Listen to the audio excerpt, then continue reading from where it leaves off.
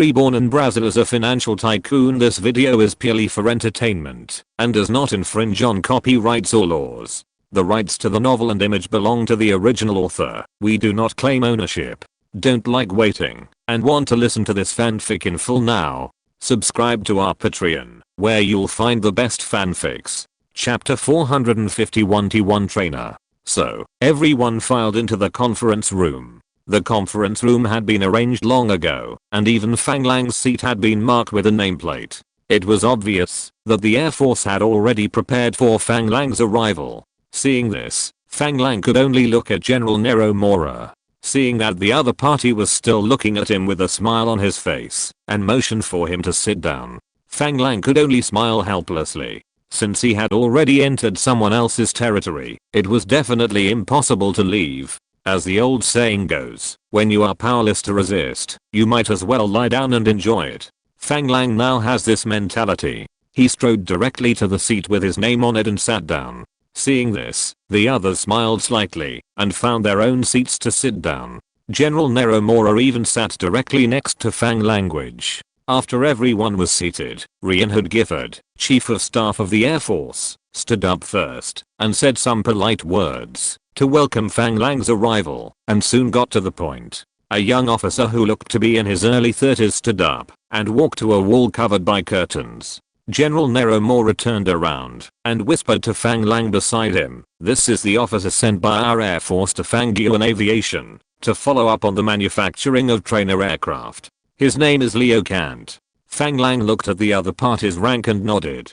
He didn't say much, just quietly watching the curtains being slowly opened. Behind the curtains was a rendering of an aircraft. At a glance, Fang Lang recognized the aircraft. It was a new generation of trainer aircraft designed by his own airline company, commissioned by the Air Force and his own naval aviation. The teardrop-shaped cockpit located in the front and back layout above the wing is very eye-catching. As the first independently developed aircraft of his own aircraft manufacturer, Fang Lang certainly attaches great importance to it. For Mr. Tanke, the designer of the FW-190 Shrike fighter, which has already been designed and tested in actual combat, redesigning a propeller trainer aircraft is really a piece of cake. In fact, the other party had repeatedly expressed to Fang Lang that they were unwilling to continue designing propeller aircraft and demanded to directly launch jet fighters, repeatedly emphasizing to Fang Lang that jet aircraft were the future.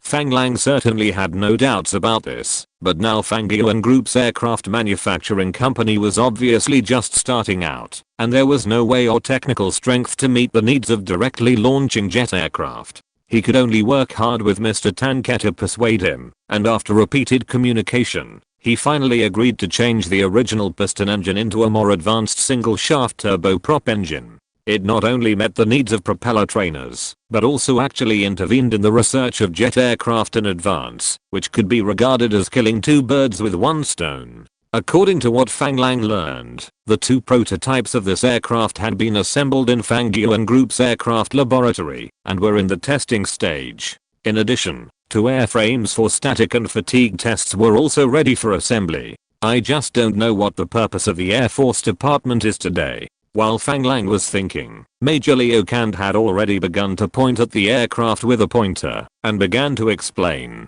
According to the latest information we have just learned from Fang Lang Group Aircraft Manufacturing Company, the T1 trainer aircraft we commissioned them to design and manufacture has completed the assembly of the prototype. The aircraft has a wingspan of 11.14 meters, a length of 9.86 meters, a height of 3.40 meters, an aspect ratio of 6.4, a wing area of 19.40 square meters, a maximum takeoff weight of 3,000 kilograms, a maximum level flight speed of 400 km per hour, a maximum cruising speed of 386 km per hour, a maximum climb rate of 11.3 meters per second, a practical ceiling of 9,000 meters, a takeoff run distance of 380 meters, and a landing run distance of 370 meters. It is equipped with a turboprop engine independently developed by the Power Research Laboratory of Fang Lang Group, with 1,500 shaft horsepower. When everyone in the conference room heard this pile of data, they all began to discuss it. It was not because they were dissatisfied, but because it really exceeded everyone's expectations. General Neromora was even more satisfied. After all, this project was carried out at his suggestion. Fang Lang, the boss of the company, was of course proud when he heard this. The move to recruit people from Germany was indeed a good move. Fang Lang was not surprised at all that he could successfully manufacture this prototype. What really satisfied him was the turboprop engine independently developed by the Power Research Room. You know, the successful development of this engine means that Fang Lang Group Aircraft Manufacturing Company has the ability to independently manufacture jet engines. This is of great significance to the future development of Fang Lang Group Aircraft Manufacturing Company. It is not in vain that I tried every means to find talents in engine manufacturing from Germany. Thinking of this, I couldn't help but applaud my wise decision. Hearing Fang Lang's applause, the people around him also reacted instantly and began to applaud enthusiastically. General Neromora beside him was even more excited. While clapping, he patted Fang Lang's shoulder hard. This huge force instantly pulled Fang Lang back from his narcissism. Feeling the force on his shoulder, Fang Lang cursed in his heart. What a broken habit. If you want to take pictures of things when you are happy, you can take pictures of yourself. Why take pictures of me? It hurts, you know. But General Neromora obviously couldn't hear what Fang Lang was thinking at the moment. His eyes were deeply attracted by the aircraft blueprint on the wall. This was not the first time he had seen this aircraft blueprint. However, every time he saw it, he had a new feeling, and the more he looked at it, the better it looked. If he hadn't worried about confidentiality, he would have wanted to hang this blueprint on his bedside and accompany him to sleep every day. The applause lasted for a long time before it slowly stopped. Major Leo Cantor, who was standing to introduce the performance of the aircraft, saw that everyone had quieted down, and then he slowly spoke again. Of course, the development of the aircraft is not a one-shot success. After these few days of test flights, we have also found some problems. We are raising them here today to seek everyone's opinions and see how we should choose. Fang Lang couldn't help but frown. These days, he has been following up on the approval of the destroyer in the Navy Department, and he really has no time to pay attention to the test flight of the aircraft. Now hearing Major Leo Cantor say that some problems were found during the test flight, he couldn't help but worry. Most people present looked at Major Leo Cantor, wanting to know what problem he had found. Fang Lang couldn't help but look at General Neromora beside him. Was this old guy waiting for him here? He didn't know what the specific problem was with the plane. He hoped it wasn't a serious problem that was irreversible and needed to be rebuilt. Feeling Fang Lang's gaze, General Neromora didn't have any special expression. He just smiled and whispered to Fang Lang, "Why, haven't you paid attention to this project these days?" Fang Lang nodded when he heard it. Seeing this, General Neromora didn't say much, but continued to whisper, "Don't worry, it's not a big problem." Fang Lang's heart was slightly relieved. He couldn't help thinking that with Professor Tanke's ability, the propeller plane he designed should not have any irreparable defects. Fang Lang, who understood all this, calmed down and waited for the next step. A bearded officer at the table had long been impatient and shouted directly to Major Leo Cant, "Tell me, what problem did you find?" Seeing this, Major Leo Cant stopped keeping the secret and said directly, "After this period of test flights, we found that, although this turboprop engine is advanced, its service life is only 150 hours, which means that every 150 hours of use of the aircraft, it needs to be overhauled or replaced. This will greatly increase our cost of use." Hearing this, Fang Lang couldn't help but let out a long sigh. He thought it was some irreversible problem. It turned out to be this matter. As early as the Power Research Room successfully developed the core engine of this engine, after the first vehicle endurance test, this problem had been reported to him. At that time, the first core engine only worked for less than 50 hours before the power dropped and needed to be overhauled. Fang Lang knew very well that this was due to Brazil's insufficient accumulation of basic materials. He was not surprised at all. When the Germans first invented the jet engine, they also encountered the same problem. It is not terrible to find a problem. As long as you can find the problem and solve it little by little, the problem is no longer a problem, but a step to improve knowledge. Therefore, Fang Lang will certainly not give up. Instead of blaming the researchers, he gave more encouragement, greater support, and more financial investment. He also authorized the Power Research Laboratory to establish its own material research center, looking for experts in materials science from all over the world, and calm down to study new materials seriously. At the same time, the Power Research Laboratory also disassembled the engine, studied it little by little, and made continuous improvements. Finally, when the prototype of the aircraft was assembled, the working time of the engine was extended to 150 hours. In Fang Lang's view, this is a great progress. But for the officers of the Air Force, this is indeed a very serious problem. After all, an engine that needs to be overhauled after working for 150 hours does make many people who expect it to be tough and durable dissatisfied. So, soon everyone started talking about it. What? The engine can only work for 150 hours before it needs to be overhauled. What will we do when a war breaks out? Yeah. The cost of maintenance is not low. This won't do. Is the technology of the new engine not mature yet? I think it's because their company is not strong enough. Why don't we try to purchase engines from the United States? Everyone started to discuss this. Fang Lang didn't mind. For him, the biggest success was to solve the problem now. You have to know that this is a turboprop engine. There are only a handful of countries in the world that can manufacture this kind of engine. As long as he can persist in investing and solve the problem bit by bit, the service life of the engine will definitely be extended bit by bit. Then his family's aircraft manufacturing company will have the opportunity to become one of the world's aviation manufacturing giants. General Neromura, who was sitting next to Fang Lang, seemed to be worried that Fang Lang would have some bad thoughts after hearing these discussions. He turned around and whispered to Fang Lang, "General Fang, don't mind. These reckless people don't understand the benefits of this new engine at all." Hearing this, Fang Lang turned around and looked at the other party and said without comment, "It doesn't matter. The technology of this engine is indeed not mature yet. We must be realistic and accept everyone's opinions. I don't know what the general thinks. Please rest assured that I'm a person who clearly distinguishes between public and private affairs. You don't have to take my personal relationship with Fang Yuan Group to heart. If you have any ideas, please tell me. I will definitely respect your opinion."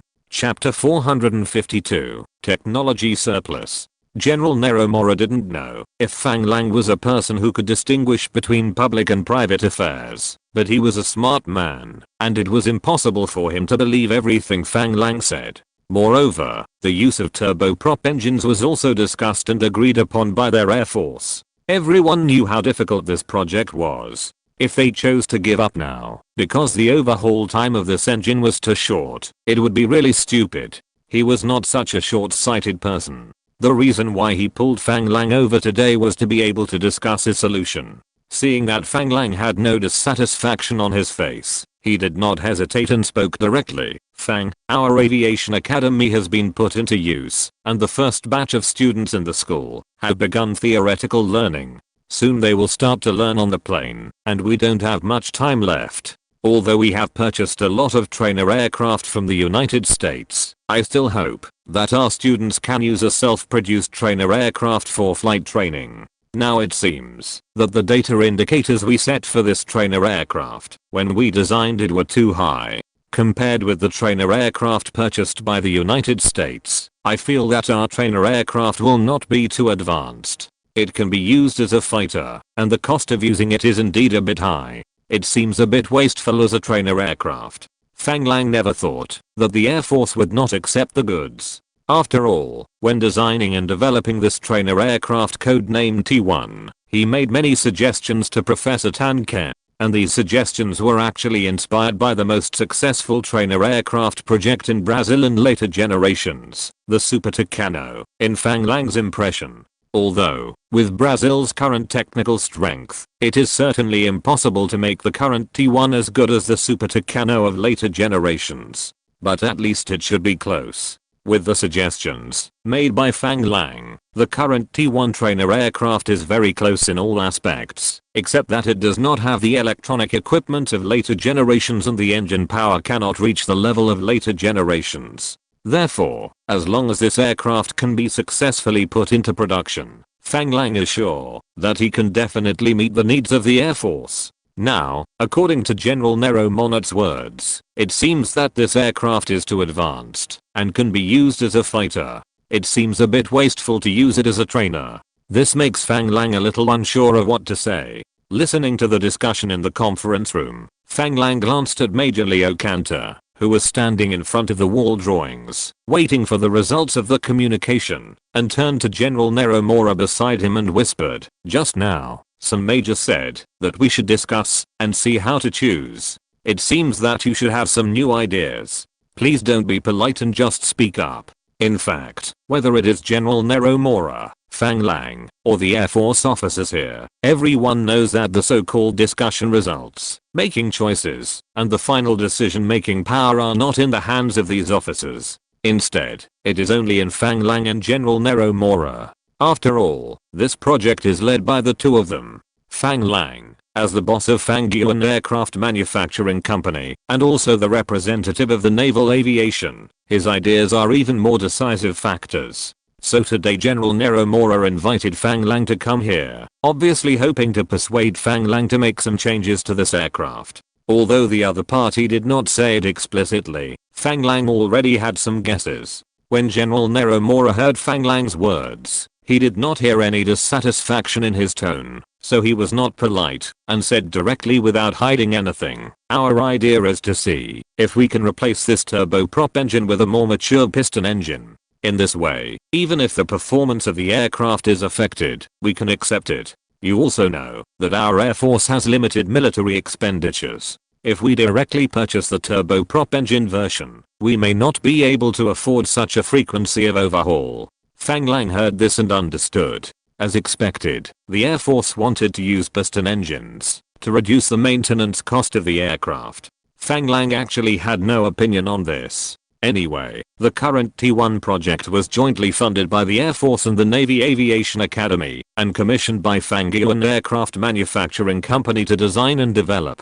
The funds used for the entire project were also borne by both parties. Now Fang Lang Aviation has completed the development of the prototype according to the performance parameters originally designed. Fang Lang Aviation has completed the contract according to the content of the contract. As for the Air Force thinking that the maintenance cost is too high and wanting to reduce the performance and use piston engines, it is equivalent to pushing the original project back to the beginning. In this case, it is obvious that money must be invested again. But for Fang Lang Aviation, there was no loss. Instead, it could have new funds to conduct research on another aircraft model. Fang Lang saw no problem at all. It was the military's money that was burned, and the technology was actually absorbed by Fang Lang Aviation. What was there to be dissatisfied about? As for the issue of re-researching the Navy and investing in it, Fang Lang had no problem with it. It was not his own money, so why would he be unwilling?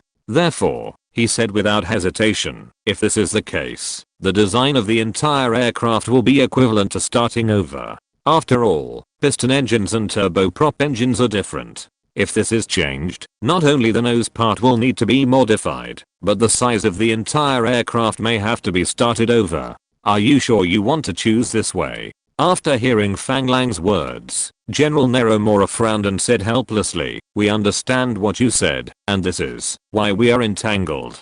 We have full confidence in the technical strength of Fang Lang Aviation. After all, the successful completion of the research and development of the T-1 project has fully proved this. We don't mean to give up the T-1 project, because after our demonstration, we found that the T-1 trainer aircraft can become a very good ground attack aircraft with a little improvement. If possible, we would like to invite you to resubmit a research and development project for ground attack aircraft to the Ministry of National Defense, and directly turn this T-1 project into a ground attack aircraft. The new research and development military expenditure will be used to develop piston engine trainer aircraft." In fact, Fang Lang knew that General Neromora had another option that he had not mentioned, which was to directly purchase turboprop engines from abroad instead of producing them by himself. At this time, Britain and the United States already had turboprop engines with overhaul time and power that exceeded this engine. For example, the DOT 525 turboprop engine of the British Rolls-Royce company has a single power of 1990 horsepower.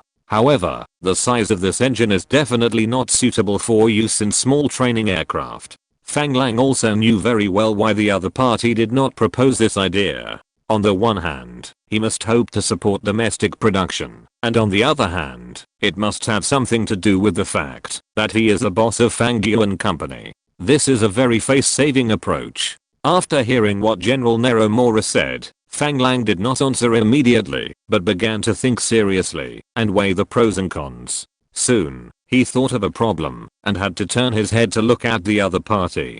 He said to General Mora with a little apology, "General Mora, if the new ground attack aircraft is developed based on the T1 project, our naval aviation may not be able to participate." Fang Lang's words made General Neromora's face change. He didn't expect Fang Lang to refuse. You know, this is to take care of Fang Lang Aviation's business. Seeing General Mora's face, Fang Lang could only sigh helplessly and said, "General, don't get me wrong. It's not that I don't want to continue to cooperate with your Air Force, but the T1 aircraft is not suitable for naval aviation to use on aircraft carriers.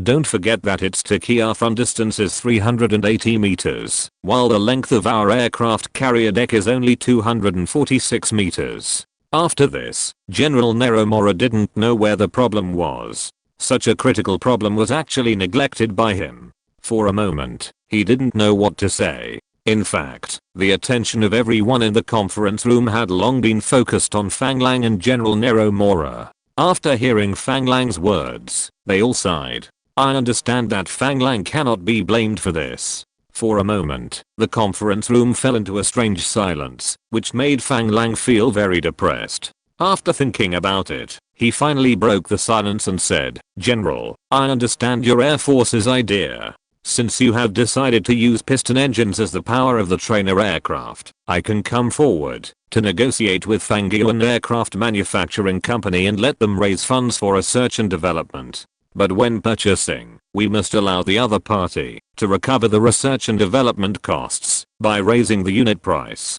What do you think?" Hearing this, everyone in the conference room looked at Fang Lang in disbelief. Everyone understood that the investment in developing an aircraft is very large. Fang Lang actually promised to come forward to negotiate with Fang Lang Aircraft Manufacturing Company and let them develop it themselves. This is a great favor to the entire Air Force. After all, if not, the Air Force may eventually propose to replace imported turboprop engines to increase the overhaul life of the engine. This will not only be a major blow to Fang Lang Aircraft Manufacturing Company, but will also make the completely domestically produced aircraft that was once confidently promoted a joke. If things go wrong, General Neromora, who initiated the project, will be implicated. Of course, it is also possible not to replace the imported engine, but this will cause the Air Force's military expenditure to be sucked blood by this bottomless pit, and of course the Navy's military expenditure will also be damaged. This is something that neither Fang Lang nor General Neromora want to see. In fact, the current turboprop engine still has a lot of room for improvement. As long as the power research room is given some time, they will definitely be able to overcome these technical difficulties. Even if it doesn't work, they can get technical support from Britain and the United States. Sooner or later, they will be able to extend the overhaul time to meet the requirements, but now the Air Force is obviously unable to wait. What really makes Fang Lang helpless is that the Air Force actually feels that the T1 has excess technology, which makes Fang Lang a little bit amused. In Fang Lang's view, no matter how good this T1 is, it is still just a propeller trainer. How can there be excess technology in front of a jet aircraft? Unfortunately, although the current Brazilian Air Force knows that Europe and the United States have long abandoned propeller aircraft and entered the jet era, they have not really started to get in touch with jet fighters. This has given them the illusion that the T1 has excess technology. Compared with the old trainer aircraft purchased from the United States, the T1 is much more advanced and can be used as a fighter. This is the real reason why the Air Force wants to replace the engine with a piston engine. Chapter 453 Political Struggle. For everyone in the conference room, Fang Lang's proposal was incomprehensible, but it was undoubtedly the best choice for the situation they were facing now. They had no objection to Fang Lang's idea of raising the purchase price of trainer aircraft to share the research and development costs. General Neromura was very clear about Fang Lang's relationship with Fang Yuan Group and understood that Fang Lang's current approach must have been to give him face, which touched him very much. General Fang, I will remember your friendship in my heart, and all our colleagues in the Air Force will also remember it deeply. Thank you for solving the biggest problem for us. In fact, Fang Lang felt that this matter was actually a trivial matter. Although Fang Lang said it was very complicated,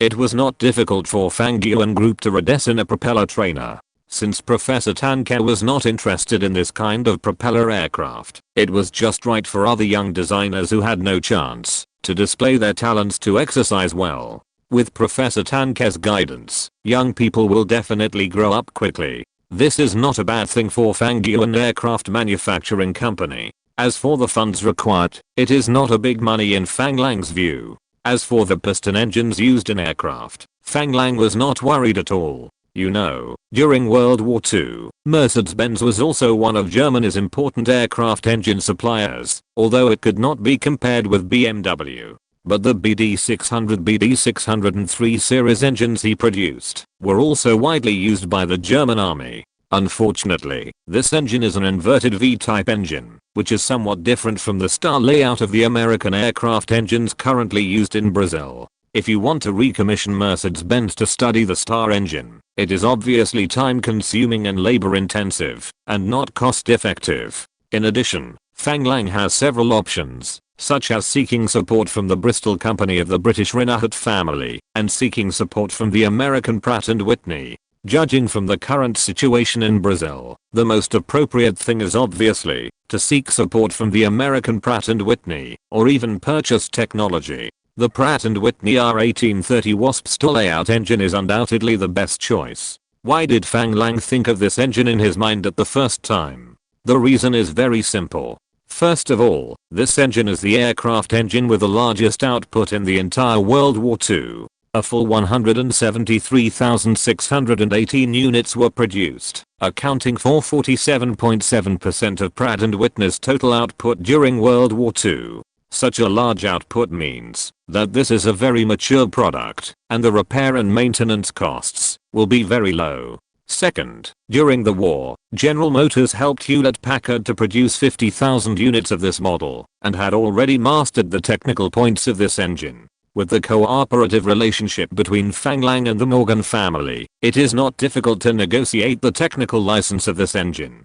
Third, among the fighters used by his naval aviation, the F-4F Wildcat fighter and the C-47 Skytrain transport aircraft all use this engine. If this engine is introduced, the subsequent maintenance costs will be greatly reduced. With so many benefits, Fang Lang's choice of this model is of course inevitable. As for the difficulty of introduction, Fang Lang is not worried. If he asks the Morgan family to come forward to apply, it should not be difficult. In addition, Pratt & Whitney has already begun to switch to jet engine research, and it is obvious that it does not attach much importance to this obviously outdated product. If it is really unwilling to transfer, Fang Lang can just use a tape measure. As for samples, there are plenty in Shatter's warehouse. Let the researchers make some changes to avoid some patent troubles and produce it directly. Thinking of this, Fang Lang even felt that this piston engine trainer might be put into production earlier than the T1 project.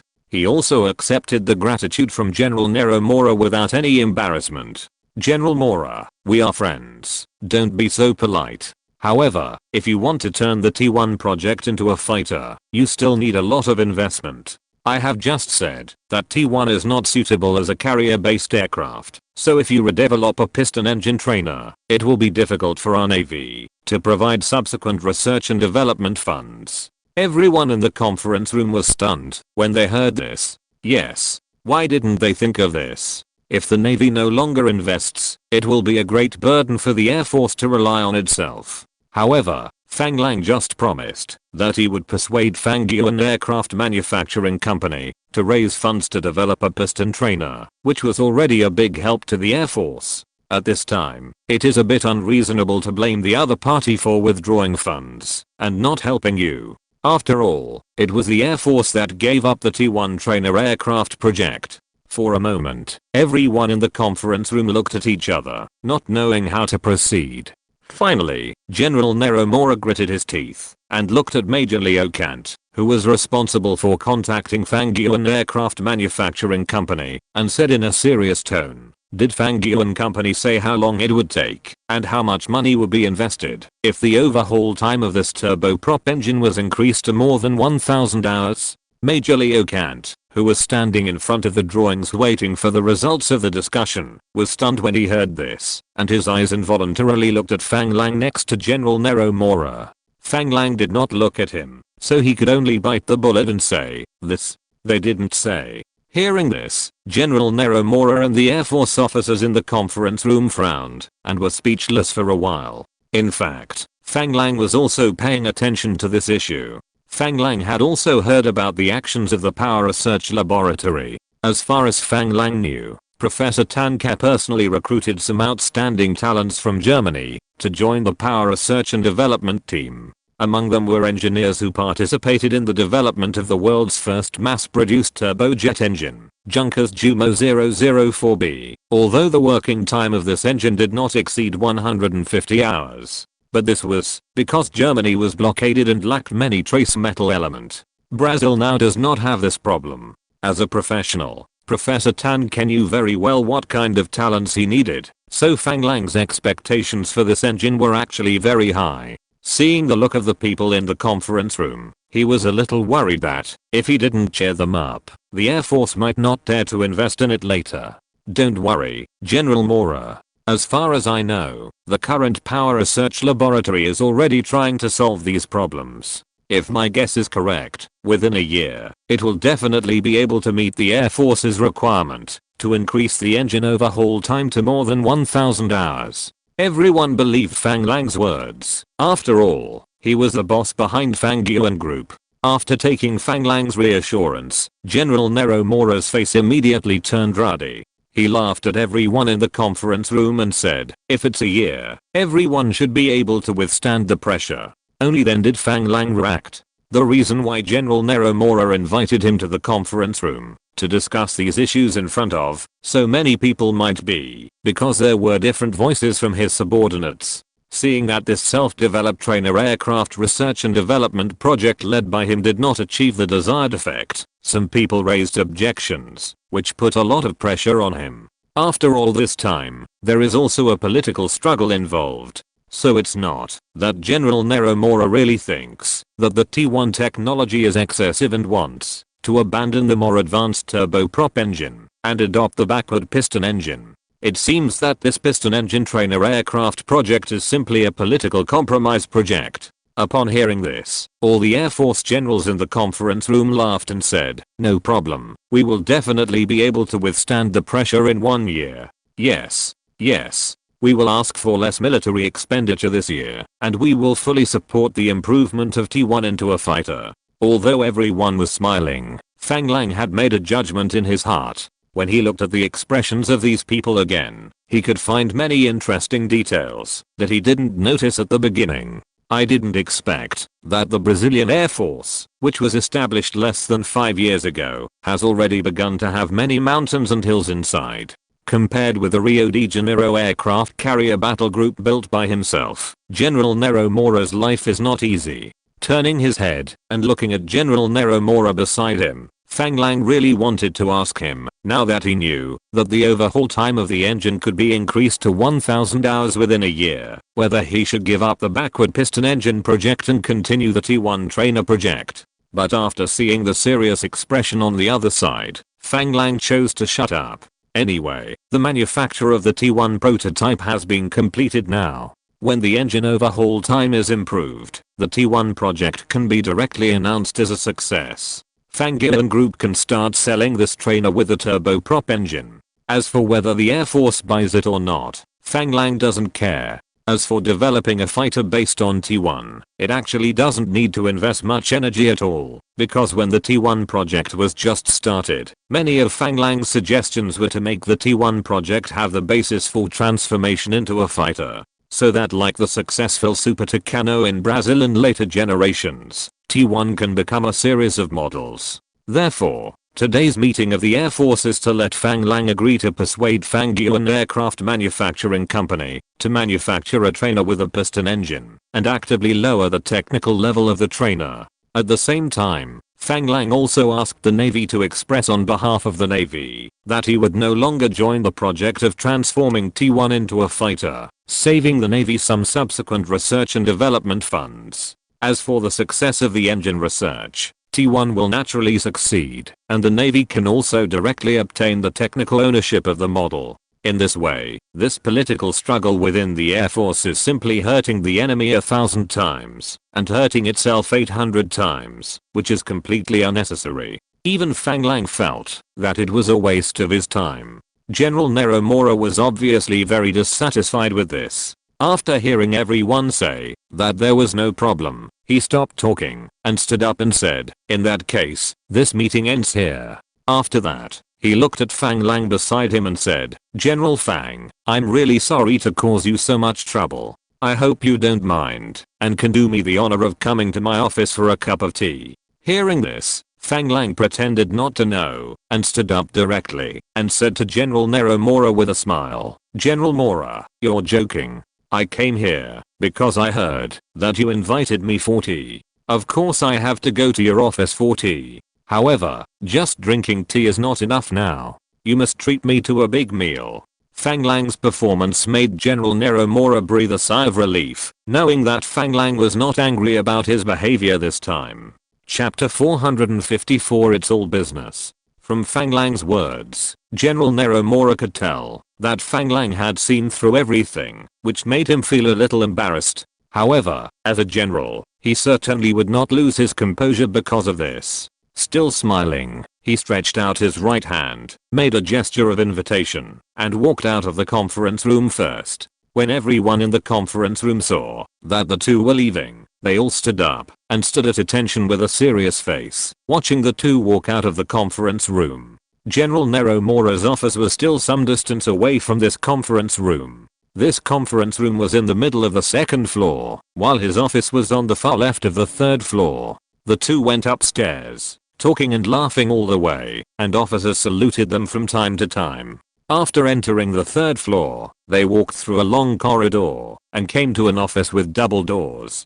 General Neromura pushed the door open and entered. Inside was a small office with 3 desks. There were 3 officers working inside. When they saw the two come in, they all stood up and saluted. Fang Lang noticed that, after entering the office, General Neromura, who had been smiling all the time, immediately returned to a serious expression. Even when the officers in the office saluted him, he just nodded. Fang Lang understood that this might be considered as taking off his disguise. He felt something interesting for no reason in his heart, and a smile unconsciously appeared on his face. When returning the salutes to the officers in the office, he seemed much more relaxed. He raised his hand and casually tapped his forehead, then smiled and followed General Neromura, and continued to walk in. There was another door through this office, and behind the door was General Neromura's office. This design not only ensured the safety of the officers inside, but also protected the privacy of the officers. After entering the office, Fang Lang casually looked around the other party's office, and found that the room was not as big as he imagined. The area was only 3/4 of the size of his office in the naval base. On the wall on the left hand side of the entrance hangs a huge map of Brazil. In front of the map is a European style sofa with carved wood. The redwood carvings are smooth and shiny, with complex and elegant lines. With the black leather cushions, it looks elegant and luxurious. Opposite the map is a large solid wood desk. On the wall behind the desk is a portrait. The person in the portrait is somewhat similar to General Neromura, but the other person is wearing a military uniform from the era of smoothbore muskets. It looks very noble. Needless to say, this must be an ancestor of General Neromura. There are 3 small windows on the wall opposite the door. The width of each window is less than 1 meter, which looks like a small window in a medieval castle. Fang, please come this way. When Fang Lang was visiting the other party's office, General Neromora had already walked to the sofa area and pointed to a sofa to signal Fang Lang to sit down. Hearing this, Fang Lang smiled slightly and walked towards the sofa. As soon as he took a step, he found that there was a large carpet around the sofa, which felt very soft when he walked on it. This made Fang Lang stunned, mainly because this was the first time he had seen an office floor with carpet in Brazil. Most areas of Brazil are in the tropics, so few people would lay carpets at home. Combined with the portrait behind the desk, Fang Lang had some guesses about General Neromora's family background. It seemed that the other party might be a descendant of European aristocrats. However, this did not affect Fang Lang's relationship with the other party. He casually leaned on the European-style sofa that looked a bit old, rubbed the carvings on the armrests with his hands, and sighed. "Your Excellency, the General's office looks really good. It seems that I have to find opportunities to come and sit more often in the future to absorb the noble atmosphere." General Neromora smiled bitterly when he heard this. "General Fang is joking. I don't have your good tea Baluachan here, only some Assam black tea. I hope you don't mind." He turned around and came to a tea table by the wall near the door and started to make tea for the two. Seeing this, Fang Lang smiled nonchalantly and said, "It's okay. If General Mora likes our Chinese kung fu tea, I can give you a set of tea sets. Tea is nothing. This can be regarded as sparing no effort to promote Chinese culture." Hearing this, General Neromora smiled and said, "I won't be polite to you." Obviously, he accepted Fang Lang's gift. Fang Lang liked the other party's unpretentious character very much and said with a smile, "After returning, I will ask someone to send you a set, so that next time I come to your place, I can also drink kung fu tea." Holding 2 cups of black tea, he handed 1 cup to Fang Lang. After Fang Lang took it, General Neromora sat on another sofa next to Fang Lang with a smile on his face. Then it's settled. Fang Lang blew on the black tea twice and took a sip. The taste was unexpectedly good. Obviously, the other party's English black tea should not be cheap. He couldn't help but give the other party a thumbs up. Seeing this, General Neromora smiled slightly and quickly adjusted his state and then slowly said to Fang Lang, "Fang, I made a fool of myself today." Hearing this, Fang Lang smiled and said, "General Mora, don't take it to heart. I admire your talent very much. I just didn't expect that the Air Force, which has only been established for a few years, would have so many constraints." Seeing Fang Lang speak frankly about his views on the Air Force, General Neromora was not angry, but just sighed softly and slowly said, "Alas. Since our Air Force has been established as a separate army, its scale has expanded rapidly, and management is not as simple as before." Although General Neromora did not say it clearly, Fang Lang had already understood what the other party meant. Obviously, the Air Force was established as a separate army, and many people seized the opportunity to transfer to the Air Force. And these people are obviously laymen with a deep background in the National Defense Force. No wonder there is a situation of disliking the surplus of technology.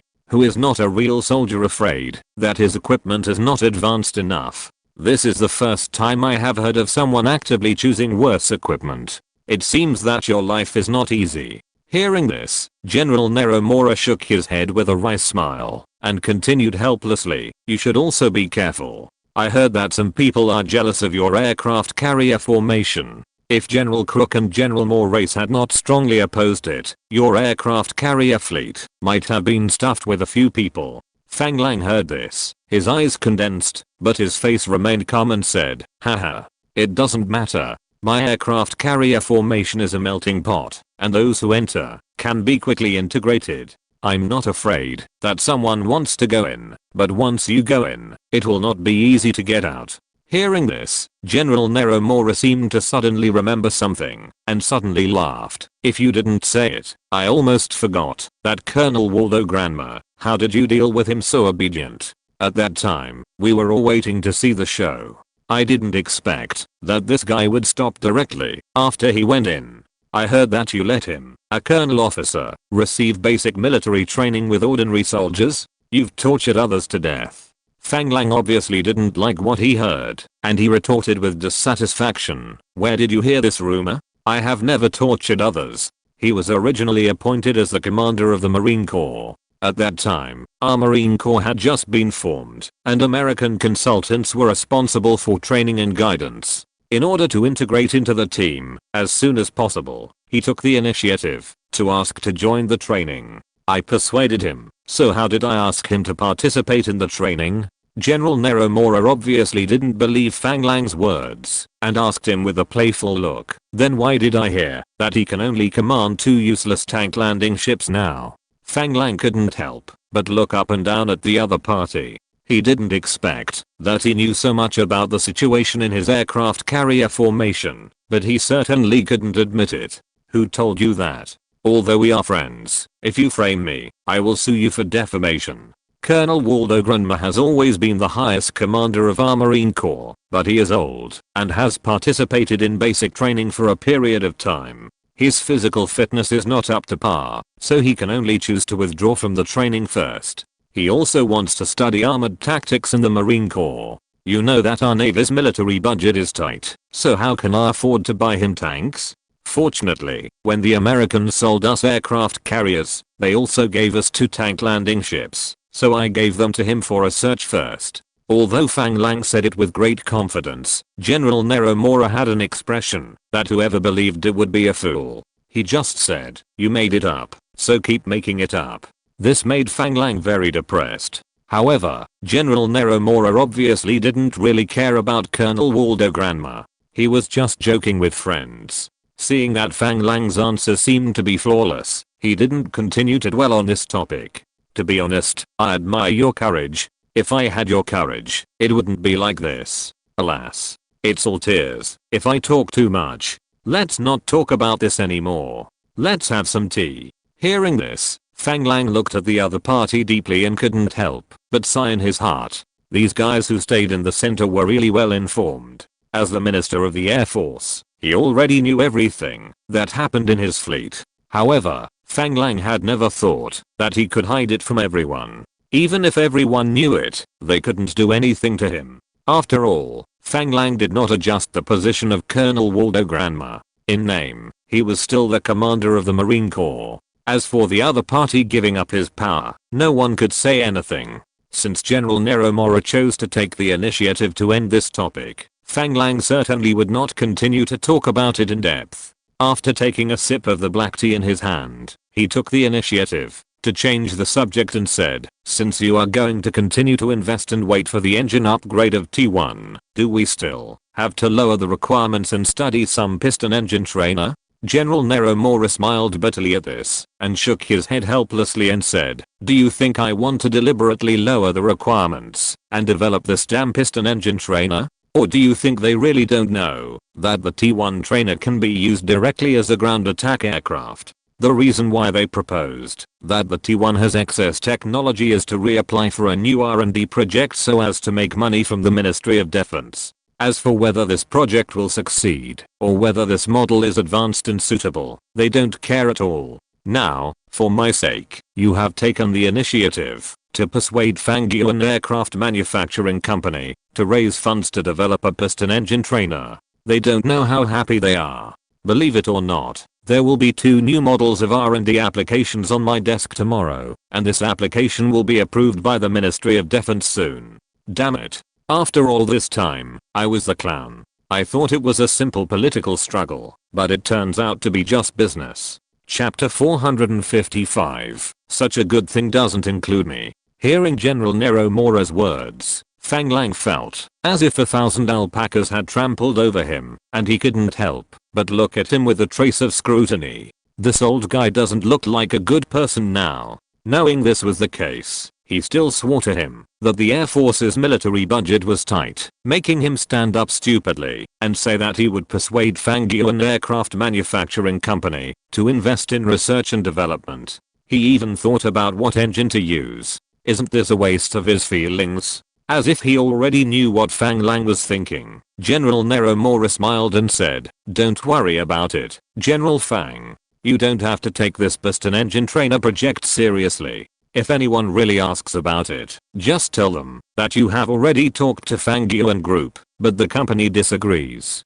Someone will naturally come out to clean up the rest. At this moment, Fang Lang's mood improved slightly. He realized that today's so-called meeting was just a cover from beginning to end, and General Neromora never really took the words in the meeting seriously. Since explaining the situation directly to himself was telling himself that he didn't have to care about what was said in the meeting, he was forced to come forward and say these words to Fang Lang in that environment, showing everyone that his position was consistent with this. From this, Fang Lang could also see that General Neromora's position as the Minister of the Air Force was not easy, which made him feel a little regretful. After hesitating for a long time, Fang Lang finally couldn't help it.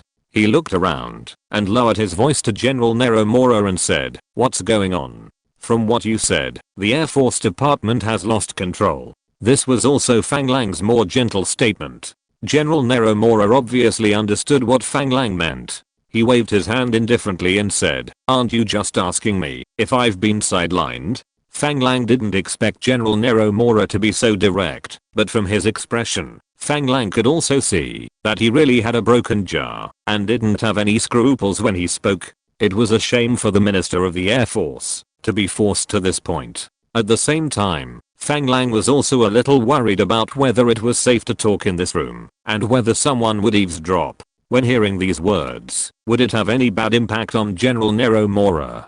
As for himself, he was not afraid. His aircraft carrier fleet was impenetrable, but at least he was firmly in control. If anyone dared to attack him because of what he said, he could make them lose the ability to speak. However, General Neromora's situation was obviously different from his, otherwise he would not have been forced to pretend to be nice to others. Out of the fear of eavesdropping, his eyes could not help but scan the room again. Seeing this, General Neromora smiled bitterly and said, "Don't worry. I can still control this office of mine." From this sentence, Fang Lang could hear that he was really sidelined. The only place he could control was the scope of his own office. This was quite like orders cannot be issued outside the Imperial City. No wonder Fang Lang felt that the other party's face began to darken after entering the outside. It seemed that only the three people outside were the people he could trust. Since the other party was willing to talk to him about this, Fang Lang did not deliberately avoid anything, but asked curiously, "I remember how high-spirited the general was when we first met last time. He took the initiative to discuss with me about cooperating to establish an aviation school and cooperating to research the self-trained training aircraft project. How come it has become like this now?" Fang Lang's question was also very abrupt, and even felt like he was asking a question that was not related to the topic. But I don't know if General Neromora had been holding back his inner thoughts for too long and needed to find someone to confide in, or if he really regarded Fang Lang as his own person. After hearing Fang Lang's question, he was not angry. He just drank the black tea in his hand in one gulp and casually placed the teacup on the coffee table. He lay back on the sofa, rubbed his face vigorously with both hands, and then, as if he had made up his mind, he leaned forward towards Fang Lang and said, "Alas. This is a long story. You know that our Air Force was established very recently. Before I became an Air Force, I was just an ordinary Army platoon leader, and my rank was only a small second lieutenant. When the US military wanted to recruit airmen in Brazil, I thought that the new branch of the Army must be a new opportunity, so I tried every means to join in. I originally just wanted to be an ordinary airman, but I didn't expect that the Americans had higher requirements for academic qualifications and calculation ability when recruiting airmen, which happened to be my strong point. I was directly spotted by Colonel Tom, who was in charge of recruitment, and I was trained with emphasis.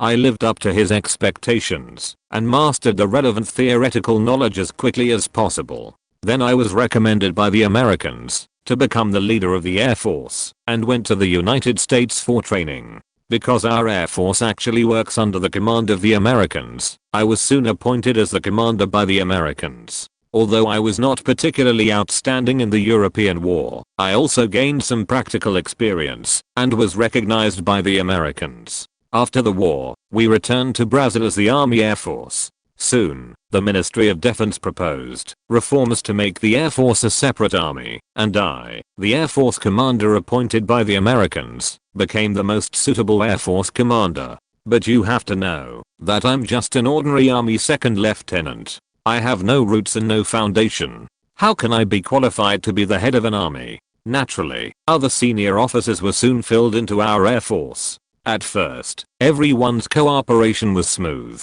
After all, most of the Air Force's airmen were veterans who had participated in the European War with me, and they obeyed my orders. With the establishment of the Air Force Department, the status of the Air Force became more and more prominent, and more people joined this new branch of the Army. I was also ready to do a big job, so I took the initiative to find you, and cooperated with your Navy, to establish the Aviation Academy, and then cooperated to start the research and development of new trainer aircraft. Alas, what I didn't expect was that it was these big moves of mine that allowed them to find a way to make money. Because the aviation school was jointly managed with the Navy, they couldn't do too much.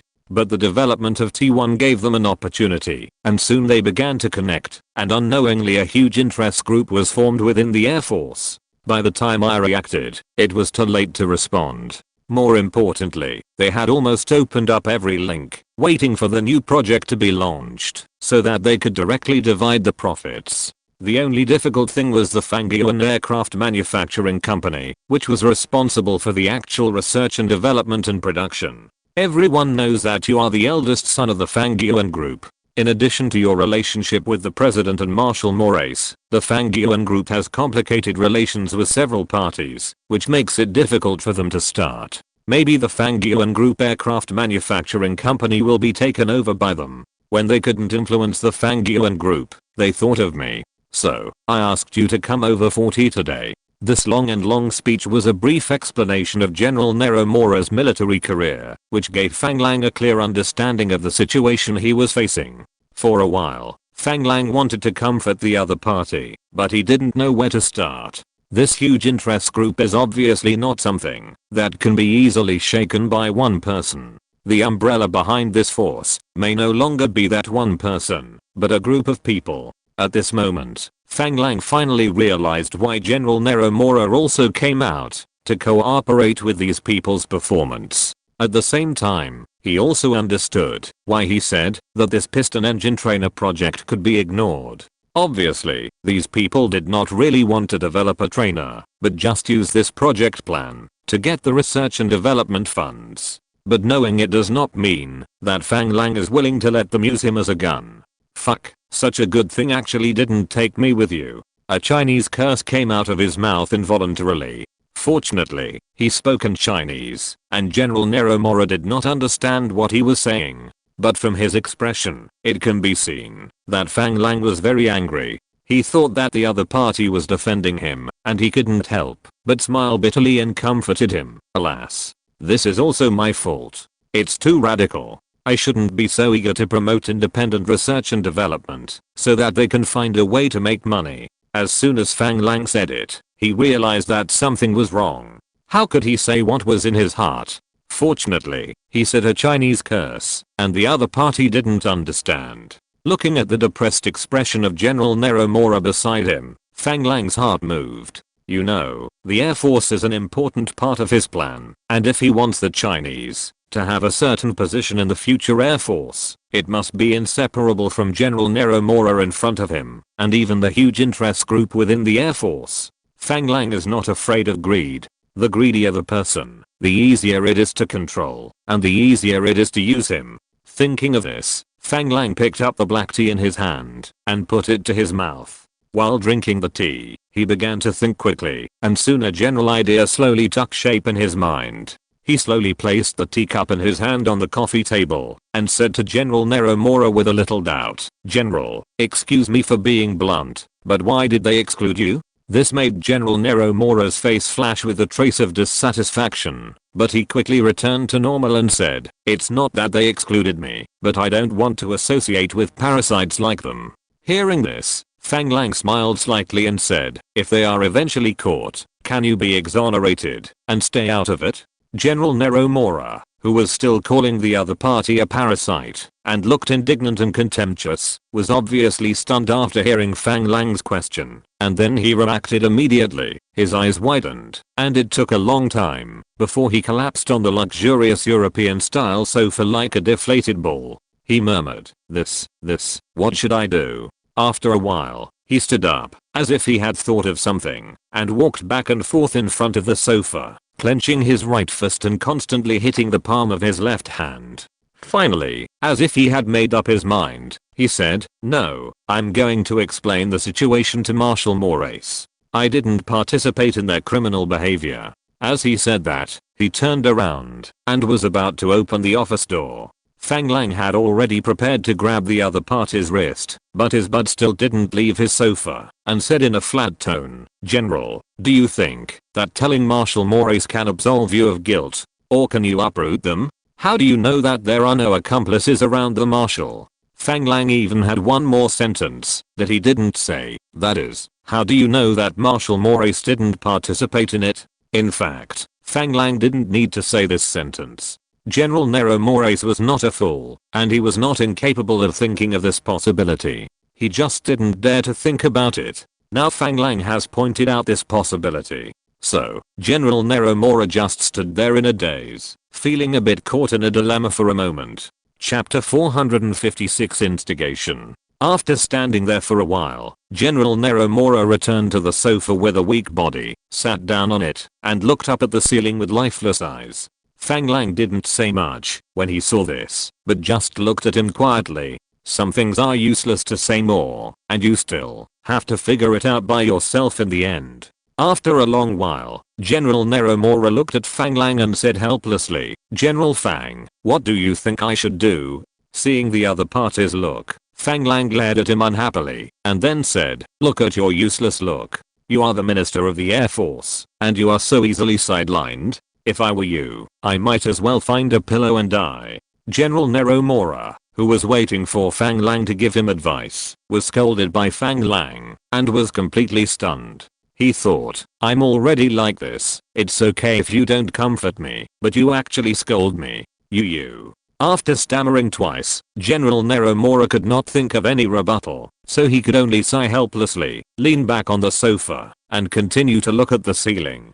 Fang Lang, who had wanted to provoke the other party, was stunned when he saw this. This kid would not be so fragile. He could not stand these two sentences. Why, you have nothing to say, just give up like this. Nero Mora, who was staring at the ceiling in a trance, did not speak, but sat up straight again, looked at Fang Lang, his eyes red, and said expressionlessly, "Fang, I know what you mean. It's not that I don't want to do something. It's mainly because these people are intertwined and have complicated relationships. I can't suppress them at all. Maybe they can replace me at any time." Fang Lang didn't know what Nero Mora was thinking, but since he knew this, he couldn't turn a blind eye and let this situation develop. In this way, the relationship that was finally built in the Brazilian Air Force would have to be rebuilt again. It's not that he doesn't have the ability to find a replacement for Nero Mora, but mainly because he thinks this guy's actually not bad. At least he should be an officer who has the idea of strengthening the army. So, he thought about it, and said directly without beating around the bush, "Who asked you to suppress them? What I mean is that since you can't beat them, why not join them?" Hearing this, General Nero Mora jumped up from the sofa, and looked at Fang Lang in disbelief and said, "What? You want me to join them? Do you know what the consequences will be? In less than 2 years, the entire Brazilian Air Force will be ruined. Do you know?" Fang Lang looked at Nero Mora with an excited face, smiled, and said nothing. He pointed to his red teacup, indicating that his tea was gone. As a result, the old guy turned his head to the side and snorted angrily, pretending not to see it. This made Fang Lang laugh. This guy's not young anymore. Why is he still like a child? Helplessly, he stood up and walked to the tea table at the back, picked up the teapot, sat back on the sofa, poured himself a cup, and poured another cup for the other person, then said slowly, "From what you said, if you don't join them, will the Brazilian Air Force be saved?" Nero Mora, who was full of hatred, was startled when he heard the words, and didn't know how to answer for a moment. He just turned around and stared at Fang Lang fiercely without saying a word. Fang Lang, however, was unmoved and picked up the teacup, took a sip, and looked at the other person with a smile on his face, as if waiting for the other person's answer. After the two looked at each other for a long time, Neromora finally gave in and said with dissatisfaction, "My values tell me that I can't do such a thing." Taking a look at the luxurious decoration in the office, Fang Lang said maliciously with a slightly sarcastic tone, "You said you were an ordinary army second lieutenant. Are you trying to tell me that you come from a poor family? But look at the luxurious decoration in your office. Look at this luxurious sofa. Look at this thick carpet. Don't tell me this was not purchased with the Air Force's military funds." As he spoke, Fang Lang stroked the armrest of the sofa and kicked the carpet under his feet with his leather shoes from time to time. Without waiting for the other party to refute, Fang Lang spoke directly, "Don't tell me that you moved this from your own home. And the portrait, I think the color is still very new. It can't be left by your ancestors." Neromora's face flushed red, and he could no longer hold back, and stood up directly, staring at Fang Lang, and said in a cold tone, "General Fang, what do you want to say?" Seeing that the other party did not refute, it was obvious that he was right. Although the other party acted very fierce, Fang Lang was not scared. How could he be intimidated by him? This was obviously a performance of being fierce on the outside, but weak on the inside. He waved his hand nonchalantly, motioning the other party to sit down and talk, looking at the other party without fear, and seeing that the other party was still staring at him and not speaking. Fang Lang couldn't help but reveal a smile, and continued slowly, "Okay, General Mora, we are all family. We can all understand this kind of thing. You didn't spend my money to decorate the office, and I don't care how luxurious your office is. We all exchanged our lives for today's wealth. So what's wrong with enjoying it? I know you just misappropriated part of the funds to create a better working environment for yourself so that you can better serve the country. I understand all this. My office is much bigger than yours. Should I lower my standards myself?" As he said that, he reached out and patted the arm of General Neromora, who was standing in front of him with an unhappy look on his face, and motioned for him to sit down. Seeing Fang Lang's attitude, General Neromora also understood that the other party was not looking for trouble with him, but this sounded really unpleasant, so he shook off the hand that slapped his arm with a look of dissatisfaction, sat down angrily, and said in a bad tone, "What do you mean?" Fang Lang didn't care when he saw this, but just smiled slightly, continued to pick up the teacup, and took a sip before saying, "Don't you understand what I mean? After all, everyone is the same. Why don't you just join them? At least we have more principles and bottom lines than them. With your identity, after joining them, you should take the initiative and let you lead these things. If it were you who led it, you would at least not organize the research and development of projects that are obviously backward.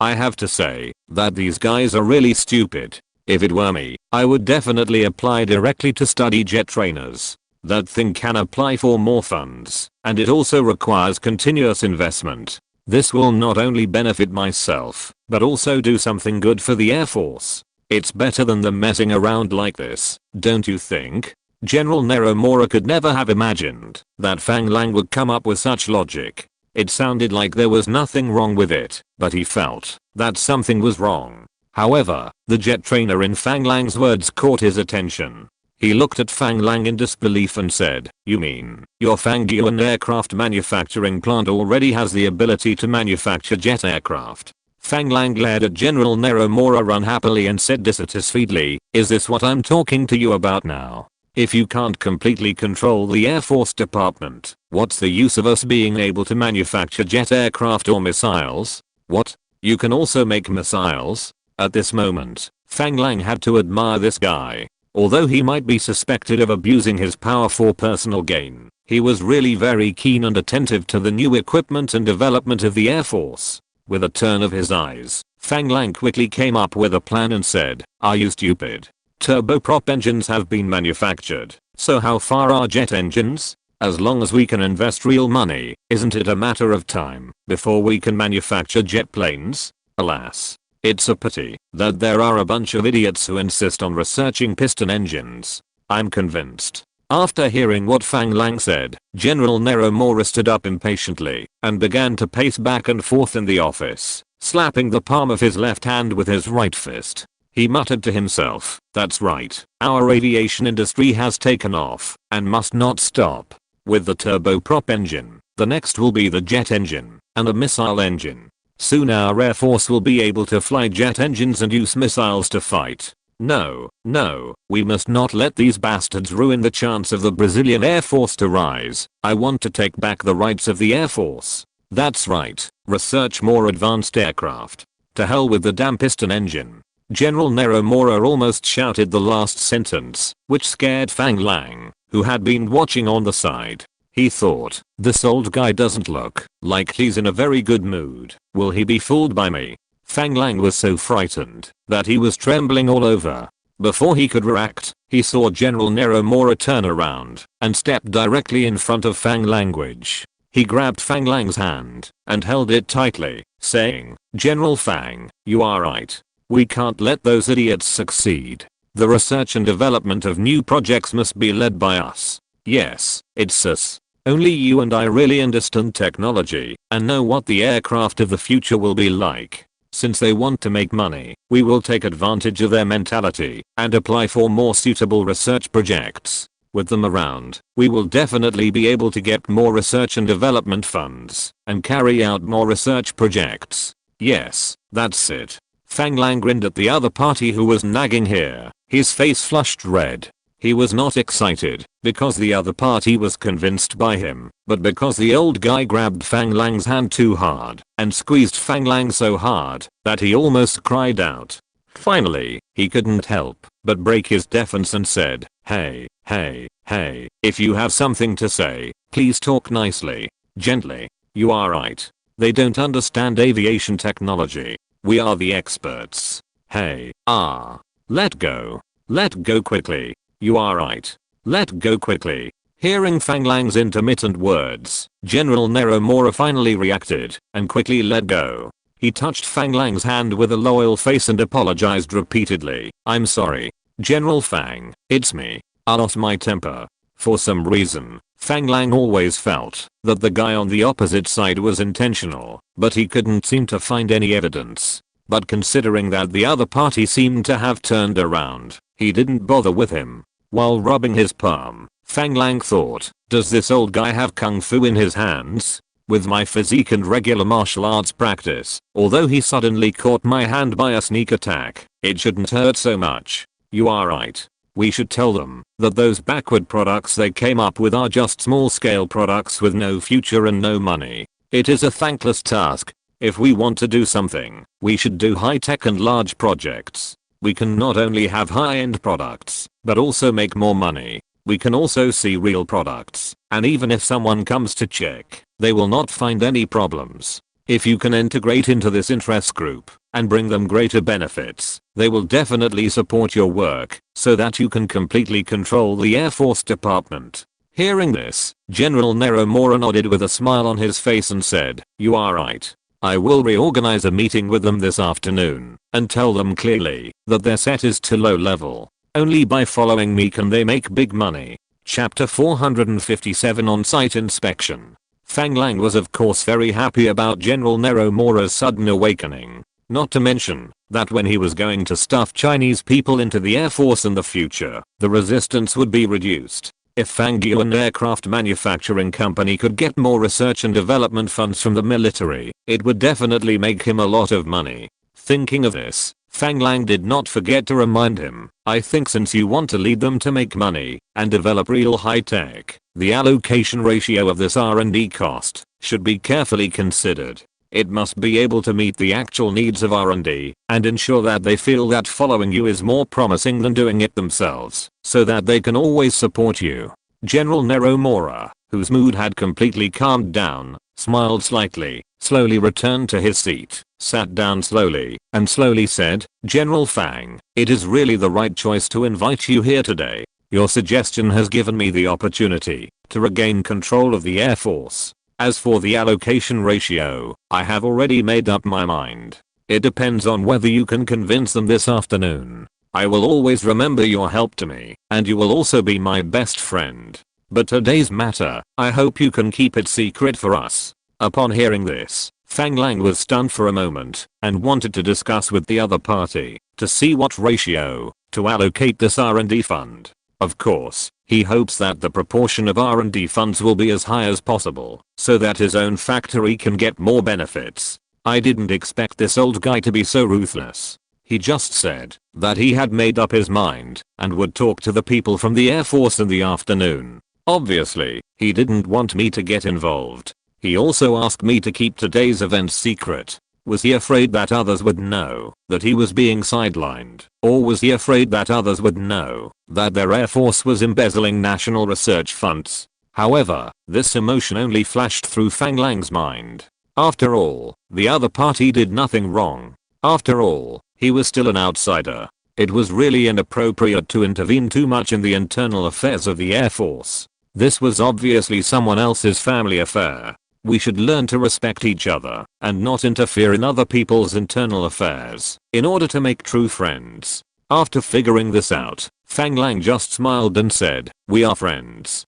Don't talk about helping each other. I just expressed some of my opinions. I'm very happy that you have been touched. What I said just now may be offensive. I hope General Mora doesn't mind." Hearing this, General Nero Mora smiled indifferently and said sincerely, "Your opinions have made me know myself again. I can't thank you enough. How could I mind?"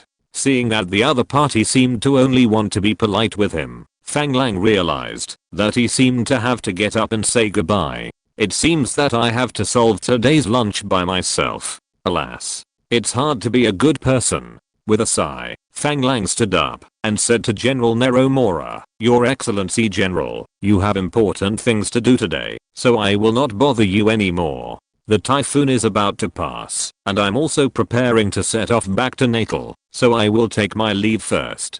As if sensing that the atmosphere was a little wrong, General Nero Mora also hurriedly stood up, held Fang Lang's left arm with his right hand and said, "How can this be? We agreed that I will treat you to a big dinner today, so you must give me this face." Hearing the other party following his words and calling him brother, and he himself being the elder brother, it was obvious that he wanted to have a brotherly relationship.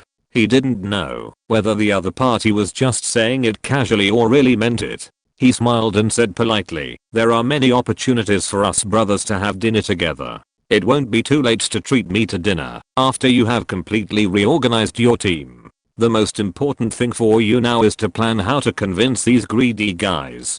General Nero Mora smiled bitterly and sighed, "It's my fault. I didn't treat you well this time. I will make up for it next time." Unconsciously, the two of them really became brothers. Fang Lang smiled slightly and gave him a big hug. He patted him on the back and said, "Brothers, there is no need to be so polite. Just say hello if you have anything to say." After hearing Fang Lang's words, General Nero Mora's face was slightly hot, and he felt that what he did today was not very authentic. Fang Lang did not show any dissatisfaction, but still treated him as a friend, which touched him very much and made him remember this feeling deeply in his heart. He patted Fang Lang's back with both hands very naturally and said nothing more. After the two men let go, Fang Lang picked up the military cap that was placed aside and put it on his head, then walked out of the sofa area. General Nero Mora also put on his military cap and sent Fang Lang out. After leaving the office, Fang Lang did not forget to remind him, "Your tea is not bad, but the tea set is just average. Wait for me to send you a set of Chinese Kung Fu tea set. I want to drink Kung Fu tea next time I come." The three officers outside obviously did not know what the two officers talked about inside. Seeing the two men walking out of the office with laughter, they all stood up and saluted again. General Nero Mora had already put his mood in order. He followed Fang Lang with a smile on his face and said, "No problem, we will drink Kung Fu tea next time. However, it is not enough for you to just give me Kung Fu tea set. I also want your good tea, Chinese Baluchan." Fang Lang laughed when he heard this. "No problem." The two men walked out of the Air Force building, talking and laughing all the way. General Nero Mora sent Fang Lang out the door, watched Fang Lang's motorcade go away, and then slowly turned back. When he went upstairs, He still smiled and nodded to every Air Force officer he met. I don't know if it was an illusion, but many people felt that General Neromura seemed to have become more relaxed. After getting in the car, Fang Lang looked at the tall Air Force building and shook his head with a smile. The meaning of his smile was hard to understand. Kikingshan, who was sitting in the co-pilot seat, looked back at Fang Lang and asked with a little doubt, "Boss, where are we going next?" Fang Lang looked at the street view outside the window. Although there were still raindrops falling from the sky, it was obviously much smaller, and there were more and more pedestrians on the road. "Let's go back to the club for lunch first. You ask the airport to see when the plane can take off. If there is no problem, we will fly to Sao Paulo in the afternoon." Kikingshan looked at Fang Lang with some surprise when he heard this, but he didn't say much. He just nodded seriously and turned around to sit down. "Yes, boss." Fang Lang looked out the window without saying a word, and I don't know what he was thinking. That afternoon, the group took a special plane to Sao Paulo. When they landed in Sao Paulo, it was already dinner time. Fang Lang went home and had a warm dinner with his family. The next morning, under the escort of the guards, Fang Lang once again came to Fangyuan Aircraft Manufacturing Co. Limited located in the suburbs of Sao Paulo. As the general manager of the company, Auntie Bowman had received the notice yesterday and waited for Fang Lang's arrival at the company gate early. The current Fangyuan Aircraft Manufacturing Company is no longer the same as when it first came here. There are vehicles coming in and out, and workers in uniform work clothes are also in a hurry. "Boss, this is the T1 prototype we are testing." Auntie Bowman pointed to a propeller plane that had only been simply painted on the apron and introduced it to Fang language. Fang Lang, who had seen the plane from afar, smiled and nodded, pushed open the car door, and said to Auntie Pullman beside him as he got out of the car, "It seems that you are very efficient. The prototype has been completed so quickly. Has the body for static and fatigue tests been assembled?" Hearing the boss's praise, Auntie Pullman seemed very happy and laughed. "Boss, you are too kind. The test body has been assembled, and the testing work is also proceeding in an orderly manner. According to Professor Tanke, this aircraft is not difficult at all, and the efficiency is of course very high." Hearing this, Fang Lang smiled slightly, and accompanied by the other party, he slowly walked towards the T1 aircraft on the apron. At this moment, next to the plane, there were several engineers holding various tools, knocking around the plane from time to time, and taking out tools like stethoscopes, sticking them on the body of the plane to listen to something. Obviously, they were checking the condition of the plane. According to Fang Lang's own experience, it should be metal flaw detection. After all, in this era without electronic detectors, this is a very common detection method. What made Fang Lang happy was that almost every engineer was followed by one or two young people who acted like assistants. These young people held a notebook in their hands, and they took notes while the engineers were talking. From time to time, they would put on a stethoscope and listen carefully under the guidance of the engineers. This way of bringing up the new with the old can help the company have more qualified talents in the shortest possible time. Not far in front of the plane, Professor Tanke was also discussing something with a few people wearing pilot uniforms.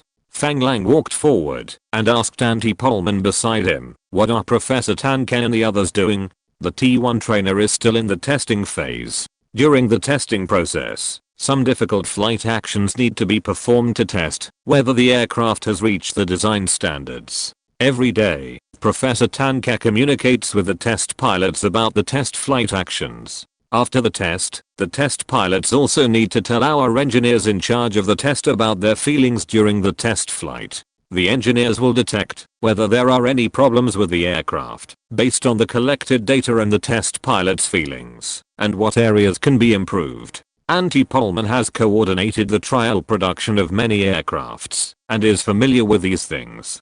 So, when Fang Lang asked, he introduced them to Fang Lang directly. The two walked and talked, and soon came to the side of the aircraft.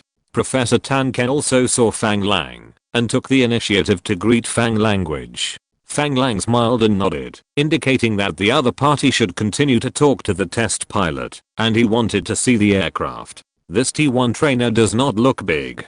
Its wingspan is similar to that of the F-4F Wildcat carrier-based fighter currently in service on aircraft carriers. The length of the T-1 in front of us is obviously longer. According to Fang Lang's estimation, it should be, because there are 2 seats. The turboprop engine, which is different from the piston engine, makes the diameter of the entire nose significantly smaller. The single engine layout has an exhaust pipe on each side of the nose, and there is an air intake under the nose. The design of the entire appearance is more streamlined, especially the curved glass on the teardrop-shaped glass cockpit. This must be a new product after the breakthrough of glass technology.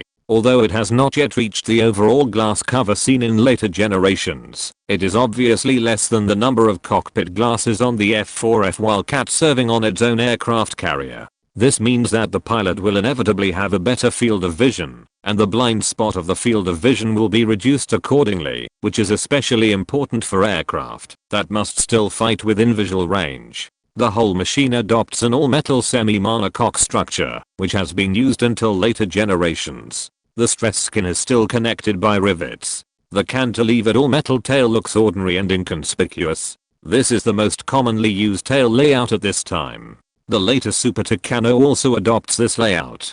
This is a propeller aircraft that was classified as a primary trainer in later generations. Of course, there was no such clear division in this era.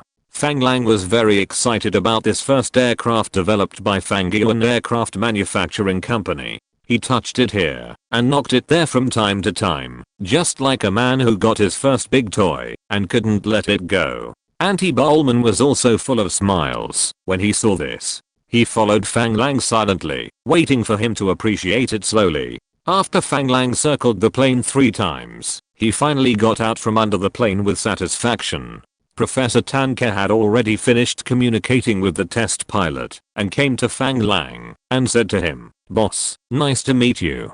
Fang Lang reacted after hearing the other party's voice, turned around and grasped the other party's hand and gave him a big hug, and then said very happily, "I'm also very happy to meet you, Professor Tanker. You really never disappoint me. I didn't expect that our first aircraft has been rolled off the production line in such a short time." Hearing this, Kurt Tanker just smiled slightly and said in a slightly plain way, "Boss, you know, I'm not interested in this. I don't know when we can continue to start my jet fighter project." Fang Lang was used to Kurt Tanker's straightforwardness. In the past, he would take a detour and try to avoid the topic of jet fighter development. But today he decided not to keep him hanging. After all, such a talented designer is very rare. If he can't realize his ideals and cause him to leave, he will lose a lot. I have decided that the next project is to support you in developing a brand new jet fighter. I wonder if you have a direction? Kurt Tank obviously did not expect that the boss would agree to him so easily today. For a moment, he was still a little unresponsive and asked in disbelief, "Boss, are you serious?" Seeing Kurt Tank's expression, Fang Lang laughed, patted his arm hard, nodded seriously and said, "Of course, I have always been very serious. However, we have not started the turbojet engine yet. If we want to develop a jet fighter, we may need to purchase engines from outside. This may be subject to many restrictions during research, so you must be mentally prepared."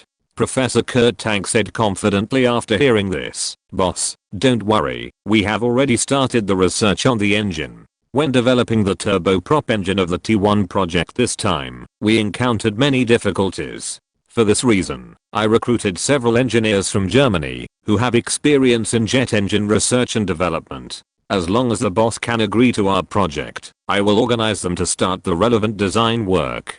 Seeing the other party's confident look, Fang Lang also laughed. "It's different now. We don't have to develop new turbojet engines entirely by ourselves. I'm now a shareholder of General Electric, which has turbojet engine related products. You can choose from their product catalog and find the product that suits us best. If you are not satisfied, you can also check out Pratt & Whitney or Rolls-Royce's related products. You don't have to worry about procurement issues." Chapter 458. Professor Kurt Tank said confidently, "Don't worry, boss. We have already started research on the engine. We encountered many problems when developing the turboprop engine for the T1 project. For this reason, I recruited several engineers from Germany who have experience in jet engine development. As long as the boss agrees to our project, I will organize them to start the relevant design work. Seeing the other party's confident look, Fang Lang also laughed. It's different now than before. We don't have to rely entirely on ourselves to develop new turbojet engines. I'm now one of the shareholders of General Electric in the United States, and General Electric has related products of turbojet engines. You can choose from their product catalogs and find the products that suit us best. If you are not satisfied, you can also investigate the related products of Pratt & Whitney or Rolls-Royce. You don't have to worry about the procurement problem. I have the relevant channels. After hearing this, Professor Kurt Tank did not agree as Fang Lang expected. Instead, he frowned and looked at Fang Lang with concern and said, if we purchase the most important engines from the United States, Britain or other countries, will we be strangled by others in the future? This surprised Fang Lang a little. Fang Lang had seen a lot of such strangleholds in the future, but it seems that no one has relevant experience now. However, thinking about Kurt Tank's experience, he roughly understood what his concerns were. After all, as a genius aircraft designer in Germany, he was a mortal enemy of Britain and the United States in World War II. It really took a certain amount of psychological construction for him to accept British and American products. In history, Kurt Tank fled Germany and went to Argentina, where he developed the Arrow 1 and Arrow 2 jet aircraft. However, due to Argentina's weak industrial base and the fall of the president who supported the independent development of jet aircraft, the final product could not be mass-produced. Later, he went to India and other countries to preside over research work for a period of time, but ultimately failed to complete his project for various reasons. However, he has never worked in countries with developed aviation industries such as Britain and the United States. It can be seen that in his heart, there is indeed a certain hostility towards Britain and the United States. Fang Lang is very happy that Kurt Tank can be so vigilant, because this will definitely prompt him to be more voluntarily and consciously involved in the research and development of products with independent intellectual property rights. However, considering that Brazil's industrial base is weak now, and he also hopes to learn enough experience from the advanced aviation engine industry in Europe and the United States, Fang Lang decided not to work in isolation. He smiled and said, we can't stop purchasing from them just because we are afraid that they will choke us. On the contrary, we should purchase some advanced equipment from them for our research and study before they choke us. In this way, the products we make ourselves can keep up with the pace of development. What do you think? Hearing this, Kurt Tank fell into deep thought and soon understood what Fang Lang meant. He nodded seriously and said, boss, you are right. In this case, please buy back 1 or 2 sets of the turbojet engines we can buy now. Let our power research laboratory study them carefully and see if we can learn some advanced experience from them. Fang Lang almost choked to death when he heard this. My goodness, if he just bought back 2 sets of everything he could buy, how much would that cost?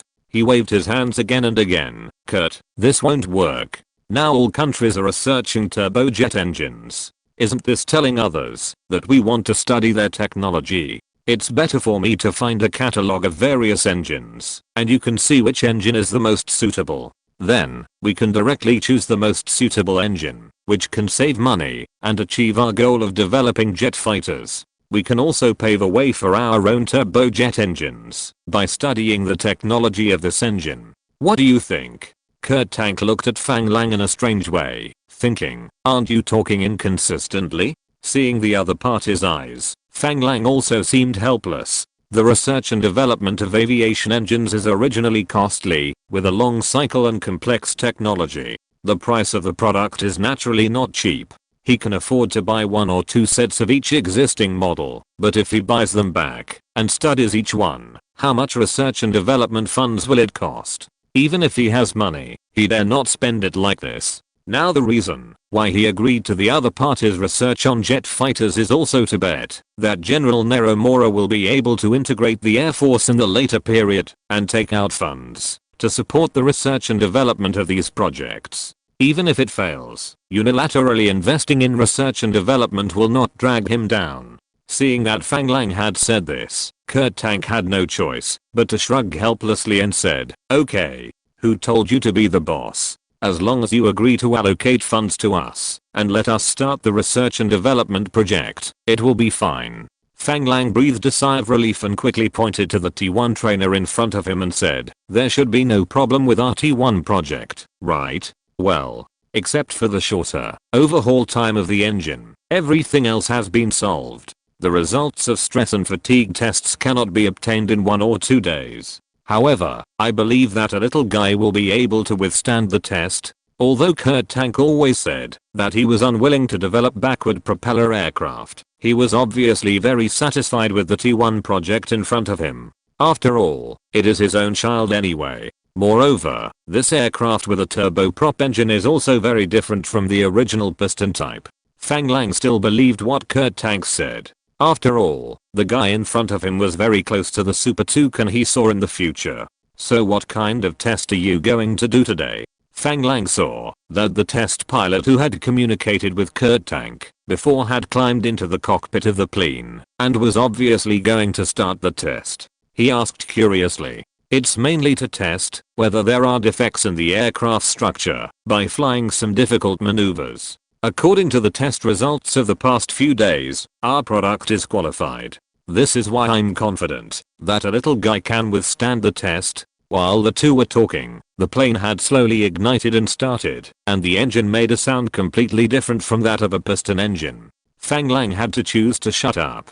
After all, where they were standing, even if they wanted to speak, they couldn't hear clearly. As time passed, the test pilot gave a thumbs up to the people on the ground, and after getting confirmation, he began to slide slowly towards the runway. Then there was a louder roar. Under the expectant gaze of everyone, the plane only glided a short distance before taking off directly. This made Fang Lang stunned. He looked at Kurt Tank beside him in surprise and said, this takeoff distance seems to be less than 300 meters.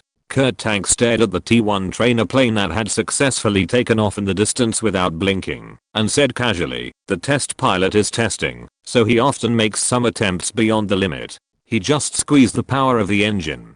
It is normal to allow the plane to take off in a shorter distance than the original design. However, this will further reduce the overhaul life of the engine, so we can't treat this situation as normal. In other words, if our engine performance can be further improved, our aircraft can take off in a shorter distance, right? Of course, this is the case if the load is not increased. Hearing this, Fang Lang didn't ask any more questions, but just nodded silently. It seems that the T1 project still has a lot of room for improvement. The T1 trainer in the sky kept moving under the control of the test pilot, performing various high-intensity maneuvers, which dazzled Fang Lang. Fang Lang also learned to fly an aircraft in the US military, but compared with the current test pilots, the difference in level is not a little bit. The entire test did not take long. After flying for less than half an hour, the plane slowly returned to the ground. After the plane stopped steadily, a group of ground crew and engineers ran up quickly. They began to surround the plane and the test pilot, checking and asking questions. Seeing this, Fang Lang smiled with satisfaction. It seems that his company's first aircraft has been completely successful. After the engine is further improved and the stress and fatigue tests are passed, it can be announced that it will be officially put into production. However, there is no rush for these. After all, we still have to see what the Air Force Department says. Auntie Pullman, who had been watching Fang Lang from the side, noticed the satisfied expression on his face, and he breathed a sigh of relief. He quickly stepped forward and said to Fang Lang and Kurt Tank, "Boss, Professor Tank, let's go to the office and sit down to talk." Fang Lang looked at Kurt Tank and nodded. This was an aircraft testing site, and he couldn't help much standing here, so as not to cause trouble to others. Several people reboarded the vehicle parked on the roadside and continued to walk into the factory. After seeing the two huge modification workshops, Fang Lang did not forget to get out of the car to take a look. There was a long row of C-46 and C-47 transport planes parked in the factory, and the fuselages were full of scaffolding. There were a group of workers busy inside and outside. Obviously, the company's transport aircraft modification business was doing very well. Walking through the factory, there were many aircraft waiting to be modified on the apron in the distance, and it was very easy to distinguish them from the aircraft that had been modified. The aircraft waiting to be modified were generally military green. The modified aircraft was colorful and had the logos of various airlines on it. Fang Lang only glanced at it and saw the logos of at least 5 airlines. This made him even more satisfied. It seemed that the company's modification business was developing very well. Auntie Pullman introduced the changes in the factory to Fang Lang from time to time, and even told Fang Lang that the school near the company had been put into use, and even Professor Tank would often take time to go there to teach students. After walking and stopping along the way and visiting the Power Research Laboratory, the group finally arrived at the design center where Kurt Tank usually worked. After knowing that Fang Lang agreed to his research on jet fighters, Kurt Tank seemed very happy and took the initiative to say to Fang Lang, "Boss, I wonder if you would like to take a look at my jet fighter project?" After looking at Kurt Tank with some surprise, Fang Lang said with some surprise, "Have you started researching it a long time ago?" "Well, you can say that this is actually a research project we started during the war. The German number is TAR 183 and the code name is Raven. Unfortunately, no prototype was built." Fang Lang glanced at Auntie Pullman, and after seeing that the other party gave him an affirmative answer, he looked up and down at Kurt Tank on the side, as if he had noticed something, and asked uncertainly, "Hey, is this TAR your name? If you're listening to this novel on a channel other than Fanfic World, it means they downloaded and uploaded it without effort. We cordially invite you to visit our channel, Mundo Fanfic Novelos. There you'll find the original version of this story and you can explore many other novels of various genres. We're waiting for you to immerse yourself in a world of incredible novels." Chapter 459 TAR 183. Kurt Tank's words surprised Fang language. He had heard Auntie Pullman introduce Professor Tank as a genius aircraft designer, but he had never felt anything. It was not until they completed the T1 trainer project in their own factory that they were completely relieved. But today, he suddenly heard that Germany had a jet fighter project named after him during the war, which was really a surprise. Given the nature of the Germans, wanting a country's project to be named after an individual can only mean that this person's ability has reached the top of the industry. Kurt Tank didn't need to answer Fang Lang's question at all. Auntie Pullman on the side had already said directly, "Boss, you're right. The TAR in the TAR 183 number is Tank's last name." Fang Lang was very excited after getting the correct answer. He grabbed Kurt Tank's arm and said, "What are you waiting for? Take me to see this project named after you." After that, he directly pulled Kurt Tank to the other party's design room.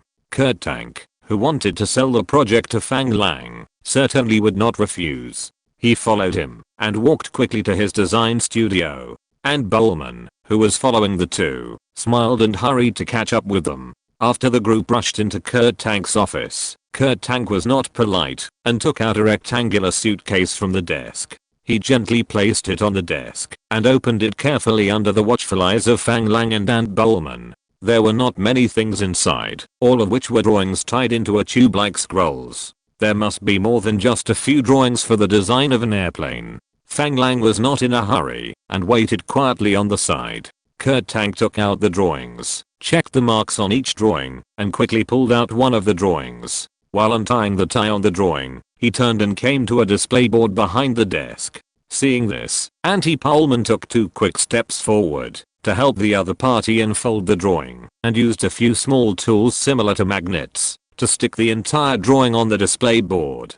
As the drawing unfolded, the appearance drawing of the jet named TAR 183 was displayed in front of Fang language. When he saw the drawing for the first time, Fang Lang couldn't help but frowned. This was not the same as the jet plane he had in mind. If Fang Lang had to use a word to describe this plane, Fang Lang could only think of one word, that is, ugly. This is a single-engine jet plane with the air intake located right in front of the nose. The wingspan and length are not more than 10 meters, but the diameter of the entire fuselage is very large, which is somewhat contrary to the appearance of the slender jet fighter in Fang Lang's impression. If Fang Lang had to find an animal to describe this plane, Fang Lang's first reaction would definitely not be a crow, but a pufferfish. That's right, it's the pufferfish with a bulging head. However, Fang Lang quickly thought of the He-178, the world's first aircraft that flew entirely on a turbojet engine, and its shape seemed very similar to this aircraft. Perhaps this is the limitation of a single-engine turbojet engine on the aircraft body. Fang Lang's reaction naturally could not escape the eyes of the other two, which made Kurt Tank a little nervous. After all, if Fang Lang was satisfied in this way, this aircraft would obviously not be able to be approved. Therefore, Kurt Tank took the initiative to ask, "Boss, I wonder if you are dissatisfied with my aircraft." Fang Lang heard this and knew that the two had seen his reaction. He quickly waved his hand and stepped forward to a place closer to the drawing. This time he no longer saw the front view of the aircraft, but a top view. If Fang Lang had just come to this world, he might not be able to see any difference in this top view, but Fang Lang, who had experienced the Pacific War and had studied aircraft driving seriously, soon discovered something unusual. He came to the front of the drawing with some disbelief, pointed at the wing of the plane in the top view, and said with a trembling voice, "Is this a swept wing?" After hearing Fang Lang's words, Kurt Tank looked at Fang Lang with surprise and asked with a little doubt, "Boss, have you heard of swept wings?" "Of course, how could I not have seen swept wings? Wait, let me take a look." Fang Lang can now be sure that Kurt Tank is definitely a genius. After discovering this swept wing, Fang Lang immediately threw his original first impression behind his mind and began to carefully study the details of this aircraft. The more Fang Lang looked at it, the more surprised he was, because with careful observation, Fang Lang found that many designs of this aircraft that he felt was very ugly at first impression were very advanced. In addition to the swept wing that shocked Fang Lang, there was also its huge vertical tail with a sweep angle of 60 degrees. These aerodynamic layouts all indicated a problem, that is, this is a very fast jet fighter. As he watched, Fang Lang gradually found something wrong, and then he almost jumped up and slapped his thigh. After losing weight, "Isn't this the MiG-15? Wait, when did the MiG-15 come out? Fuck, never mind, it definitely hasn't come out yet. That means this could be the fucking MiG-15. Fang Lang's sudden performance made Kurt Tank and Anti Pullman beside him stunned. Because Fang Lang was speaking in Chinese, the two didn't understand, but from Fang Lang's actions, they could tell that Fang Lang was excited. And he was obviously very satisfied and surprised.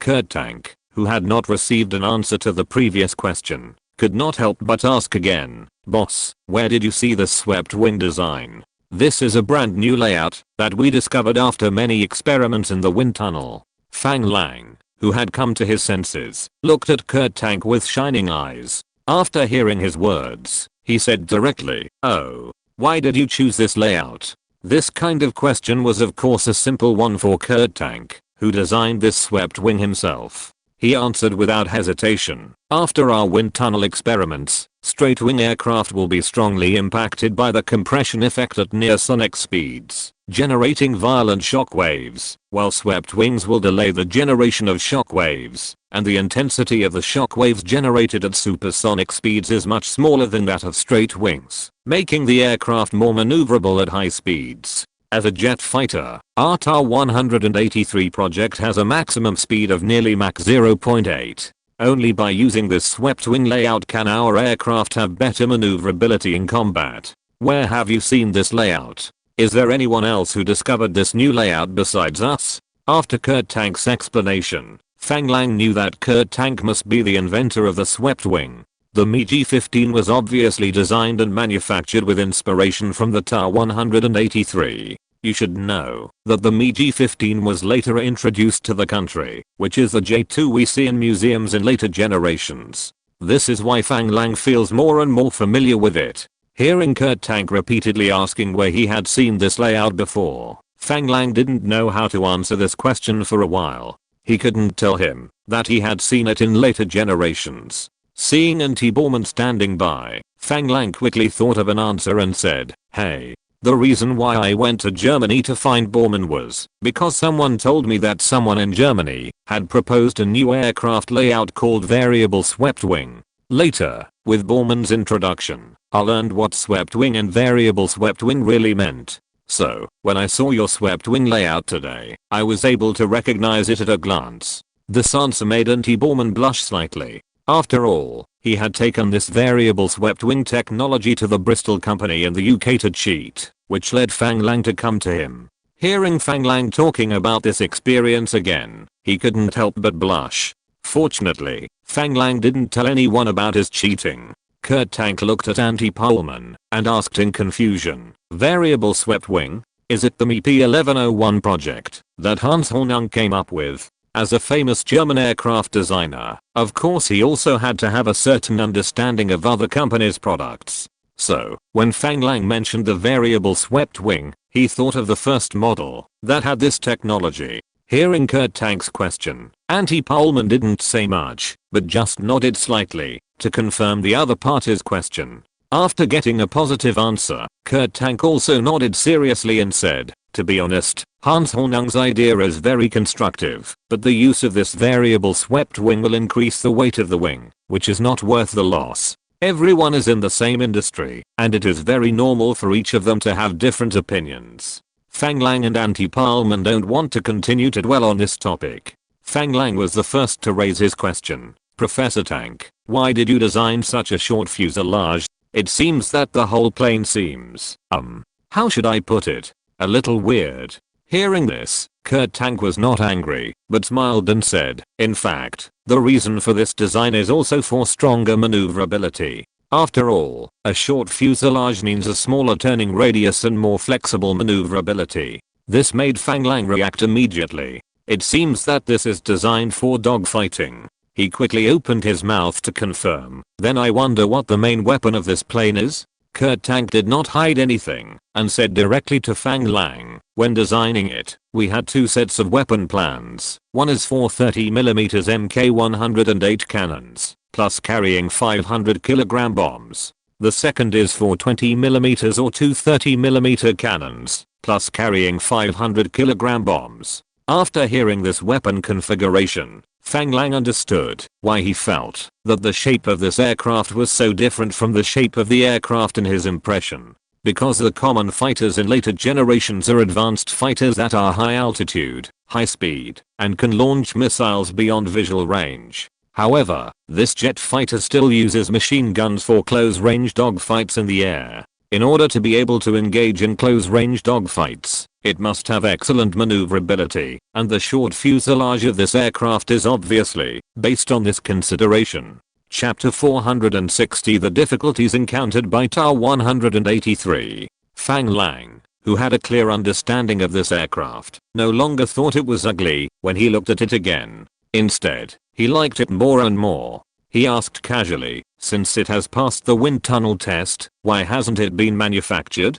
Is there not enough time?" Unexpectedly, after hearing Fang Lang's question, Kurt Tank smiled bitterly with some embarrassment, and then slowly said, "It's not entirely because of the time problem. The main reason is that we still have a problem that has not been solved, so we dare not directly start manufacturing the prototype." Fang Lang frowned when he heard this and said worriedly, "Oh, what problem are you talking about? Some things obviously cannot be concealed." So Kurt Tank could only sigh lightly and said slightly distressedly, "Although the swept wing can make the aircraft have better high-speed controllability, it also brings two problems. One is that it will cause the wingtip to stall, and the other is that the low-speed stability is not good.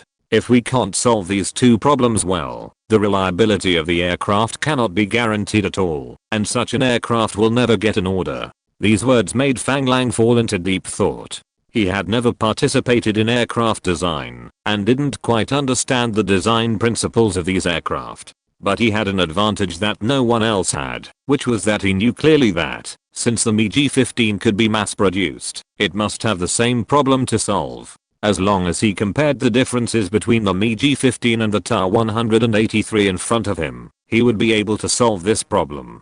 "Can you tell me what you mean by wingtip stall?" Kurt Tank didn't expect his boss to have such a thirst for knowledge.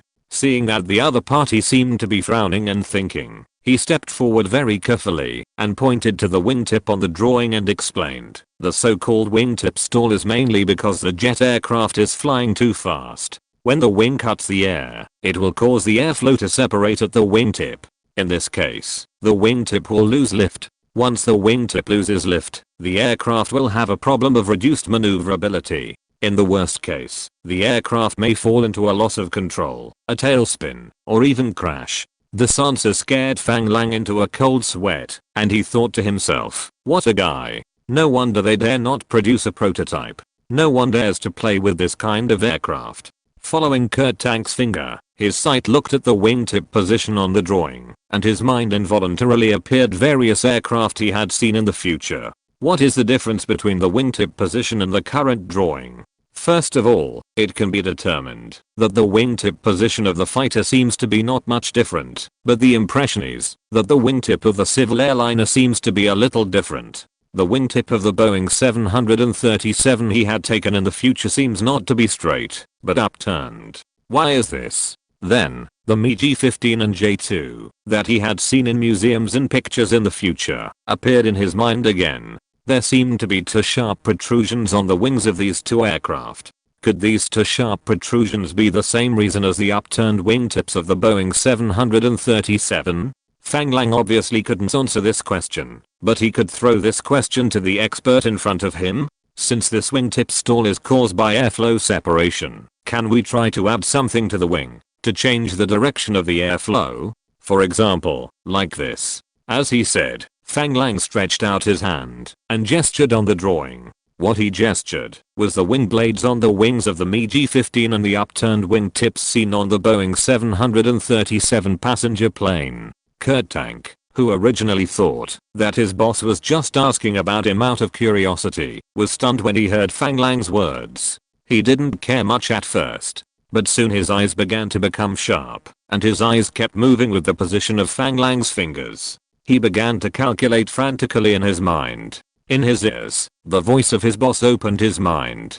Gradually, his eyes began to light up, and he secretly said, such a simple question, why didn't I think of it? As Fang Lang spoke, he recalled the planes he had seen in the future, and what was different from the plane in front of him on the wings. First of all, upturned wing tips are rarely used on fighter planes. The sharp protrusions on the wings must be designed to cut the air and disrupt the airflow. But why did the modern fighter planes later disappear? If they don't rely on such sharp protrusions to cut the air, how do they disrupt the airflow? Soon, Fang Lang remembered the front and back of the Boeing 737 wing. It seemed that it was not smooth and integrated, but had a retractable mechanism. Especially once when he was sitting by the window on a plane and saw the plane landing. The front of the plane wing seemed to be pushed out, while the back of the wing was directly opened. The wings of fighter planes in later generations seemed to be the same. Does this mean that the structure of this wing is the structure that eliminated the protruding structure on the wing?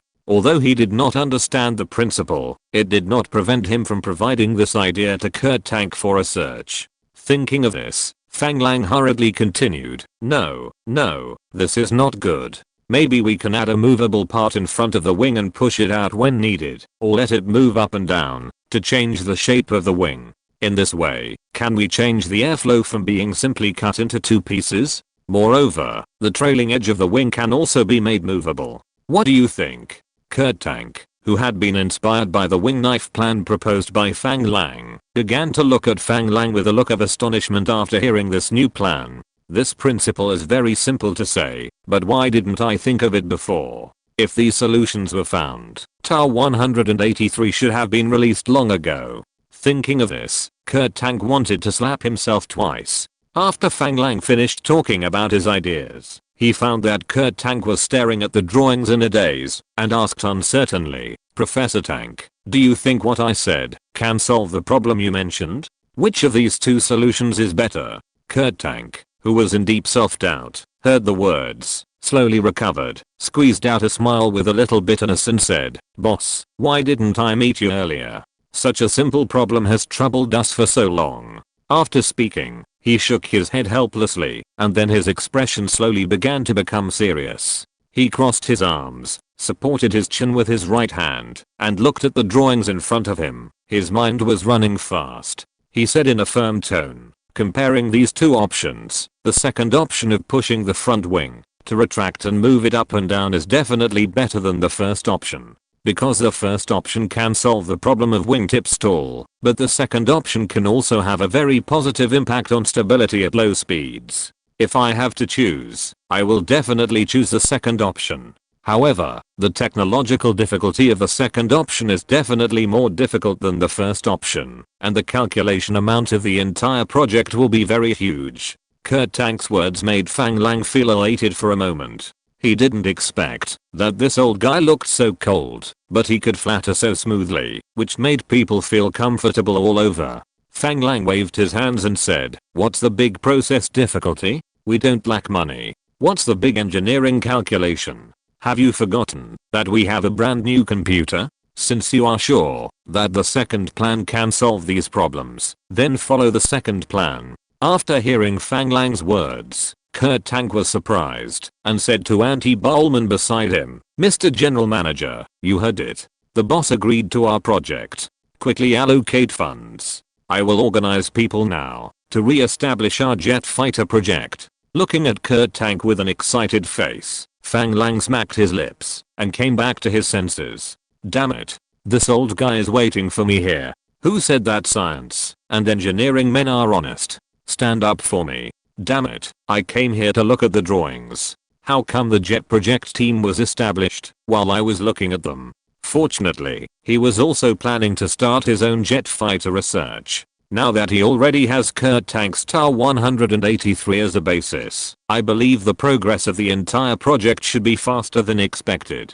After looking at the TAR-183 on the drawing, Fang Lang couldn't help but say one more thing. "Professor Tanke, I agree with the jet fighter project. I have no problem using your original TAR-183 design ideas, especially the swept wing shape. However, I think it is necessary to make some adjustments to this short fuselage designed for maneuverability.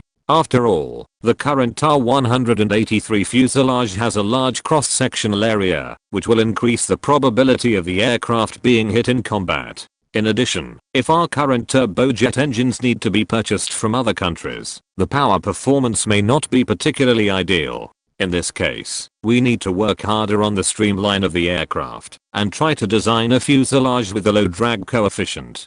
Do you understand what I mean?" After hearing this, Kurt Tanke pondered for a while, looked up at Fang Lang with a serious face and said, "Boss, I understand. You dislike him for being ugly." Hearing this, Fang Lang was almost angry and vomited blood. After seeing the smile on the corner of the other party's mouth, Fang Lang realized that the other party was joking with him. It seems that this German man is not as old-fashioned as rumored, which makes Fang Lang feel relieved. He said directly without being polite, "To be honest, he is indeed a bit ugly. I personally think that as a subsonic fighter with a speed of 0.8 Mach, it is not necessary to treat him as a propeller aircraft. At such a high speed, the way of dogfighting will also change. Your TAR-183 uses a short and thick fuselage in exchange for the flexibility of control, which will inevitably sacrifice the speed. I personally think that this deal is not worthwhile. Kurt Tank is an excellent aircraft designer.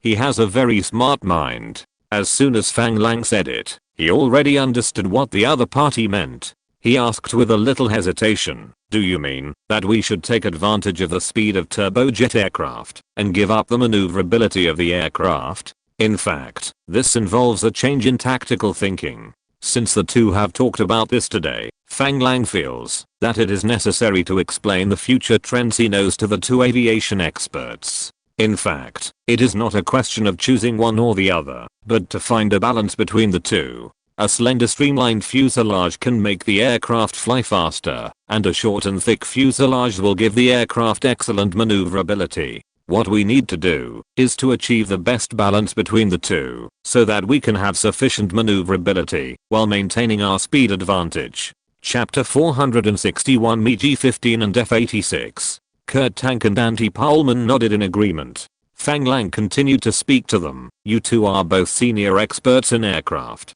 You must be familiar with the missiles that appeared in the later stages of the war." Fang Lang said as he glanced at the furnishings in the office. He found that there was no rest area to sit down and meet guests. He felt a little embarrassed. He wanted to have a cup of tea, but there was none. Auntie Pullman was a very perceptive guy. Although he was listening to Fang Lang's words carefully, he still noticed Fang Lang's movements. When he saw Fang Lang swallowing his saliva, he realized that Fang Lang must be thirsty.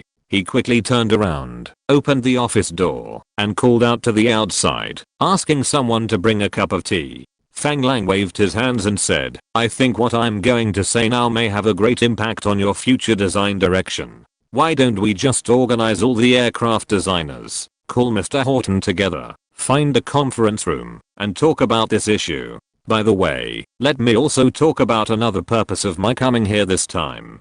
Hearing this, Auntie Pullman looked at Kurt Tank and nodded, saying, "No problem, boss. I'll arrange for someone to clean up the conference room now. Professor Tank, please help organize colleagues in the design department, and we'll gather in the conference room together."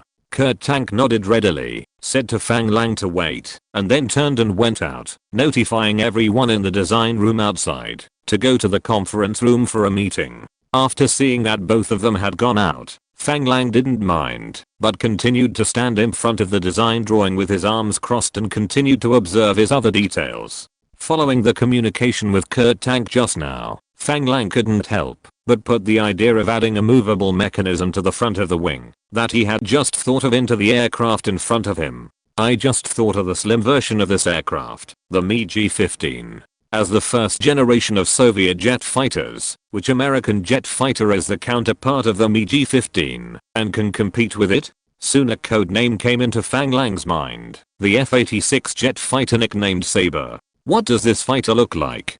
Thanks to the powerful memory brought to him by rebirth, the image of this fighter emerged in his mind little by little, and slowly the image of the entire fighter became completely three-dimensional. Moreover, according to the slightly vague impression in memory, these two fighters seem to have been developed with reference to a German swept-wing fighter project. Now it seems that the object of their reference is obviously the Tu-183 in front of them. As for Fang Lang, who is obsessed with appearance, which one is more beautiful, the MiG-15 or the F-86? Needless to say, he personally must choose the F-86. The reason why he thinks the F-86 is more beautiful is because the big nostrils of the MiG-15 are really not in line with Fang Lang's aesthetics.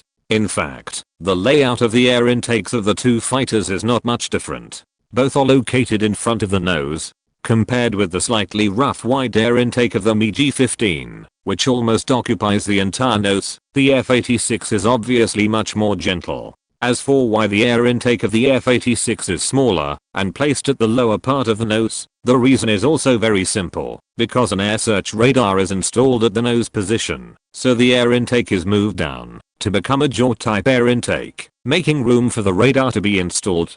The MiG-15 does not have a radar device, so from the avionics system alone, the F-86 definitely has an advantage. But as a fighter, and with machine guns as the main weapon, it is not enough to have an advantage in avionics alone when fighting within visual range. The specific performance of the two fighters also has their own advantages and disadvantages. First of all, in terms of weapons, the MiG-15 has 3 machine guns, 1 H-37 machine gun and 2 HC-23mm machine guns, which can carry 200 rounds of artillery shells. The first generation F-86 is equipped with 6 Browning M2 HB 12.7mm machine guns, and the bullets of the 6 machine guns will converge at a point 1000 feet from the nose of the aircraft. Of course, it can carry 908 kilograms of bombs or 8 5-inch 127mm unguided rockets. When it comes to the H model, it is changed to 4 20mm caliber aircraft cannons.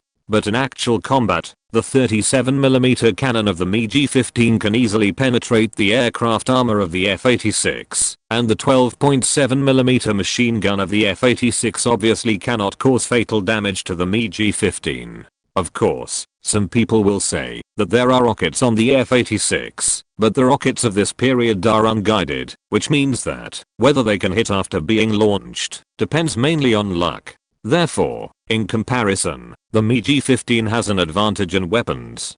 Secondly, in terms of maneuverability, the MiG-15 is not as good as the F-86 in terms of horizontal circling and dive acceleration, but due to its high thrust-to-weight ratio and outstanding climbing performance, the MiG-15 has an overwhelming advantage over the F-86 in terms of vertical maneuverability. Then, in terms of flight speed, the MiG-15 reaches a flight speed of 0.87-0.88 Mach, which can completely crush the F-86's 0.78 Mach. In general, these two jet fighters from the same school have their own advantages and disadvantages. In later actual combat, the exchange ratio between the MiG-15 and the F-86F was 1:1.17, which was basically a draw. With these understandings, Fang Lang's first idea was whether the two aircraft could be combined to create a new fighter with its own characteristics and advantages. If you want to do it,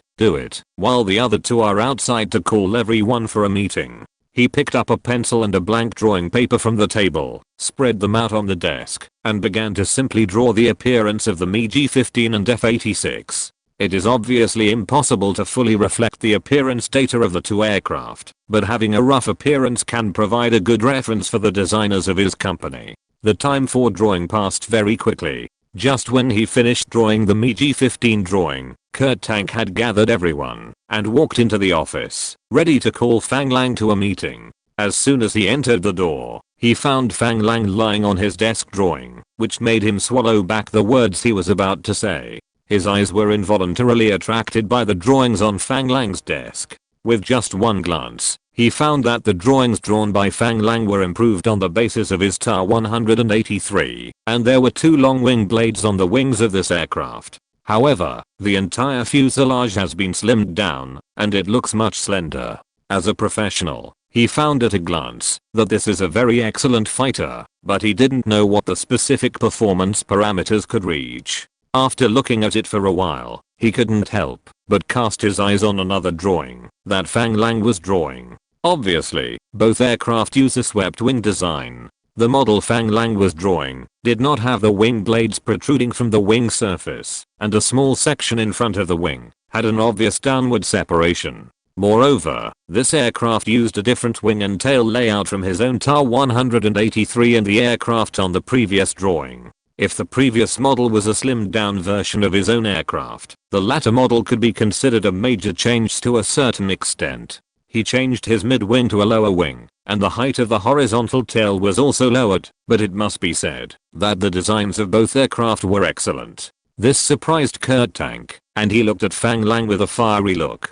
Finally, after Fang Lang finished drawing the drawings of the two aircraft, he carefully checked them again. After not finding any major defects, he marked the models of the two models on the upper right side of the drawings. This made Kurt Tank, who was watching on the side, a little confused, and he couldn't help but ask, MiG-15, F-86, are these the models you ordered for these two aircraft? Fang Lang, who was concentrating on looking at the drawings, was startled by the sudden voice beside him. Turning his head, he found that it was Kurt Tank, and said unhappily, "When did you come? Why didn't you say anything?" Kurt Tank touched his nose and said a little embarrassedly, "I've been here for a while. I saw that you were drawing seriously, so I didn't want to disturb you." After that, he pointed to the drawing on the table and asked, "Boss, did you just design this?" Looking at Kurt Tank with a surprised look on his face, Fang Lang waved his hand and said, "How can I have this ability? This is just what I thought of. When I went to the United States some time ago, I saw these two types of aircraft with swept wings in a confidential document of the US military. I didn't think of it just now. After you left, I looked at the drawing and recalled it carefully. According to the general appearance in my memory, I drew an appearance diagram. But this is just a rough outline I drew, based on my own impression. The specific data such as the angle of the swept wing or the angle of the vertical tail are all inaccurate. Your design department can use it for reference." He pointed to the MiG-15 drawing and said, "This jet fighter, codenamed MiG-15, is the first generation of jet fighter designed and manufactured by the Mikoyan Design Bureau of the Soviet Union." Then he pointed to the F-86 drawing and said, "This jet fighter, codenamed F-86, was developed by North American Aviation for the United States Air Force. It is the first swept-wing jet fighter. If I'm not mistaken, these two fighters should have been inspired by your Ta-183. And, I can tell you responsibly, that these two aircraft must be excellent models, and if nothing unexpected happens, these two models should complete their maiden flight this year. After hearing Fang Lang's words, Kurt Tank did not fly into a rage as Fang Lang had expected, and loudly cursed the Soviet Union and the United States for shameless plagiarism. Instead, he seemed very calm, staring at the drawings on the table without blinking.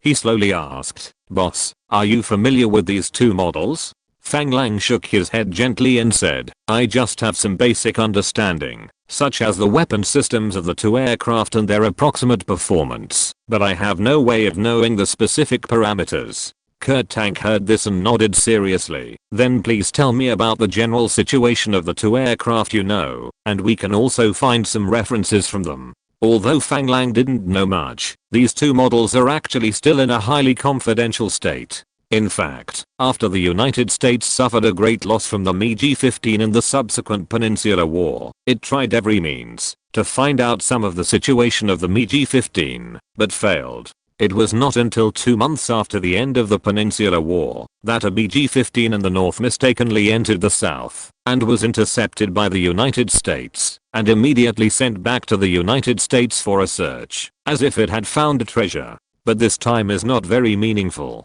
Therefore, the situation that Fang Lang now has is actually far more significant than what he thought. The experience that Kurt Tank can learn from Fang Lang's description is unimaginable to Fang language. As Fang Lang talked, Kurt Tank took out his notebook and recorded it bit by bit. These will greatly help his future design work. The two of them chatted in the office for more than 10 minutes without realizing it. It was not until Fang Lang explained everything he knew that Kurt Tank closed his notebook with a sense of unfulfilled desire.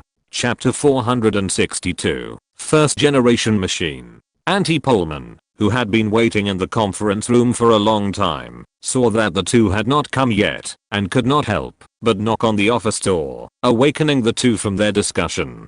Fang Lang said sorry very politely, and after signaling to Kurt Tank, they walked into the conference room together. After following Auntie Pullman into the conference room, Fang Lang found that it was better to say that this was a training classroom than a conference room, because there was no common large conference table here. There were only individual small chairs, and there was a small long table in front of the chairs. At this time, the conference room was already full of people, densely packed, at least nearly 100 people. As Fang Lang and others entered, everyone stood up and gave warm applause to welcome the boss who saved them from suffering. Fang Lang knew some of the people here, but he had never seen most of them. After feeling everyone's enthusiasm, Fang Lang also waved to everyone with a smile on his face and took the initiative to shake hands with Horton and other people he was familiar with and greeted each other. After a while, he slowly walked to the main seat similar to a podium. Seeing that a cup of tea had been placed on the main seat, he couldn't wait to take a sip first, moistened his throat, and then slowly said, "Hello everyone, I'm Fang Lang. I believe everyone should know me, so I won't introduce myself too much. I originally came here to see the first aircraft manufactured by our company today, but Professor Kurt Tank always told me that propeller aircraft were too backward, and he was not interested in them. If he wanted to play, he had to play with high-tech jet fighters. He dragged me around and used the same enthusiasm as when he pursued his lover. It's not that I can't resist this enthusiasm, the key is that I have no interest in men. But it's not a good idea to be chased by him like this all the time. If my girlfriend misunderstands, I will be in trouble." So, in the end, I had to compromise and agree to let him set up a project to set up a research team for jet fighters. Everyone laughed when they heard this. When Horton heard this, his eyes lit up, and he looked at Fang Lang with burning eyes. He began to think about whether he should also sell his body in exchange for the establishment of his own project. Fang Lang had a keen intuition and immediately noticed Horton's gaze. He quickly said, "Don't worry, Mr. Horton. As the saying goes, too many lice don't itch, and too much debt doesn't worry you. Since I have agreed to Professor Tank's research and development plan, I will naturally not favor one over the other. After today's seminar, we will discuss your project alone. What do you think?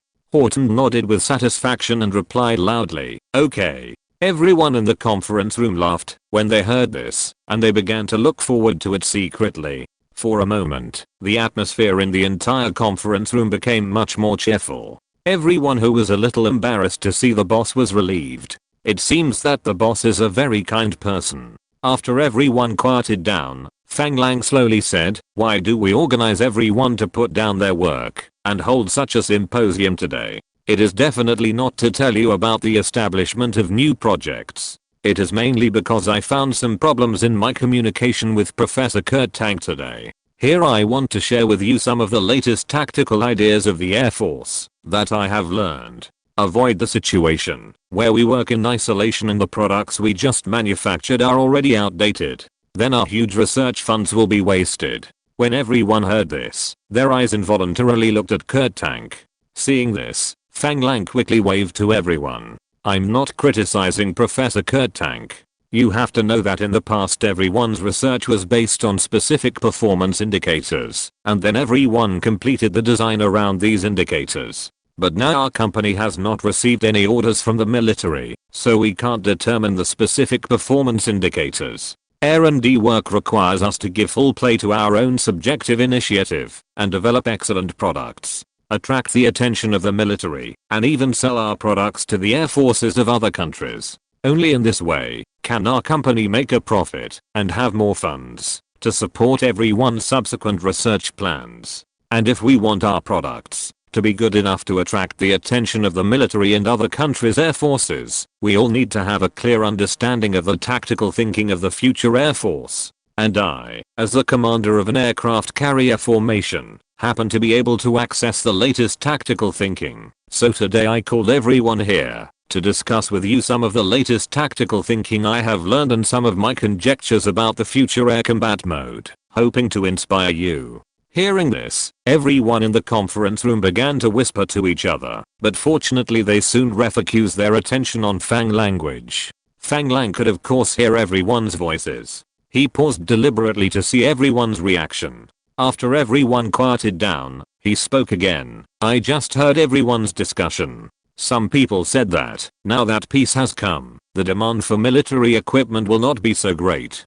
Can we find suitable buyers for the products we have invested heavily in research and development? I can understand everyone's desire for peace, and I'm very grateful to the employees who consider me as a boss. However, I still have to tell you with regret that peace did not come with the end of the European war as everyone expected. Instead, it changed to a different form and began to break out on a small scale around the world. Perhaps, a world war like the European War will not happen again, but civil wars in various countries caused by ideology will continue to rise and fall. The confrontation between the capitalist camp headed by the United States and Britain and the other camp headed by the Soviet Union will intensify. And Brazil, where we are, should be considered a rare paradise, which can ensure that everyone can engage in research work in a relatively safe environment. Therefore, Brazil is now Feng Shui treasure land for everyone to show their strengths. You don't have to worry about your products having no place to use.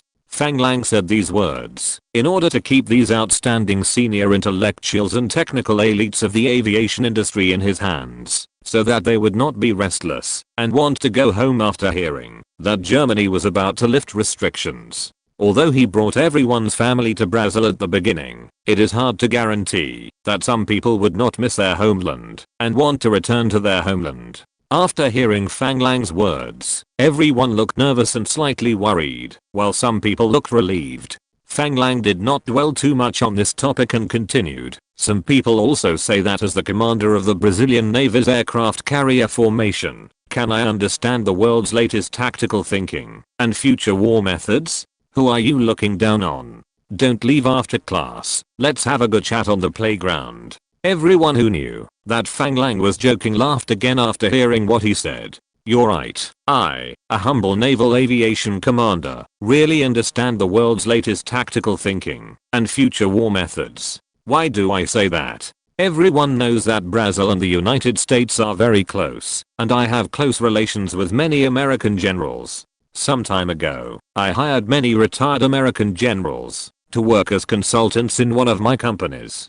So, when I say that I have many American generals under my command, you shouldn't have any objections, right? Of course, everyone believed this. After all, the military contracting company recruiting mercenaries in Brazil was also a hot topic, and everyone knew that the behind-the-scenes boss of this military contracting company was the young man in front of them. With this understanding, everyone really had to start taking Fang Lang's words seriously. In my communication with these American generals, I also have my own understanding of the methods and tactics of future wars. Today, I will share these understandings with you. During World War II, due to the improvement of fighter performance and the widespread use of radio and radar, command conditions have been improved, and the coordination between various arms has become closer. The Air Force Aviation Corps mainly carried out large-scale air combat and large-scale concentrated bombing. The tactics of supporting land and naval operations have also been fully developed. These are our real experiences in World War II. I believe that everyone already knows them very well without me saying more. So with the emergence of jet fighters after World War II, how will our Air Force tactics change? First of all, now all major countries in the world have begun their own research on jet fighters, or more accurately, the research on jet fighters. I believe that everyone should know the characteristics of jet fighters better than me, with faster speed and higher ceiling. As for its role, it has not changed much. It is still used to compete with the enemy for air supremacy. But is its tactics still to concentrate on a large scale and carry out large scale air combat with the enemy? I don't think so. After all, the high speed and high ceiling of jet fighters require a larger space for movement, rather than being densely gathered with a large number of aircraft. Otherwise they might collide with their own people. Therefore, in this case, the air combat formation must gradually transition to a method of small formation mobile air combat and tactical coordination between small formations. I classify the jet fighters that adopt this tactic as a first generation of jet fighters. Everyone below began to discuss in a whisper. Fang Lang did not stop them, but waited for everyone's discussion and wanted to see if anyone raised any objections and then bring it up for discussion. But obviously everyone present was an expert, and they could easily understand Fang Lang's words. So soon everyone nodded and looked at Fang Lang, waiting for his next words. Seeing that no one asked questions, Fang Lang was not disappointed. He just nodded and continued. Now the tactical thinking of the air forces of countries around the world is transitioning in this direction.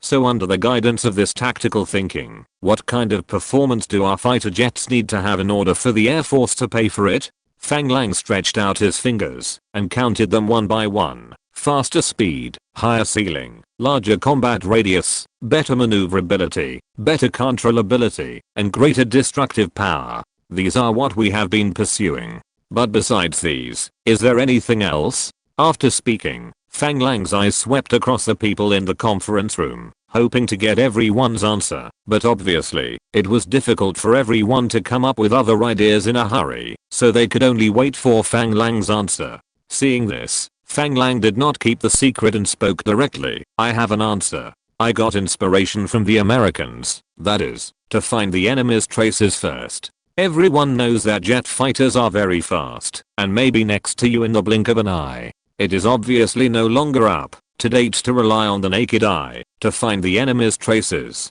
Therefore, the Americans began to install air search radars on their fighters. In other words, they can find the enemy's traces first without the guidance of ground radar. In my opinion, this is a huge improvement and provides a new direction for our fighter design.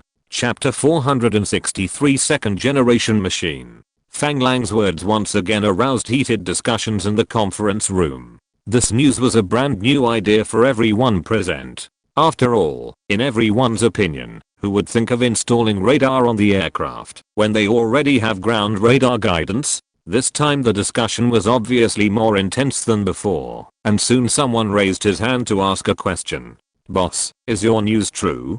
Fang Lang nodded very affirmatively and said, of course, this is still confidential information of the Americans, please don't spread it. But I can tell you with certainty that this is true, and this aircraft will be tested for the first time this year. The discussion in the conference room became louder. Everyone discussed how this change would change air combat, and some people were discussing how this technology should be implemented. No one stood up to say that this was a bit redundant. After all, anything could happen during wartime, and it was common for ground radars to be destroyed. If there was an air search radar on the plane, even without the guidance of the ground radar, it would still be able to ensure that they would not become deaf and blind. After discussing for a while, everyone gradually quieted down and focused their attention on Fang Lang again, hoping that he could bring even bigger surprises to everyone. Fang Lang did not disappoint everyone and continued. This latest American jet fighter, in addition to the air search radar, has attracted my attention.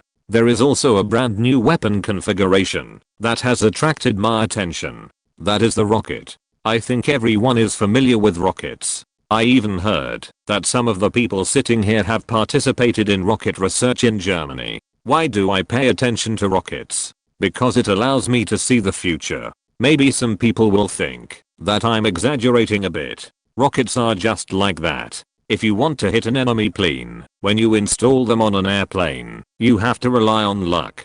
So why do I say that rockets allow me to see the future? Maybe they are equipped with unguided rockets now, but don't forget that during the research period of the V2 missile, scientists proved that missiles can be guided by radar beams, and rockets can obviously do this. Now there are already radio-guided missiles, so miniaturizing missiles, installing them on airplanes, and using radio and radar waves, or even infrared detectors, to track the heat source of the airplane for guidance, is not an impossible goal. As soon as he finished speaking, the conference room exploded, and everyone began to discuss whether these technologies are possible, and how difficult they are.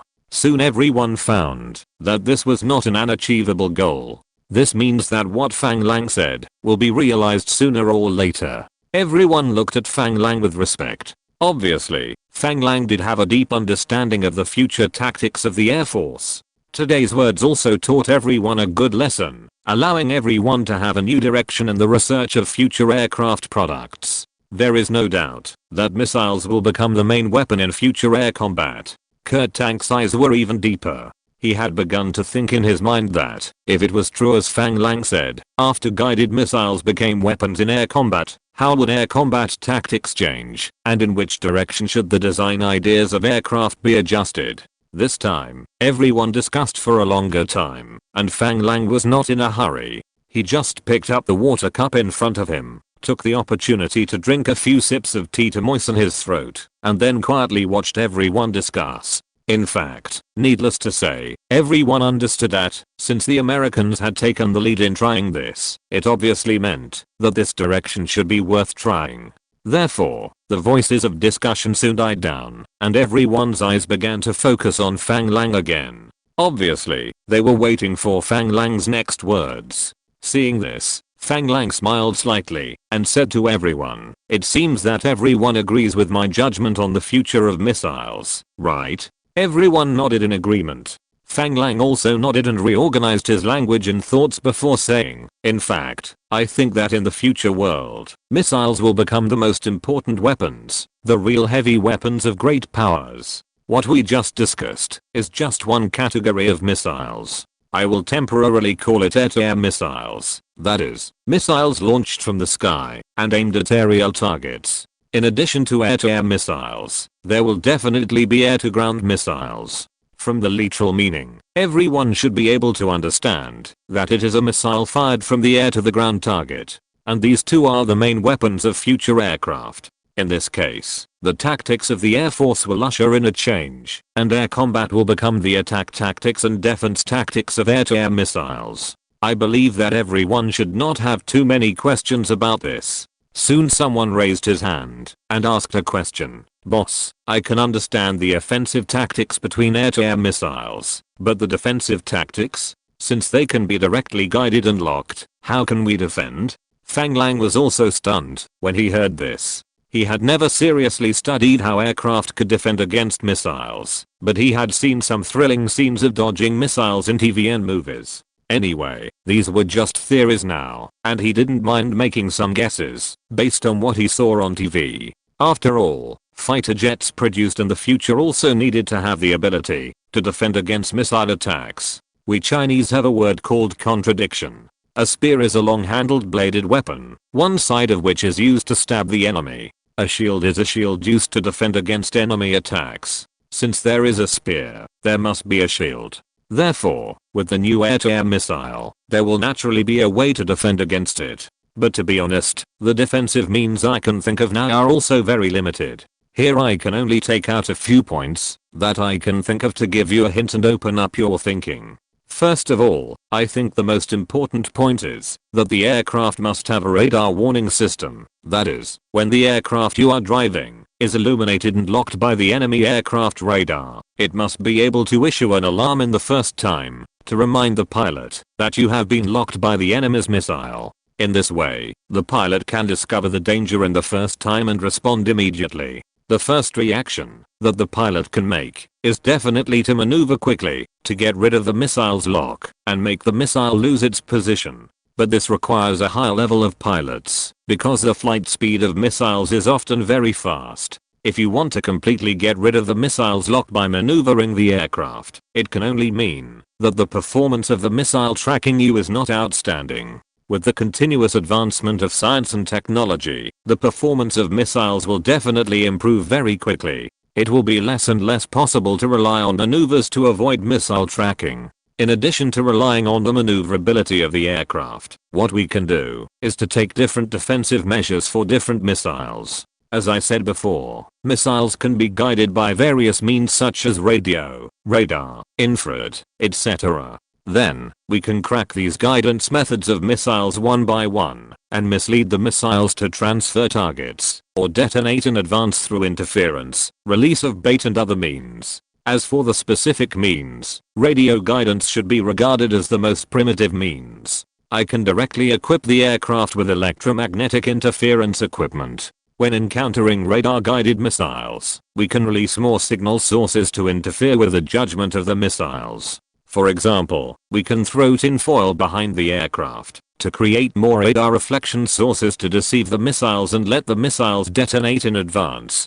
For infrared guidance means, we can mislead the missiles by emitting heat sources with a temperature similar to that of the aircraft's tail flame. However, these are some deceptive means. In addition to these, do we have any means to fight back? I have such an idea. When the enemy's aircraft radar illuminates and locks us, can we make a missile that specifically pursues the enemy's radar signal to attack? Of course, these are some of my ideas. In fact, there is another method, which I think will be the most commonly used method in the future. That is, to make our fighter planes have stealth performance. Haha, I see that many people have already shown an expression that I'm talking about Arabian Nights.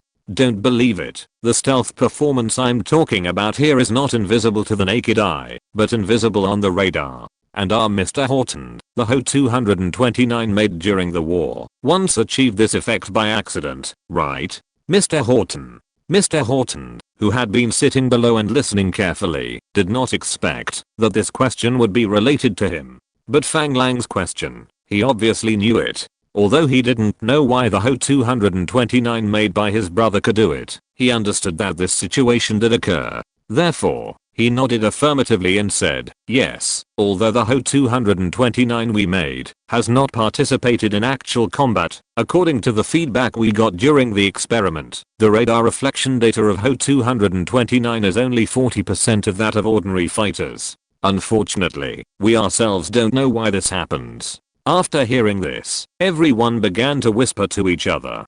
People who have not participated in this project are completely unaware of this information. Therefore, now that Fang Lang has brought it up here, and Horton has confirmed it, everyone has heard of this for the first time. Everyone began to discuss it, and Fang Lang had also come into contact with some stealth theories in the future, but unfortunately he did not go deep into it. He only knew that it seemed that a specific vertical shape could achieve a certain stealth effect. Then, some special material coatings have the characteristics of absorbing radar waves, which can also make the aircraft invisible. But he couldn't say this knowledge in such a public occasion. The previous Air Force tactics and missile tactics can be said to be his own speculation, but these technologies cannot be speculated. If he really said it himself, he might be caught and sliced for a search. Finally, after everyone finished discussing again, he continued, "Okay, the question just now by this gentleman has shifted our topic to the tactical thinking of missile defense.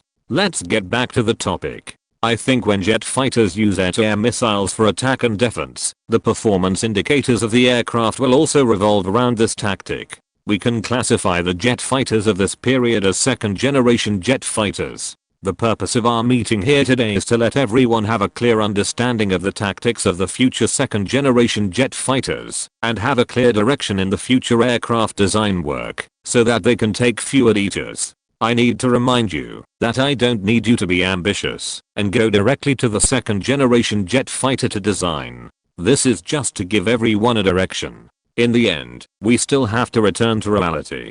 Start with the most basic first-generation jet fighter and lay a good foundation. The requirements for the first-generation jet fighters I want have been conveyed to Professor Kurtank. I hope that everyone present can work together to fully cooperate with the professor's work and complete the research and development of our first-generation jet fighters as soon as possible.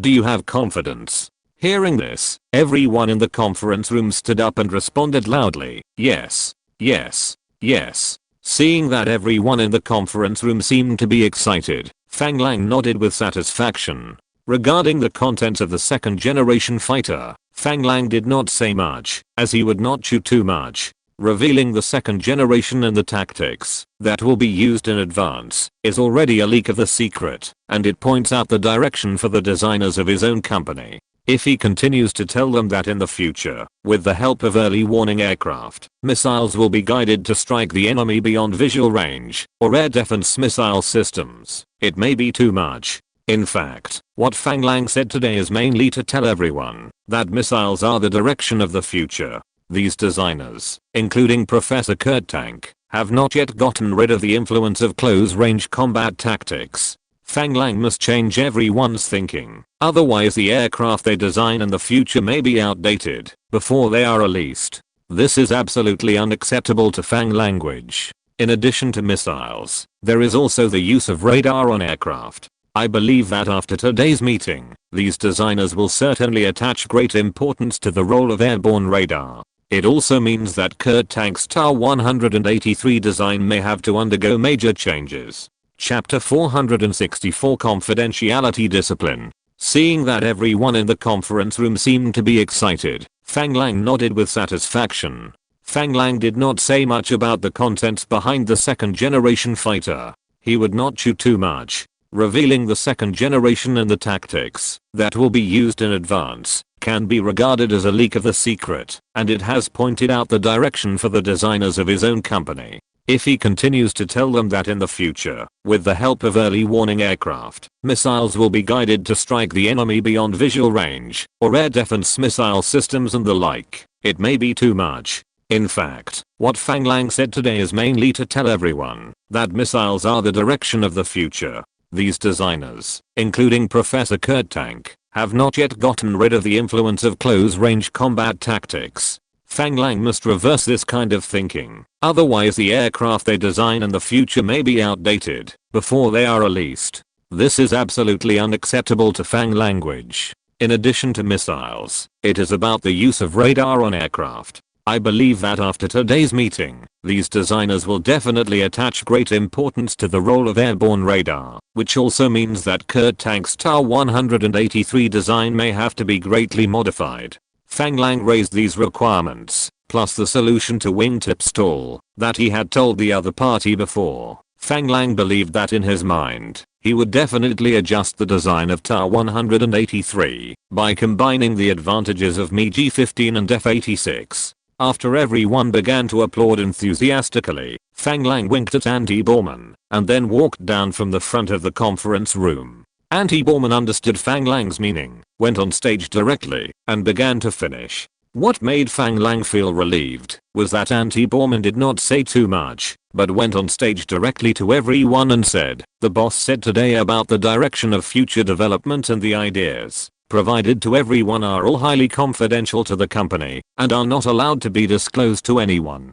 After the meeting, everyone will gather in the administrative office to sign a confidentiality and non-compete agreement. If anyone discloses the content of this meeting, they may face high compensation for breach of contract. In addition, they may face investigation by the company's investigation department at any time. I hope everyone can take it seriously. After speaking, he directly opened the door of the conference room, went outside to notify the people in the company's investigation department to take over the scene, and asked the people in the investigation department to emphasize the confidentiality discipline again. Fang Lang realized at this moment that he seemed to have really neglected this point. Fortunately, Auntie Bowman checked for him. You have to know that the research progress of the United States that he just revealed in the conference room was all other people's top secret military intelligence. If it was really leaked by the people in the conference room, he might be investigated by the American intelligence agency. That would be a disaster for himself and his business in the United States. After figuring out all this, Fang Lang was more satisfied with Auntie Bowman's performance. He couldn't help but stepped forward and patted him on the shoulder. Then he turned around and winked at Kurt Tank and Reema Horton, motioning them to follow him out. The two immediately stood up and followed Fang Lang's footsteps. This time Fang Lang did not take the two to the same room at the same time, but went back to the other's office alone with Kurt Tank and asked Reema Horton to wait outside. Fang Lang, who entered the office, took a look at the two drawings on the desk and whispered to Kurt Tank, "These two drawings must be kept secret and not be seen by outsiders. This is absolutely confidential information of the Soviet Union and the United States. If they know that we know their research results, it will make us very passive.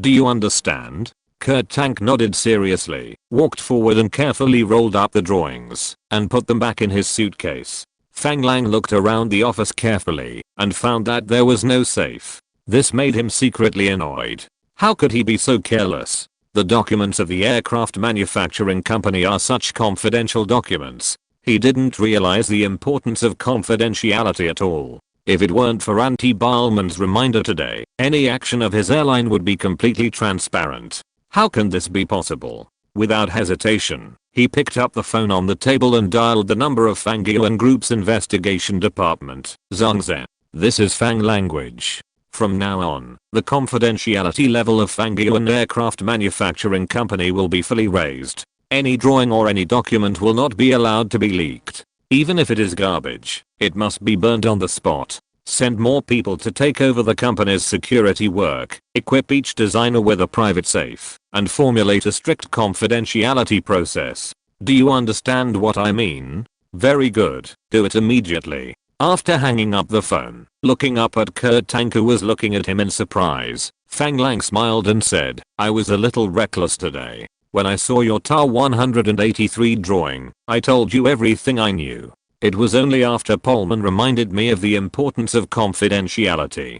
Keeping confidentiality for our own research and development project that is about to begin is only one aspect. More importantly, the intelligence I have obtained from the United States and the Soviet Union must be kept strictly confidential." As he said, he pointed to the appearance drawings of the MiG-15 and F-86 that he had drawn, and continued, "You should have come into contact with confidentiality rules during the European War. As the head of the design department, I hope you can cooperate with our company's investigation department and formulate detailed confidentiality rules for the design department to ensure that our own information and the information we get from outside will not be leaked. With these two drawings, I believe they can provide some help to your jet research. These are the most cutting-edge research progress in the world. I hope you can keep them carefully." Hearing this, Kurt Tank also said with a serious expression, "Please rest assured, boss, I understand the importance of confidentiality work, and I will definitely cooperate with the confidentiality work of the company's investigation department. However, I don't know if our company's investigation department is competent for this job." Looking at Kurt Tank's expression, Fang Lang smiled slightly and said, "Don't worry. The staff of our company's investigation department are also professionals, no worse than your counterparts in Germany. If you find any loopholes, you can also take the initiative to tell them. The most important thing is to ensure that our information is foolproof. Seeing Fang Lang's confident expression, Kurt Tank looked at Fang Lang with a little entanglement. After thinking for a while, he gritted his teeth and said, "It would be great if it's a professional. Boss, if we have some manpower, I wonder if we can get more detailed information." Fang Lang pointed to the drawings on the table. He was stunned when he heard it, and then he reacted immediately. After a little thought, he slowly said, "I got the information about these two models by chance. It's unlikely to get more detailed information, but I can ask someone to try, but don't hold out too much hope." Fang Lang knew that the other party was definitely not copying homework. If he could have a clear understanding of the competitor, he would obviously know how to defeat the opponent. Fang Lang didn't dislike his idea, but rather approved of it. Moreover, it also provided him with some ideas. It was obviously not enough for the Fang Yuan Group Investigation Department to be only responsible for confidentiality. This would be a waste of their ability. Isn't spying intelligence their forte? It seems that it is necessary to make arrangements in advance, while Europe and the United States are not paying attention.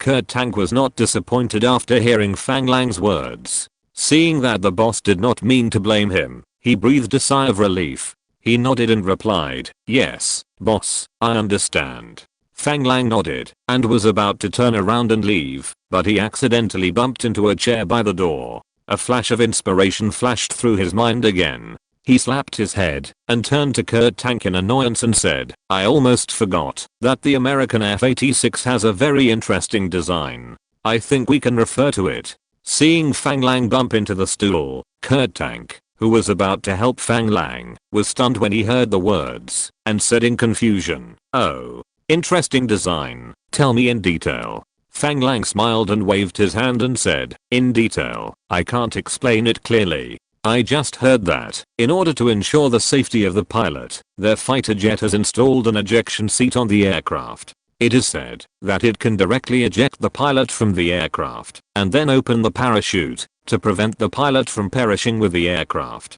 It must be very difficult to train future jet pilots. I think this design is still very interesting and necessary. Let's see if we can realize this function on the aircraft we designed." Hearing this, Kurt Tank's eyes lit up, and he couldn't help but say, "It seems that this F-86 fighter is really an excellent fighter. This is a very powerful opponent. This function is not complicated.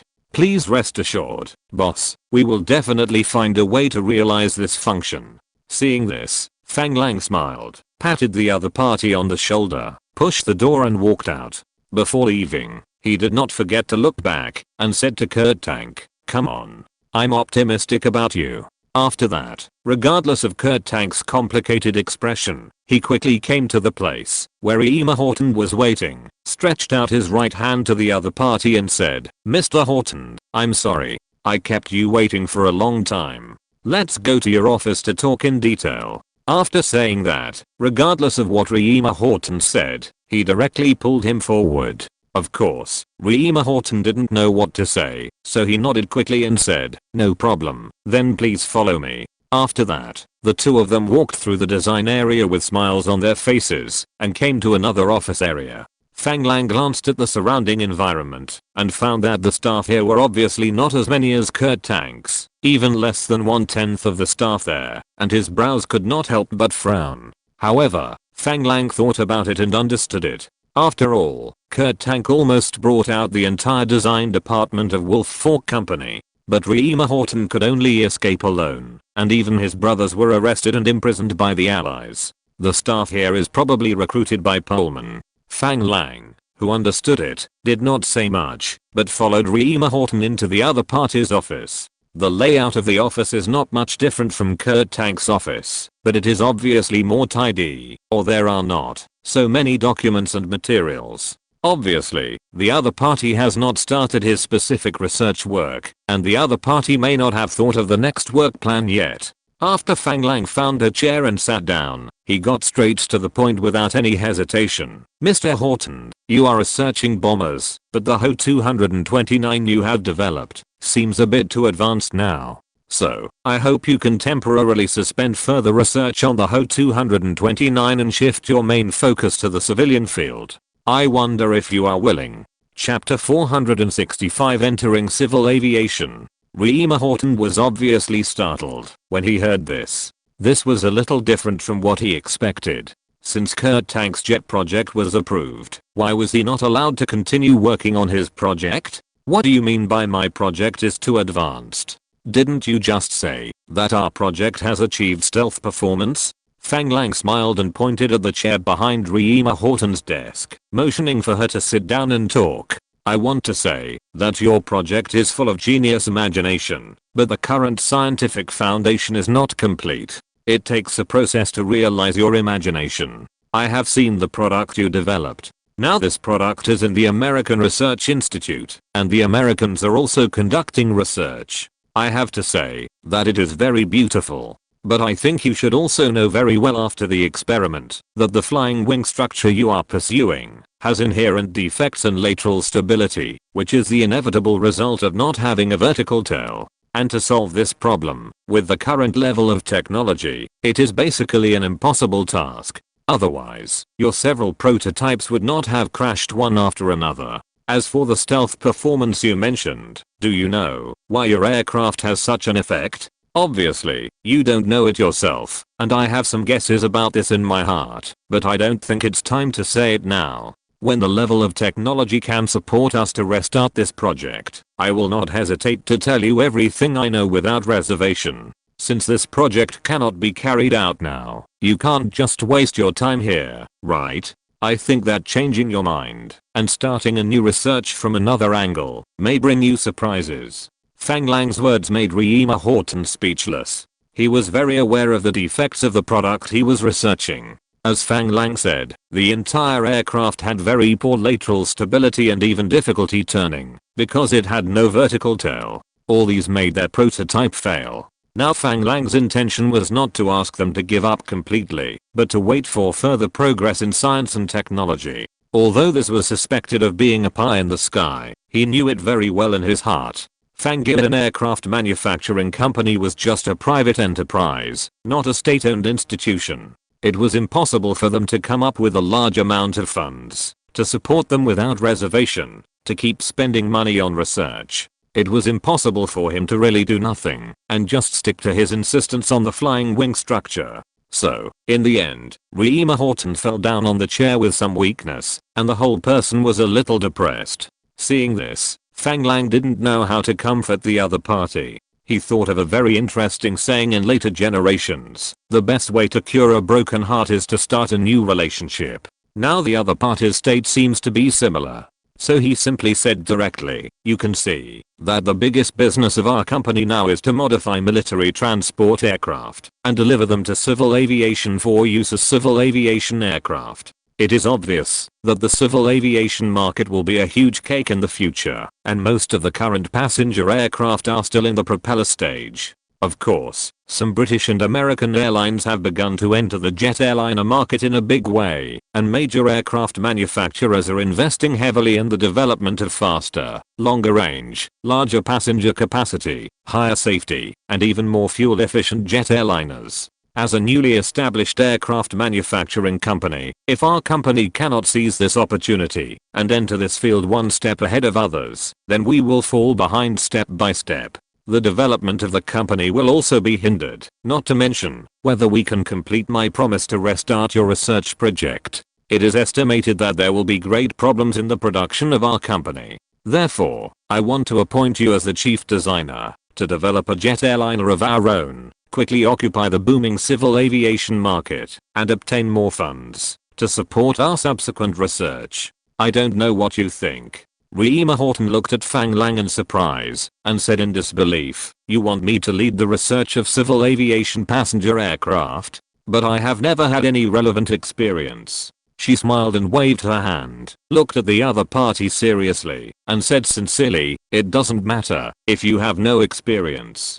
I will put forward specific research and development requirements, and will also explain to you the main models of other aircraft manufacturers. The company's resources will also be inclined towards you, and we can start recruiting personnel immediately. In short, your civil aviation passenger aircraft project will be the most important project of our company in the next few years. I hope you can use your genius mind to develop an excellent model for us that can occupy a place in the civil aviation market. Fang Lang's meaning is very clear, that is, to concentrate the company's strength to study new civil aviation passenger aircraft. Reema Horton can also clearly feel Fang Lang's determination, which makes him feel overwhelmed, but he is not a person who will be scared by pressure. Fang Lang's trust makes him have to start taking this task seriously. For a man like him, pressure will not make him retreat, but will only make him face the challenge head on. Therefore, he stood up without thinking for long, looked at Fang Lang solemnly, and said in a serious tone, "Thank you for your trust, boss. I will accept this task. Please rest assured, I will do my best, and will never let you down." Seeing this, Fang Lang stood up with a smile on his face, stretched out his right hand to Reema Horton, and shook hands with the other party tightly. "Okay, then I will go to Auntie Pullman and announce the launch of our civil aircraft project. Before that, I want to discuss with you the design ideas of civil aircraft." As he said, he took out a piece of white paper from the other party's desk and began to teach Reema Horton his requirements and understanding of civil aircraft. Civil aircraft and military aircraft have many similarities, but there are also great differences. First of all, the most important thing is definitely safety. Whether it is a civil aircraft or a military aircraft, the most important thing is to ensure absolute safety and reliability. The difference between civil aircraft and military aircraft is that they have special requirements for economy. You must know that airlines buy aircraft not for charity, but to make money. Therefore, in addition to safety, they are most concerned about economy. In simple terms, they hope to consume the least fuel and transport the most people to the farthest place. This is an important basis for our research and development of civil aircraft. This determines that we must first use the jet engine with the highest fuel economy, which is also the problem we must solve first. According to what I have learned, the current British Rolls-Royce company is studying an engine that adds a fan in front of the turbojet engine to increase the windward area and increase the airflow. The latest intelligence shows that the ground-to-aft thrust of this engine has increased by about 40%, while the fuel consumption during high-altitude cruising has decreased by 15%, and the efficiency of the engine has been greatly improved. I heard that Mercedes-Benz had already started developing a turbofan engine codenamed DB670 as early as 1943. Unfortunately, they installed the fan behind the turbojet engine at that time, and the experiment ultimately failed. Is that right? As a German aircraft designer, Reema Horton was obviously very familiar with the situation of German aircraft engines.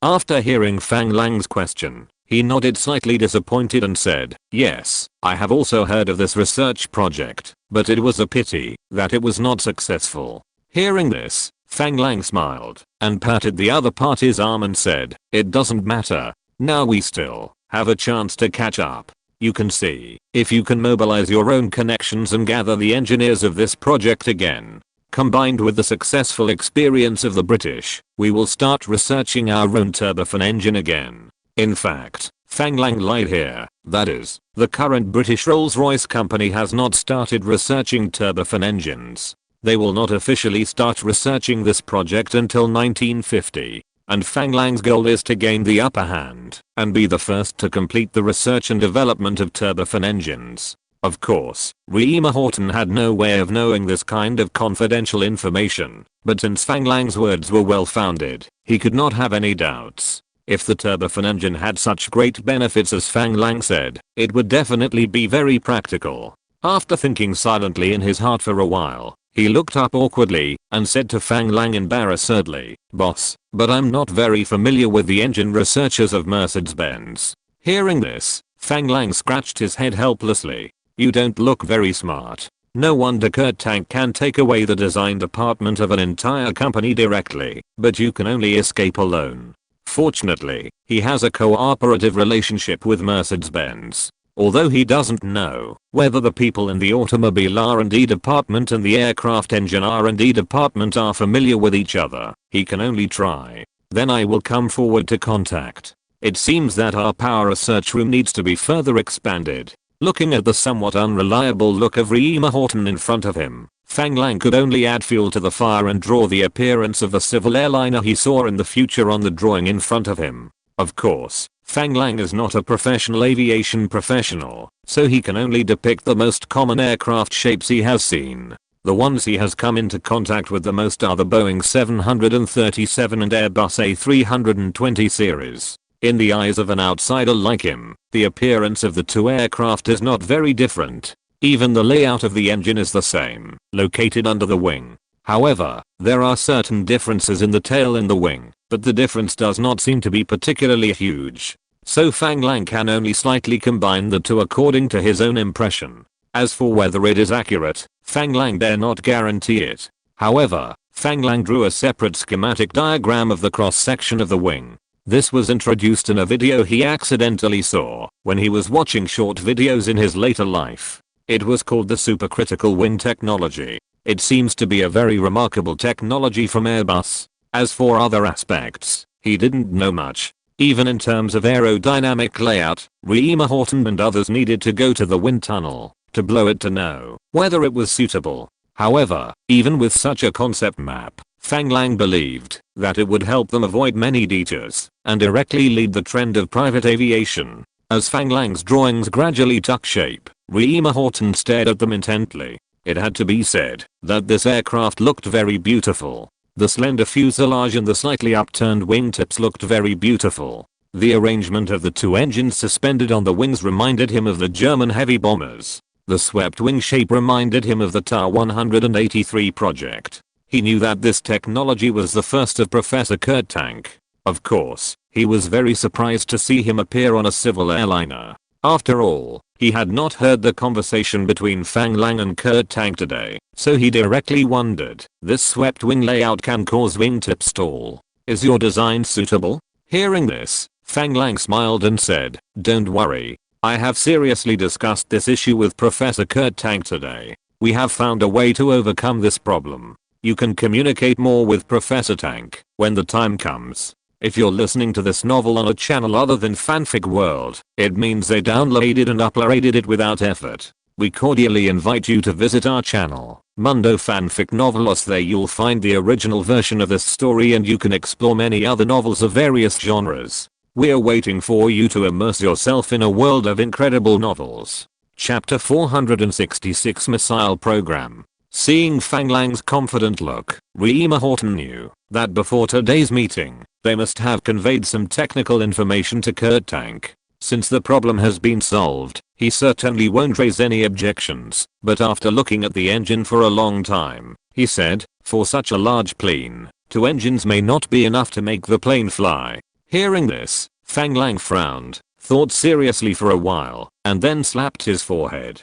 He almost directly applied the technology of the future. You know, the technology of jet engines is not as advanced as that of the future. The thrust is definitely not as great as that of the future. No wonder Reema Horton felt that the plane could not fly after taking a look and almost made a mistake. He smiled and patted Reema Horton's arm and said, it doesn't matter. The current engine thrust is not enough, so you can design a 4-engine one. When the engine thrust is sufficient in the future, we will go for a twin-engine one. This idea is very simple. Germany's long-range bombers use this layout, and Reema Horton is very familiar with it. So, as soon as Fang Lang said it, he understood what he meant. He nodded very seriously and said, I understand, boss. Seeing the other party's serious expression, Fang Lang smiled and put down the pen in his hand and said, these are just some of my ideas. Whether they are suitable or not depends on your careful study. If you find any problems, you can also tell me. If you have any better ideas, you can also experiment directly. In short, this project is the largest project of our company in the future, and I will definitely support it with all my strength. I hope you won't let me down. Fang Lang's attitude has been expressed very clearly. Reema Horton hurriedly nodded seriously with a serious expression and said, please rest assured, boss. We will definitely not let you down. Next, Fang Lang and Reema Horton focused on introducing several other important indicators of civil aviation passenger aircraft, such as the spacing and size of seats, layout, noise level in the aircraft, ambient temperature, pressure control, and onboard kitchens. toilets, entertainment facilities and communication facilities. With this kind of cheating behavior, Fang Lang didn't believe that his aircraft manufacturing company would still not be successful. The two chatted for a long time until Auntie Bowman knocked on the door and reminded Fang Lang to go to dinner. The two ended their conversation. After dinner, Fang Lang did not leave directly because he still had something very important to do. After everyone left, Fang Lang and Auntie Bowman went to his office. Before Auntie Bowman closed the door, Fang Lang spoke directly. "Bowman, I'm going to set up a missile research institute. I wonder if you have any suitable talents to recommend." In fact, as early as when Fang Lang explained the widespread use of missiles in the future during the meeting today, Auntie Bowman was already prepared in his heart that the boss would definitely get involved in missile research and development. Otherwise, after Professor Kurt Tank's aircraft was developed, it would be difficult to exert its combat effectiveness without the right missiles to equip it. It was precisely because he understood this that he had already started looking for suitable relevant talents in his heart. He was different from Kurt Tank and Reema Horton and was not a professional talent. He knew very well that the reason why he became the general manager of Fang Lang Aircraft Manufacturing Company today was because he was able to find enough talents for the boss and successfully complete the company's daily management work. When he heard that the boss wanted to meet him alone after dinner, he already understood the boss's purpose. Now that he heard that it was true, he smiled confidently, and while closing the door, he said to Fang Lang, "Boss, don't worry, let's sit down and talk." When Fang Lang saw the other person's look, he knew that this guy had already made up his mind. He also relaxed his worries about not having suitable missile research and development talents. Auntie Bowman's office is different from the office of the R&D designer. It has a very spacious space. There is even a set of mahogany tea trays on the coffee table in the reception area, on which there is a very exquisite kung fu tea set. Although he didn't know how this guy had such good things, Fang Lang would not care about these things. Even if the other party used the company's expenses to purchase them, he would not mind. After all, promoting this kind of Chinese lifestyle is what he has been doing. He sat down in front of the tea tray very naturally and started to make tea. This action made Auntie Bowman happy. This was something he bought at a high price, just because he heard that Fang Lang had this habit. Now it seems that it really came in handy. Seeing Fang Lang sitting in the main seat, he didn't care and sat directly next to Fang Language. "From your looks, you've already prepared." Fang Lang glanced at Auntie Bowman, who was sitting beside him with a relaxed expression, and smiled slightly. Auntie Bowman stared closely at Fang Lang's movements, trying to learn some of his boss's tea-making habits. After hearing Fang Lang's words, he also laughed and said, "Today, the boss emphasized the application of missiles in the meeting. I guess that the boss must be going into this industry. Although I don't know much about these professional knowledge, I know what the boss needs." Hearing this, Fang Lang laughed and gave Auntie Bowman a thumbs up and said, "Bowman, you are such a thoughtful guy. It seems that you already have a suitable candidate in your mind. Let me hear it." The boss's recognition also made Auntie Bowman very satisfied, which made him find the meaning of existence. "I wonder if the boss has heard about the British bombing of the German missile research base in 1943. Fang Lang kept moving his hands, looked at Auntie Bowman in confusion, and shook his head. Seeing this, Auntie Bowman did not keep the topic in suspense and spoke directly. Germany began researching missiles very early. The initial research base was located in a small town called Peenemünde on the island of Usedom in northeastern Germany. After the British learned of this information, they immediately took action. In August 1943, Britain dispatched hundreds of bombers to attack Peenemünde, almost razing the entire town to the ground. None of the research facilities in the base were spared. Tens of thousands of research materials were burned to ashes, and more than 300 missile experts were killed or injured. The V-2 missile, which was close to success, was delayed for a year before it was successfully developed. This kind of thing was very common during the war. Fang Lang didn't quite understand why Auntie Bowman told him this, and said in confusion, "Later, didn't the German government conduct research again and succeed? Is there any treasure worth exploring in this base?" Hearing this, Auntie Bowman smiled and said, "The explosion at that time killed more than 300 missile experts, and many more were seriously injured and unable to continue to participate in the research. Some experts were even disabled and could not participate in the subsequent research. Fang Lang's eyes lit up, and he said with surprise, "Can you contact these people? I have a classmate who happens to be one of these people. He is responsible for missile engine technology, but because of his disability in his left hand, he was unable to participate in the subsequent plan. If you don't mind their disability, I'm willing to go to Germany immediately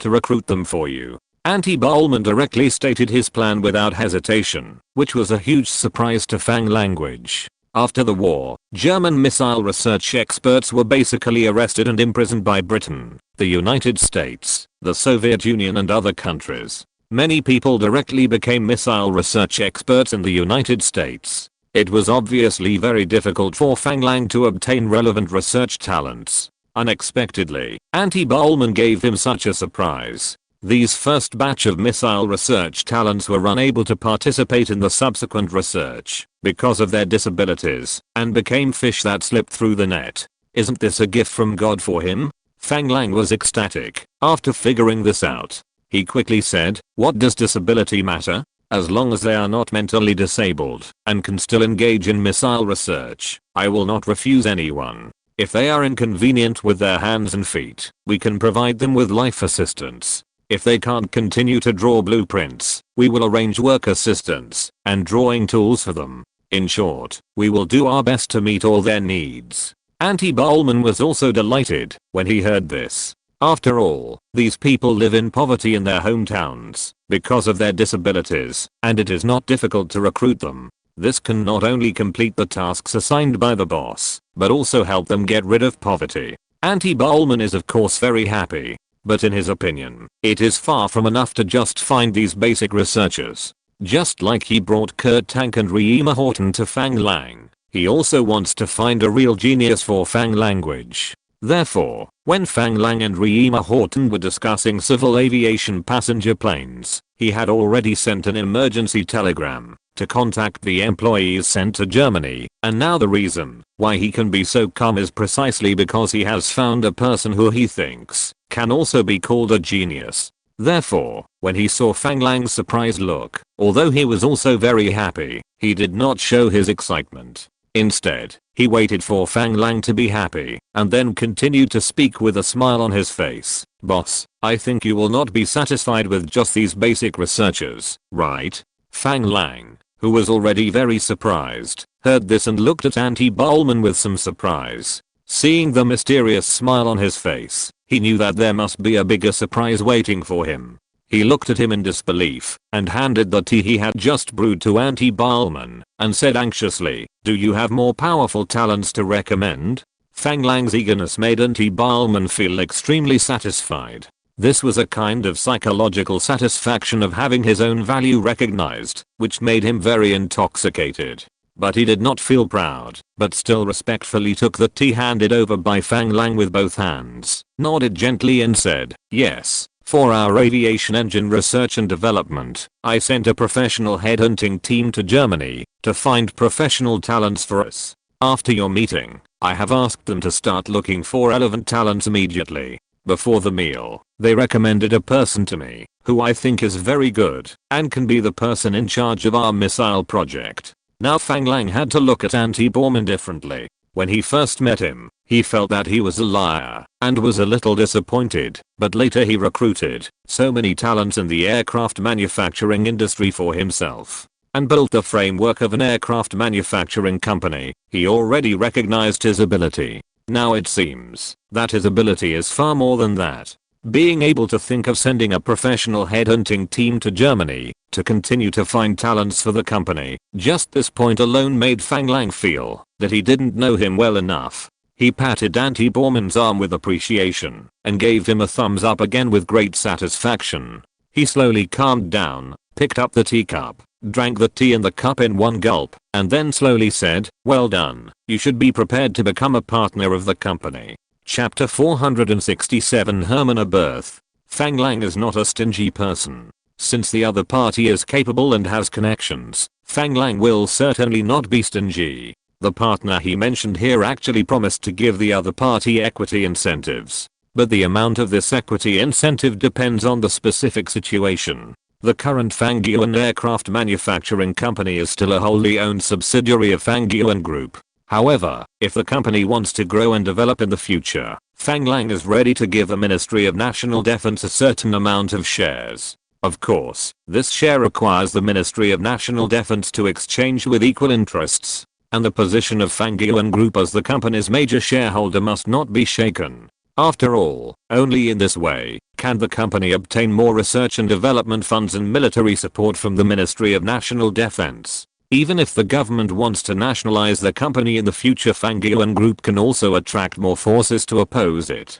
As for giving equity incentives to outstanding talents who have made significant contributions to the company, it has long been in Fang Lang's plan. Fang Lang will also limit this kind of shares to dividends and cannot wrestle them, tying these talents to the company. In the future, Kurt Tank and Reema Horton will obviously be one of the beneficiaries of this plan. Auntie Pullman didn't expect such a surprise and said in disbelief, "Boss, are you serious?" Fang Lang smiled slightly, nodded calmly and said, "Of course, but the company is still in the stage of continuous investment. When the company can be truly stable and successfully gain a foothold in the aviation industry, I will invest 5% of the company's shares in the employee equity incentive pool. This time should not be long. An excellent company manager like you will naturally become a partner of the company." At this moment, Auntie Pullman actually had an excited emotion of dying for a friend.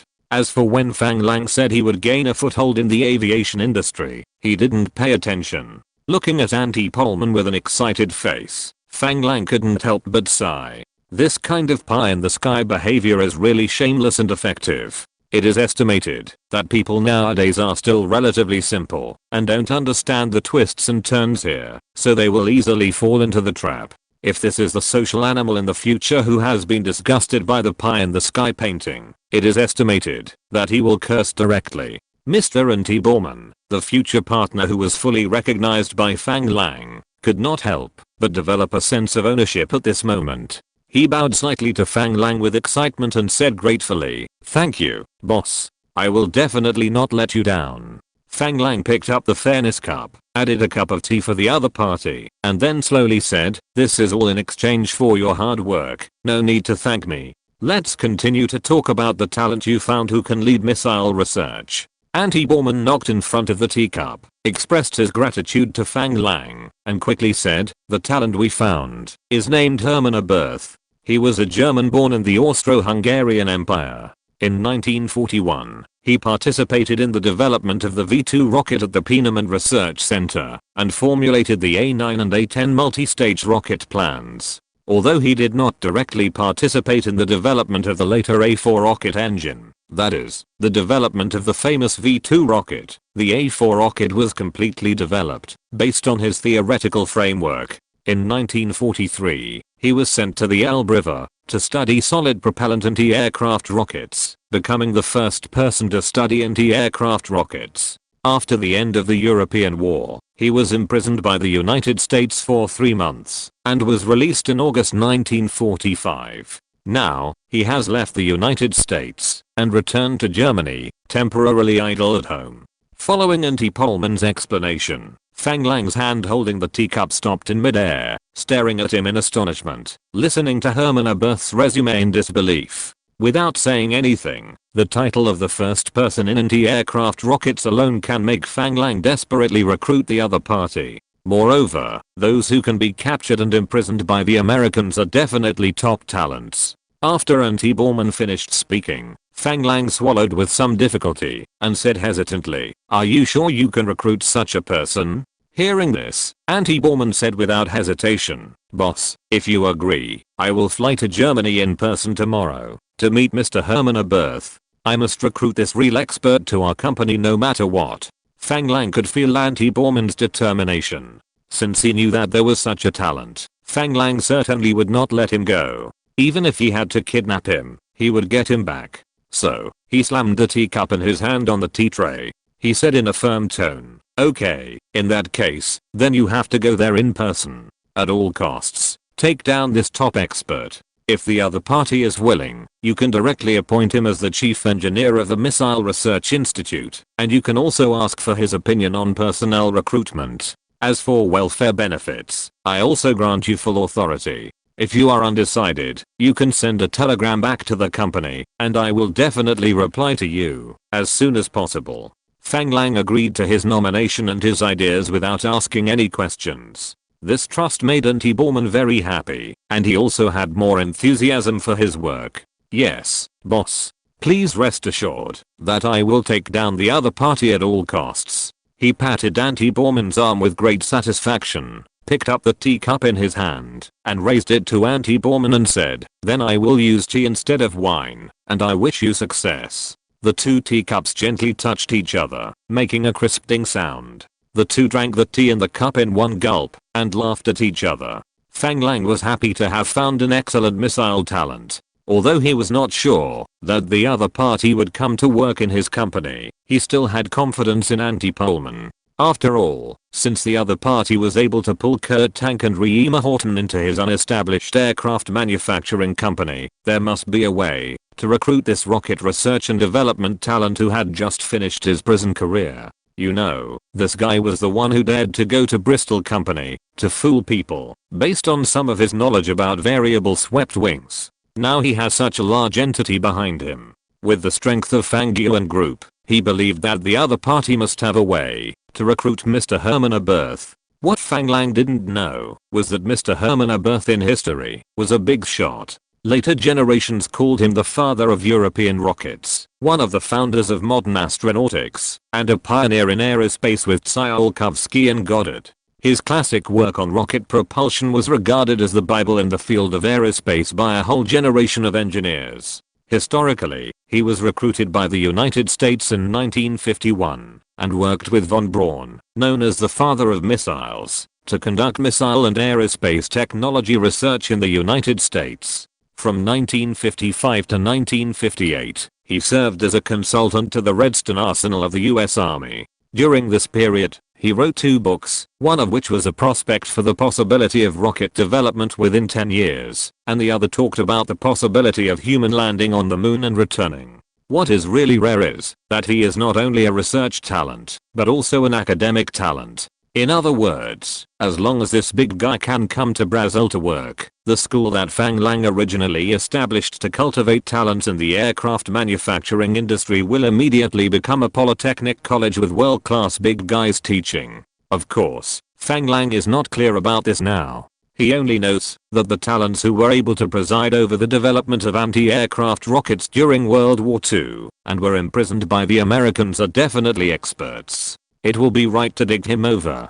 By the way, since you are going to Germany in person this time, there is one more thing I want to entrust you to do. Ant Polman, who had just put down his teacup, sat up straight and said, "Boss, please give me your orders." Fang Lang picked up the teapot and continued to make tea. While making tea, he said, "Today, I talked with Mr. Reema Horton for a long time. I authorized him to set up a research and development team for civil aircraft. In the future, the main business of our airline will be civil aircraft. However, what I want to study is not the current propeller aircraft, but jet aircraft." After I communicated with him and talked about some of my ideas, he also accepted this task. Therefore, you have to support his work so that we can occupy a place in the civil aviation market. This is also my plan, to enter this industry starting with the modification business. Your key work in the future is to fully promote the progress of this project and maintain a good relationship with the airlines that entrust our company to carry out modification business. Once our research project is successful, you will quickly obtain orders through them and open up the market. In order to carry out the research of this project, the company's R&D personnel are obviously not enough. Therefore, when you go to Europe this time, you must not only recruit talents in missile research, you must also recruit talents in civil aviation passenger aircraft research. Don't limit your sights to Germany, Britain, France and other traditional European powers. As long as there are talents in related fields, we should not let them go. There is a brand new power research and development task in this project. At present, Britain, the United States and other countries should not have relevant research, but as far as I know, the aircraft engine research and development team of Mercedes-Benz in Germany has carried out research in this area. This is a turbofan engine project codenamed DB670. After you go to Germany this time, see if there is a chance to pack up the research and development team of this project and bring it back directly. If you can't find the target, you can directly contact the person in charge of Mercedes-Benz in Germany and entrust the other party to help in the name of Fang Lang Group. I believe they should give us this face. And Ballman heard this with a serious face. He had known Fang Lang's plan in his heart for a long time. The civil aviation field must be the company's key business sector in the future, but he didn't expect that the day would start so soon. And he started the jet airliner right away. This was obviously a rhythm of wanting to overtake others. He immediately became excited after understanding all this. You know, the boss just promised him the status of a future company partner. Judging from his understanding of the aircraft modification business during this period of time, the future civil aviation market will be a huge blue ocean. If this project can be successful, then how much his shares will be worth in the future is simply unimaginable. As a professional in the German aviation field, after hearing the engine code mentioned by Fang, he immediately started to use his memory to search for this model. Unfortunately, there is no relevant memory. It seems that this is an engine project that has not been successful. I just don't know why the boss would like this project.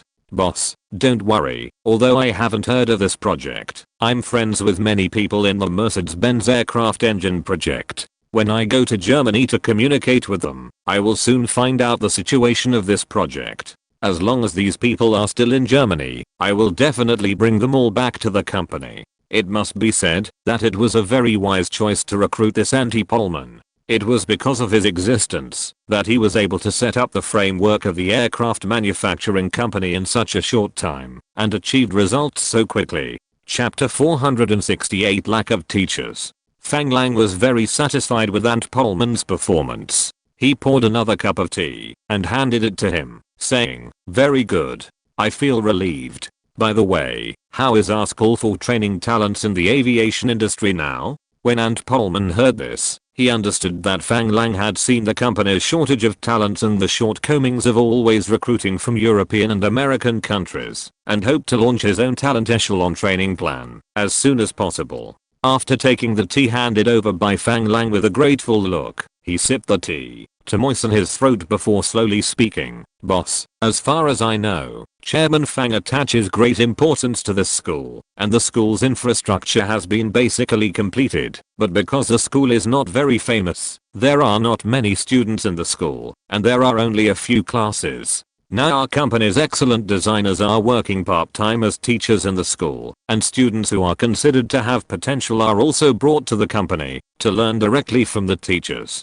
But I personally feel that this is not enough. If you want this school to grow quickly, in addition to investing in infrastructure, you must also find an excellent manager and more professional teachers and professors. We are not professional in education, so." After saying this, Fang Lang understood what the other party meant, and after a little thought, he also agreed with the other party's statement. It seems that he really needs to pay more attention to this school. Otherwise, it may be difficult for the school to cultivate enough professional talents relying on his father alone. After all, no one is professional. If a school is good enough, his own airline will not have to worry about talents in the future. It's a pity that neither himself nor the people he knows seem to have people who are very good at education. This is really a headache. And if you count carefully, there are really many schools that I have participated in running. First of all, the ones I'm most involved in are definitely the Brazilian Police University and the Aviation Academy. He is also an important participant in the military academy jointly run by the Navy and the Army. The investigation department under his command also has a secret spy training school. Of course, this is an absolute secret and can be kept secret.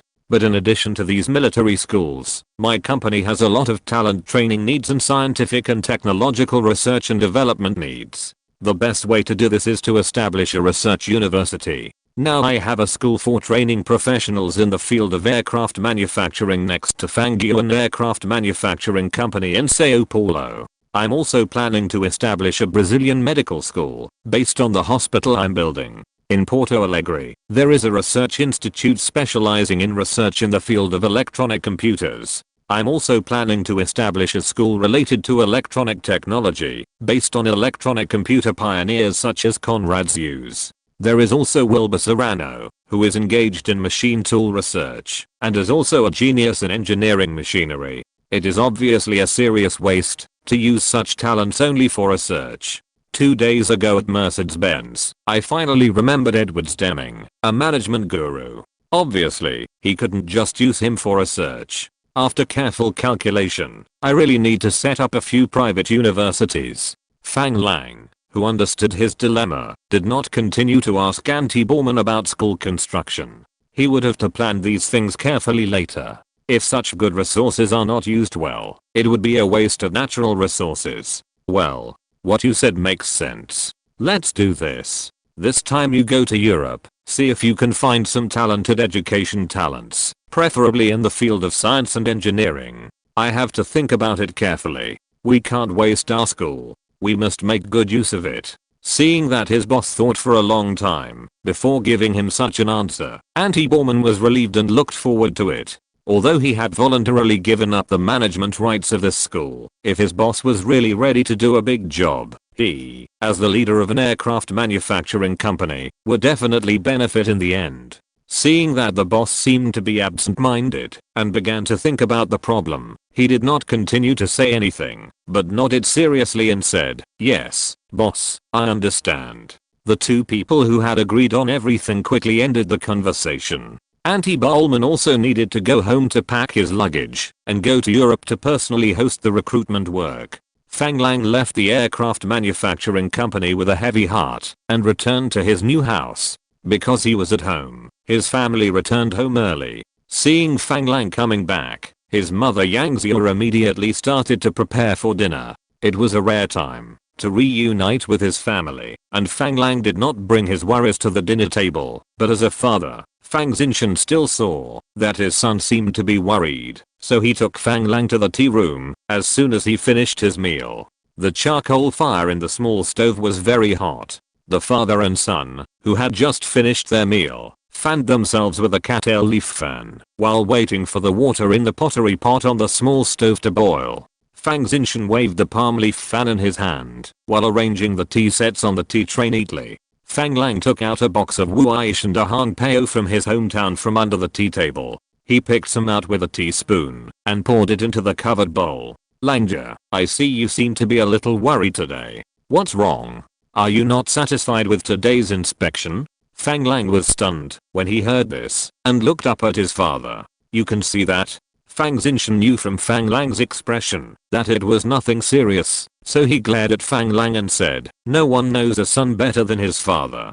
Don't think that your father can't control you, now that you are strong." Hearing this, Fang Lang begged for mercy again and again. "Yes, yes, you are the father, I'm the son, I will never escape from your palm." Seeing his son's lackey-like performance, Fang Xinshan laughed and nodded with satisfaction.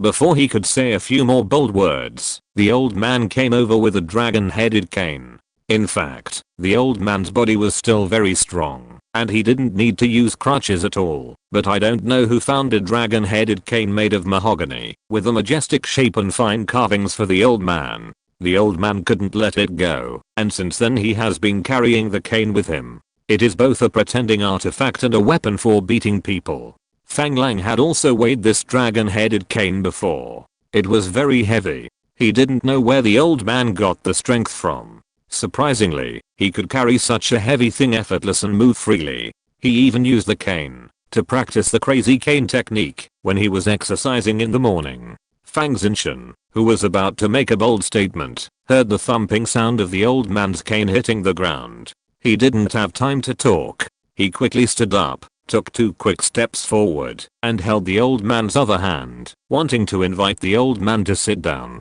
Unexpectedly, the old man pushed him away without caring, cursing, "I'm not old enough to need help. Go away, go away." Seeing this, Fang Lang covered his mouth and laughed secretly and took the initiative to go forward to help the old man. His own good grandson came to help, but the old man no longer refused and accepted it as a matter of course.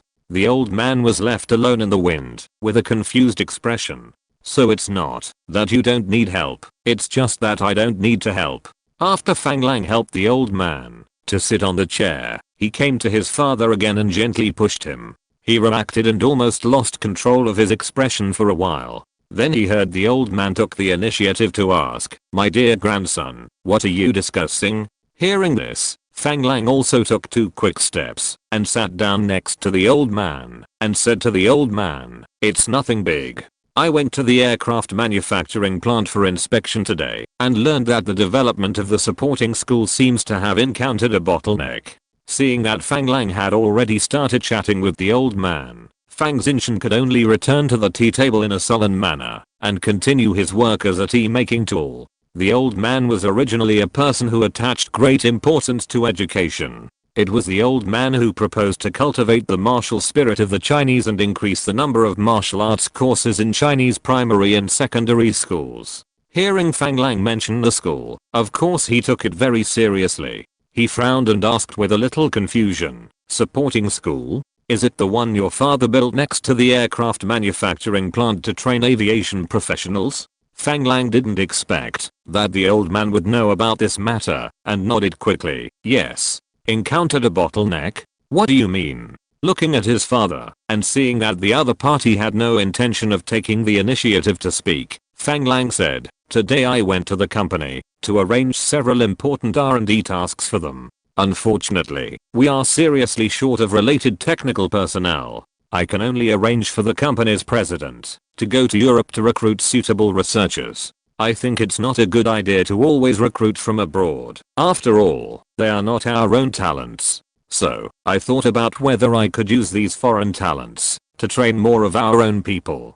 But now the school has been built, but it hasn't recruited many students, and I can't find suitable school administrators, so I feel a little headache." When the old man heard this, he glared at his father in dissatisfaction, obviously blaming his father. Seeing this, he quickly explained, "This cannot be blamed on my father. It is really that the foundation of Brazil is too poor, and it is difficult for us to find suitable talents." Fang Xinshan only glanced at Fang Lang for his son's rescue and did not express much. In fact, he had noticed this situation a long time ago without Fang Lang saying anything, so he spoke directly. "In fact, I have noticed this problem a long time ago, but because our school is newly established, it is not well known, and not many students are willing to study in our school. The current students in the school are still some young people who have completed high school studies among the Chinese young people who have mobilized our influence among the Chinese and mobilized them to enter the school.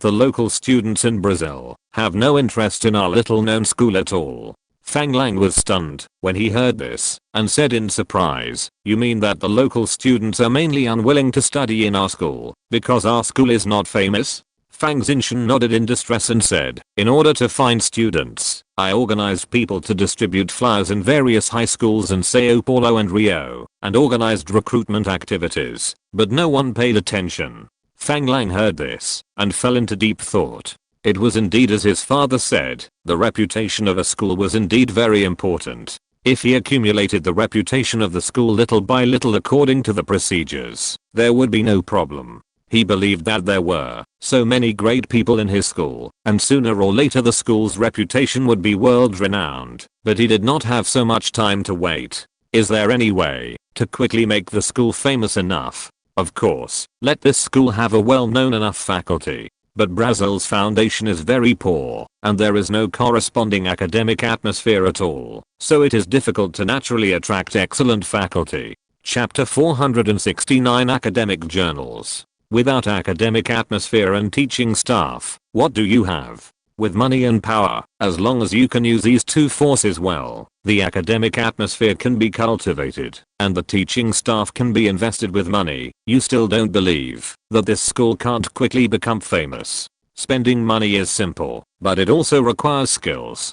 At this time, a plan began to take shape in Fang Lang's mind. The more he thought about it, the more he felt that it was a good idea. The corners of his mouth began to rise slowly. Fang Xinshan quickly noticed the change in Fang Lang's expression and hurriedly said, "Why, have you thought of a good idea?" Hearing this, Fang Lang looked up at his father and the old man, nodded slightly and said, "Well, I have some ideas. However, it may require a huge amount of funds, and it is a continuous investment." The old man didn't seem to care about money. The Fang family was not short of money at all.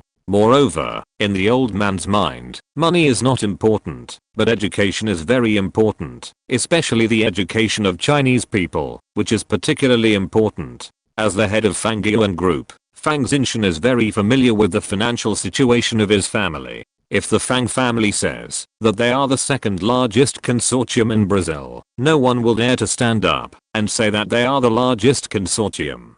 The Brazilian Development Bank has blossomed everywhere in Brazil, building branches everywhere, and the amount of deposits in the bank is frightening. Even if these deposits are not counted, the treasures that Fang Lang brought back from outside are valuable. Although the Fang family has invested a lot of money everywhere, Brazil's economy is developing rapidly now, and many companies have begun to make profits, and they are all high value-added industries with huge profits, so they are not afraid of consumption at all. He knows that, although Fang Lang may have to invest a lot of money in the European aid plan he participated in, most of these funds are funds in the bank, not his own capital. Therefore, he doesn't care much about Fang Lang's talk of investing a large amount of money. He also believes that the invested funds will definitely get a greater return. With such confidence, he is not panicked at all, and said in a steady tone, "Tell me, what plan makes you think it will cost a lot of money?" The old man also looked at Fang Lang expectantly. Seeing this, Fang Lang was not polite, and told him all his thoughts. The old man and Fang Xinshan were stunned and secretly amazed. No wonder they said they would spend a lot of money. This is simply an act of throwing money around. With their knowledge, they couldn't understand the significance of this for a while. But they also had a sense of power. Out of trust in Fang Lang, the two of them did not raise any objections, but chose to fully support without hesitation. The next morning, the younger brother Fang Tao took the earliest flight back home from Rio de Janeiro. Before he could even drink a sip of water, he was pulled to the tea house by Fang Language. The old man and his father did not participate in the conversation between the brothers. Since Fang Lang already had a plan, they only needed to choose to fully support it, and didn't have to worry too much. "Brother, you called me back in such a hurry, is there something wrong?" Fang Tao, who was exhausted, looked at his brother with a puzzled look. Fang Lang handed over a cup of tea, motioning the other party to drink while chatting, and then slowly said, "I'm going to give you a task. Next, you have to hand over the other work to others, and concentrate on this task."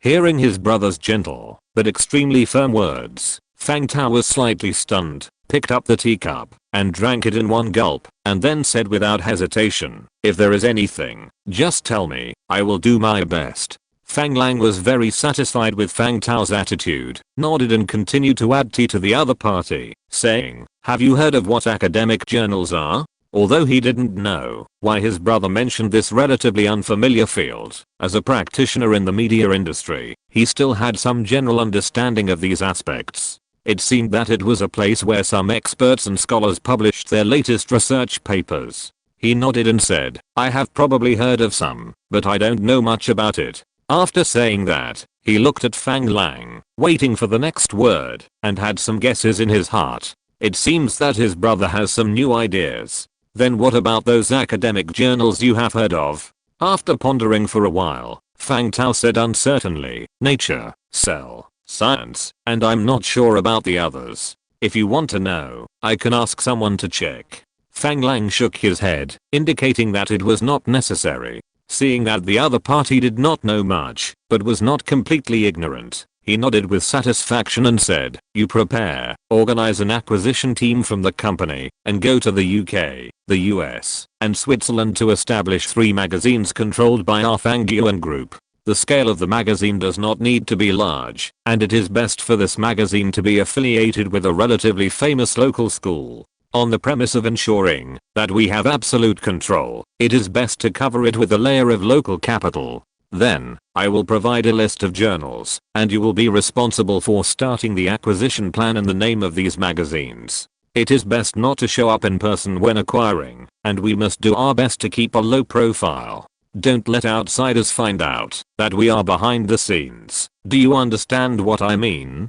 Fang Tao looked at Fang Lang in some confusion. Although he understood what his mission was, he didn't understand why he had to do this. He didn't need to be polite with his brother, so he spoke directly and bluntly. I understand what you mean, but why? Fang Lang sighed softly and said, because we are Chinese. Although these academic journals are not impressive, they have a pivotal position in the academic world. The Western world will never allow such an important field to be controlled by us Chinese. After hearing this, Fang Tao understood what his brother meant. After a little thought, he said, then I will acquire a magazine in the United States in the name of Mr. Anderson. Then, brother, see if you can acquire a magazine in the UK and Switzerland respectively in the name of my two sisters-in-law. In this way, on the surface, the magazine should not have much to do with the Chinese. Fang Lang only thought about it for a while, and then agreed with Fang Tao's opinion. Acting in the identities of these people, although those who are interested can find the connection between them, on the surface it does have nothing to do with Fang Yuan Group. Okay, let's do it according to your idea. After you complete the acquisition of these journals, we will quickly publish the journals globally to further expand the influence of the journals in the academic community. Then, we will establish a paper database to count the frequency of paper citations, and conduct a multifaceted evaluation and research on academic journals and scientific research results, so as to judge the scientific research output performance of a country or region, scientific research unit, and individual to reflect his international academic level. Finally, we will regularly publicize all papers included in our database and the cited data. This will be your main work for some time in the future. How about it? Can you do it? Fang Tao looked at Fang Lang in confusion and said incomprehensibly, can this make money? He glared at his brother fiercely and scolded him angrily. Is this a matter of money? You study journalism. Don't you understand what the benefits are? This is influence. Understand?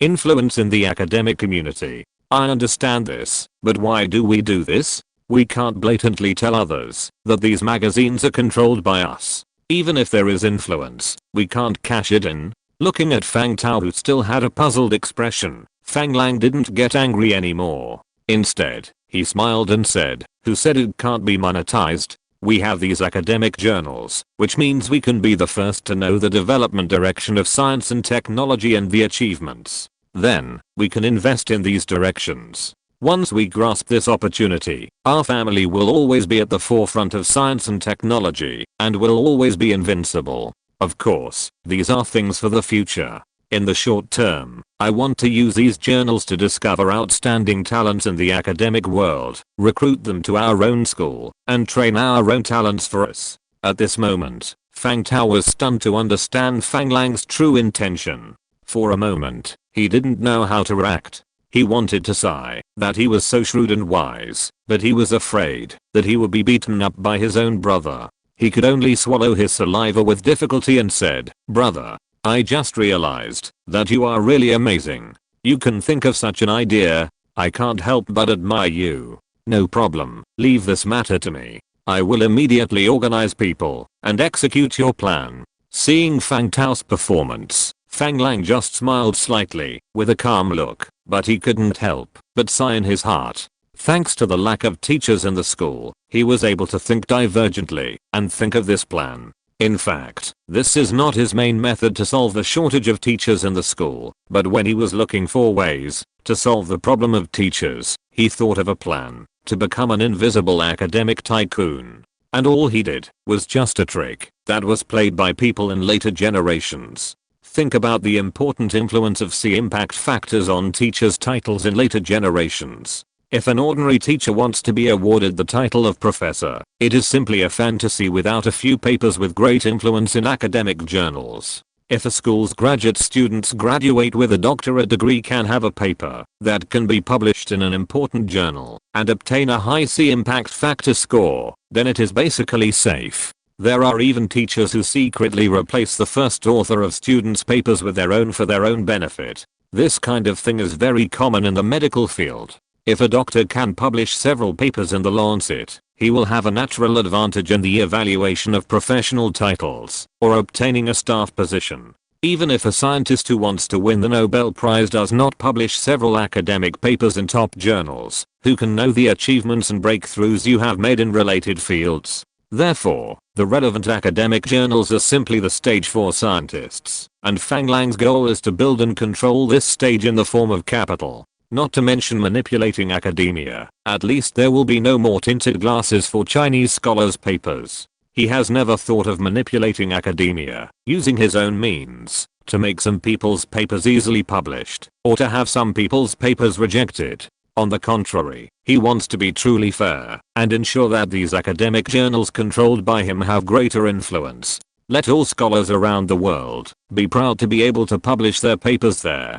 And, as he and Fang Tao said, these papers often have unlimited business opportunities. The latest research results of scientists, the higher the C impact factor, the more it represents the future of related fields in the future. If Fang Yuan Group can really grasp this thread, then in the future, no matter whether Fang Lang is still alive, or whether he still has the memory of his past life, their family will not be eliminated by the times, and will continue to prosper. This can be regarded as a smooth road he has paved for the future of his family. Chapter 470 Education Investment Company. In the tea room, Fang Lang explained his thoughts and ideas in detail to Fang Tao. After ensuring that the other party fully understood, Fang Lang let him go. After seeing his brother off, Fang Lang picked up the phone again and called his cousin Yang Kun, who was the principal of a Chinese primary school in Sao Paulo, to his side. Brother Kun, I heard that you are doing a good job as the principal of a primary school.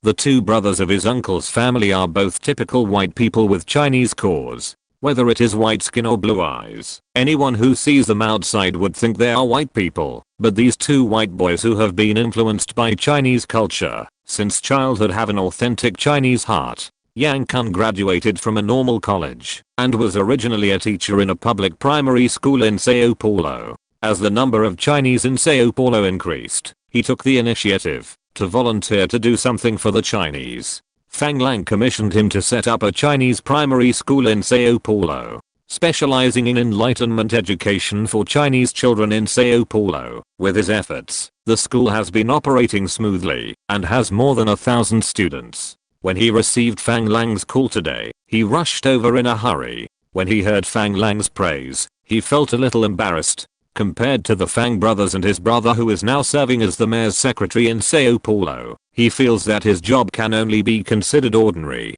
He thinks this is related to his low academic qualifications. Therefore, now he will study independently after work, hoping that he can help everyone more. Brother, you are flattering. I can only do a little thing. Although Yang Kun has a white appearance, he is not as strong as Fang Lang in height and body shape, and looks quite gentle. Seeing the other party's shy look, Fang Lang patted the other party's shoulder, hooked the other party's shoulder, and said with a smile, "Don't belittle yourself. What you do is not a small matter. Primary school cultivates the hope of us Chinese. Young people are our future. It is related to our future career. How can it be a small matter?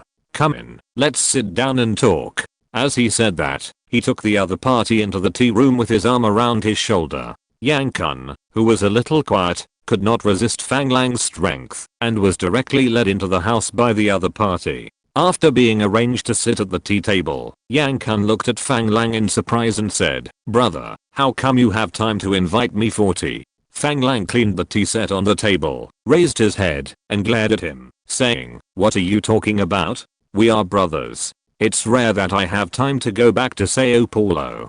Can't I invite you over for tea?" Although Yang Kun is young, he has also personally organized and established a primary school. Of course, he would not believe that a busy man like Fang Lang would come back to invite him for tea at this time of year. "Brother, you are a busy man with a lot of things to do every day. I don't believe that you have time to invite me for tea alone. If you have any work to give me, please tell me directly. But if there is a trend, you must follow it." After saying that, he did not forget to clasp his hands in front of Fang Lang and bowed. Fang Lang was stunned and looked at the other party in surprise and said, "Where did you learn this from?" Hearing this, Yang Kun looked at Fang Lang in confusion and said, "Is there something wrong?" The martial arts coach in our elementary school said that this is Chinese etiquette. Fang Lang suddenly realized. I said, you seem to have never been exposed to this before. It turns out you learned it from a martial arts coach. What? You are learning boxing now?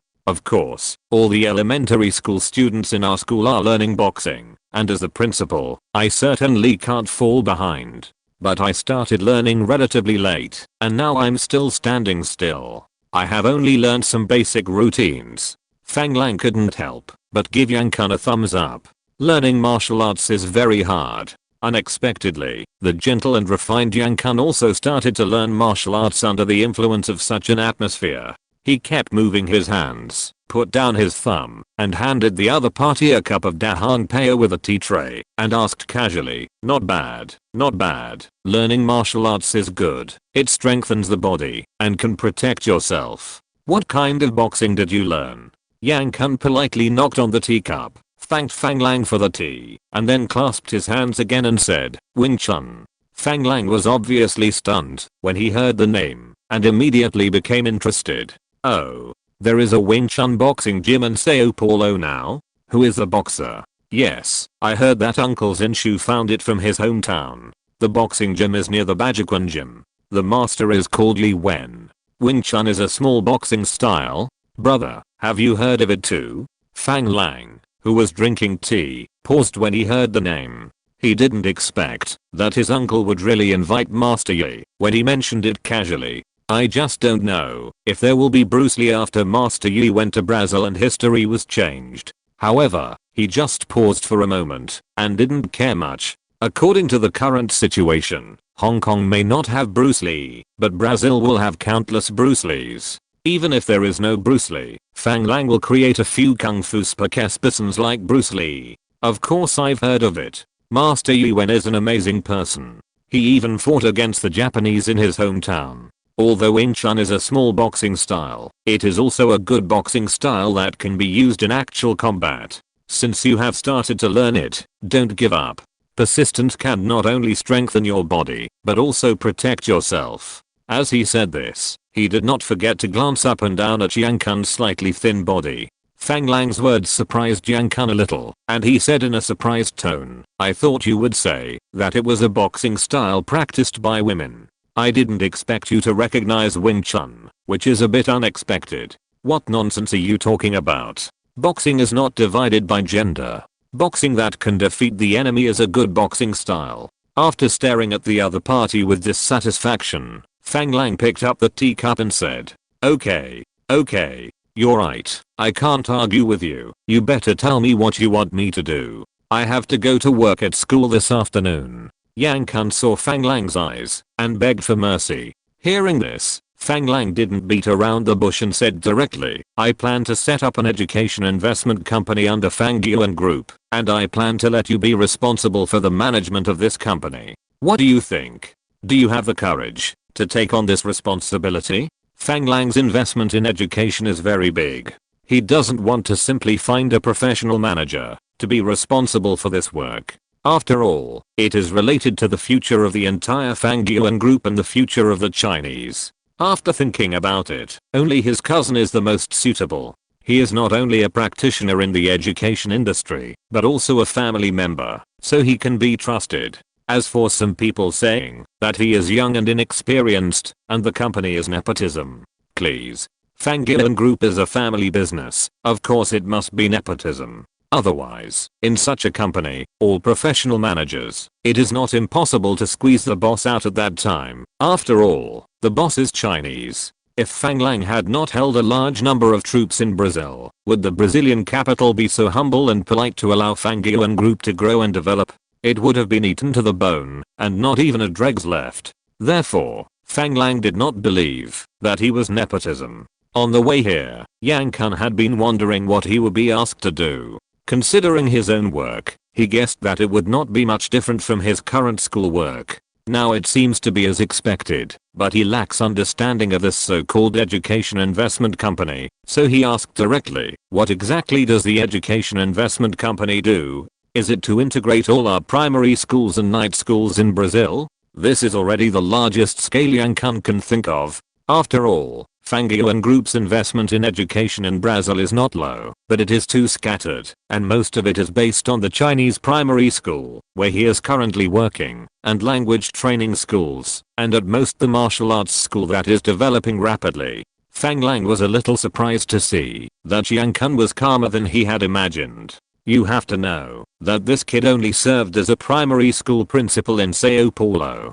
Now that he heard that he was going to set up an education investment company, he seemed very calm. That could only mean that he might have expected it. This made Fang Lang have to look at him carefully again. It seemed that after this period of training, his little brother had matured. Looking at Yang Kun with a smile on his face, he said, "Education investment companies are of course investments in education. The primary school and night school you mentioned are only part of it. In the future, we want to become an education giant from kindergarten to university. Now, in addition to investing more in primary education such as primary schools, our investment in secondary education is obviously not enough, and higher education is even more out of the question. Therefore, I plan to set up this education investment company to integrate and plan the educational resources under the group to avoid educational gaps." I didn't expect Fang Lang to take charge of primary, secondary and high school education.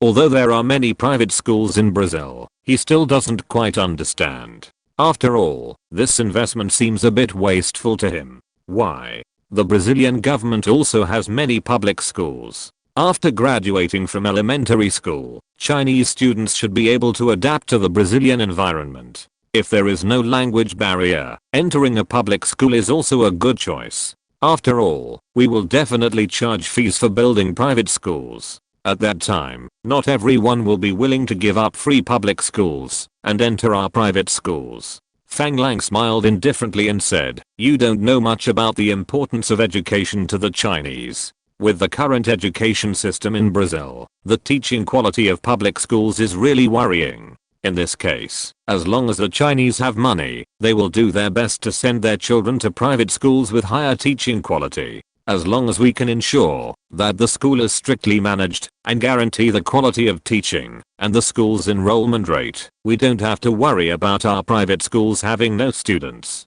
Now the workers who eat with our Fang Lang group can afford to send their children to school as long as they work hard. In this case, our school will be their first choice." What a huge market this is. After hearing what Fang Lang said, Yang Kun had already made a rough guess about the scale of this education investment company, and this guess made him a little dry in the mouth. He swallowed hard, looked at Fang Lang with uncertainty and said, "Brother, this is not a small project. I just graduated not long ago, and it's hard for me to be a primary school principal now. Are you sure you want me to be in charge?" Seeing that Yang Kun was a little timid, Fang Lang couldn't help but provoke him. "What? Are you timid?" Yang Kun shook his head and said, "It's not that I'm timid, I'm just afraid that I can't do it well and embarrass you." Fang Lang laughed and said, "It's okay if you're not timid. It's okay for my brothers to say what's embarrassing. Don't worry, all of us will fully support you. Even if you fail, we are not afraid. We are still young. At most, we can get up from where we fell." Yang Kun lowered his head and thought. To be honest, since the rise of the Fang family, whether it was the Fang brothers, or him and his eldest brother, they have all embarked on a path that he didn't even dare to think about. He was the last among the brothers, and of course he was unwilling to be a primary school principal forever, but he was worried about his lack of ability, so he took the initiative to start working and studying at the same time. He hoped that one day he could have his own career like his brothers. Now that the opportunity was in front of him, he certainly didn't want to give up, so after a little thought, he raised his head without hesitation, looked at Fang Lang firmly, nodded seriously and said, "Okay, since you are not afraid, why should I be afraid? Let's do it." Chapter 471 Porsche's Abnormality. Fang Lang laughed out loud upon hearing this. It seemed that his little cousin had grown up a lot and changed a lot during this period of time. "Then it's settled. I'll give you a week to go back and do the handover. Then, follow me to Europe and the United States." Yang Kun obviously didn't expect that the first thing he had to do after taking this job was to go to Europe and the United States. He looked at Fang Lang with a puzzled look and said, "Why go to Europe and the United States?" Fang Lang raised his hand and motioned for him to drink tea. After Yang Kun drank the tea in the cup in front of him, Fang Lang picked up the fairness cup and continued to refill it for him. While refilling the tea, he smiled and said, "I will arrange for other people to do the establishment of the company and the initial preparations. You will go to Europe and the United States with me first. We are going to learn from several well-known universities and see if we can discuss cooperation and start our university first." He thought he had guessed the other party's plan, but he didn't expect that he was still a little narrow-minded. It turned out that elementary and middle schools were just small fights, and what the other party wanted was to start a private university. "I'm just a graduate of a normal school with a technical secondary school degree. Now I have to participate in the establishment of a university. Isn't this an international joke?"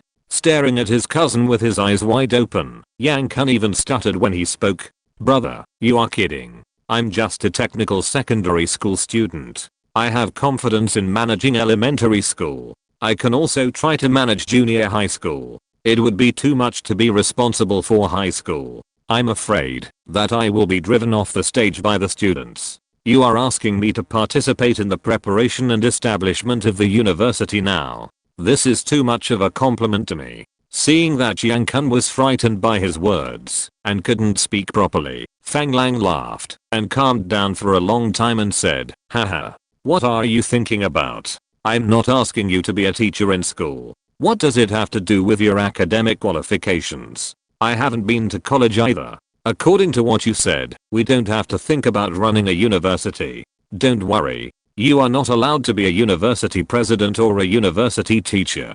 As an investor, you are responsible for preparing for the construction of the school. You only need to focus on the quality of teaching, look after the school's finances, ensure the school's safety, and manage the school's logistics. And you don't have to be responsible for these things yourself. Just put the right talents in the right positions. We want to run a research-oriented university. The school's atmosphere should be open. We should give more freedom to those experts and professors with real skills and support their research work. We should create an open academic atmosphere and organize more influential academic seminars. We should manage the students in the school with lenient admission and strict exit. We should not let students who have not learned real skills graduate from our school with diplomas." Fang Lang said it simply, but Yang Kun did not dare to take it lightly. This is a university. He has not even attended it, and now he is asked to set up and manage it. Isn't it the same as letting the university attend him? It's ridiculous to think about it. If he had known that this education investment company would become so big, he would have run away long ago. But now he has promised his cousin, and it is a bit difficult to get off the tiger. Yang Kun's flickering eyes naturally could not be hidden from Fang Lang's eyes. He would not give the other party a chance to regret. He stood up and patted the other person on the shoulder and said, "Okay, it's a happy decision. You have to go to work in the afternoon, so I won't keep you for lunch. I also have to prepare to go back to Natal to work. Remember to meet me in Natal in a week, and we will go to Europe and the United States together." After saying that, he stood up and left, leaving the other person alone in the tea house. Yang Kun was a little dazed and didn't know how he walked out of Fang's house. He just felt that his legs were trembling. When he reacted, he had returned to school. Looking at the elementary school he had built, he still felt a little unreal. He turned his head and looked in the direction of Fang's house, sighed lightly, and walked slowly into the school. Along the way, students and teachers kept greeting him, and he responded politely one by one. As he walked, his mind, which was a little dazed, gradually focused, and the whole person seemed to have received a baptism. Looking at those elementary school students running in the sun, a smile appeared on the corner of his mouth involuntarily, and his eyes gradually became firm. He knew very well in his heart that Fang Lang trusted him by entrusting him with such an important matter. After taking a few deep breaths, Yang Kun's gradually determined eyes became brighter and brighter. He looked through the window, across the school, and at the sky in the distance. Unconsciously, he was no longer hesitant. At this moment, in the Fang family's house. "Boss, you can't favor one over the other. We are all industries you introduced. You can't treat us differently like this. You must come to our company to guide the work today." Fang Lang looked at the guy in front of him with a wry smile. Didn't I have someone write down my ideas and send them to you? Why do you want me to go alone? You don't even have this little management ability? The one who blocked Fang Lang at the door of the Fang family's house was Homro Wenger, the general manager of the Brazilian Porsche factory. Boss, our Porsche is no match for Mercedes-Benz. You'd better go to the factory and take a look. Fang Lang was stunned when he heard that. He glanced at the other person with some displeasure. As a result, this guy was still fearless, with an expression of a dead pig that is not afraid of boiling water. He blocked Fang Lang and prevented him from leaving. After all, he was the general manager of a branch of his group company. Although Fang Lang was unhappy, he couldn't really do anything to him in public. He suppressed his anger and looked at him coldly, saying, "Then tell me, what is the difference between Porsche and Mercedes-Benz? You are both companies that produce cars, and I give you the same support. Now tell me, you are different. How are you different?" Hearing this, Homro Wenger looked at Fang Lang's face seriously for a while, and found that Fang Lang was really angry. He sighed helplessly and said, "It seems that you really don't understand the situation of our Porsche. Porsche does not have the deep foundation of Mercedes-Benz. The first boss of our company, Mr. Porsche, was originally the chief engineer of Daimler, although he also designed several very representative models at Daimler. But after the merger of Daimler and Benz in 1926, Mr. Porsche proposed to produce a production car that everyone could afford.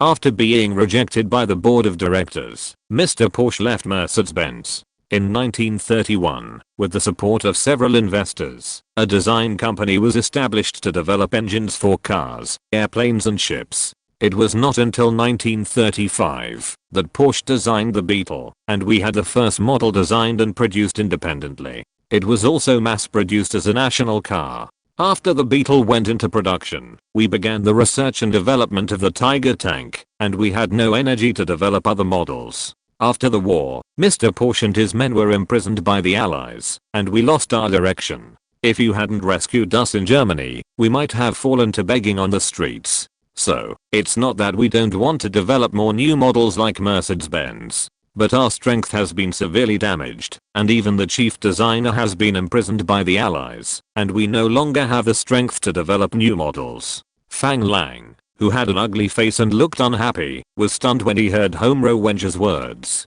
The Porsche in his impression is the high-end car brand that produces 911, Cayenne, and Panamera in the future. Now tell me, is Porsche Volkswagen now? What they produce was the Beetle. What's going on? They also developed the Tiger tank. Is that true or not? Hey.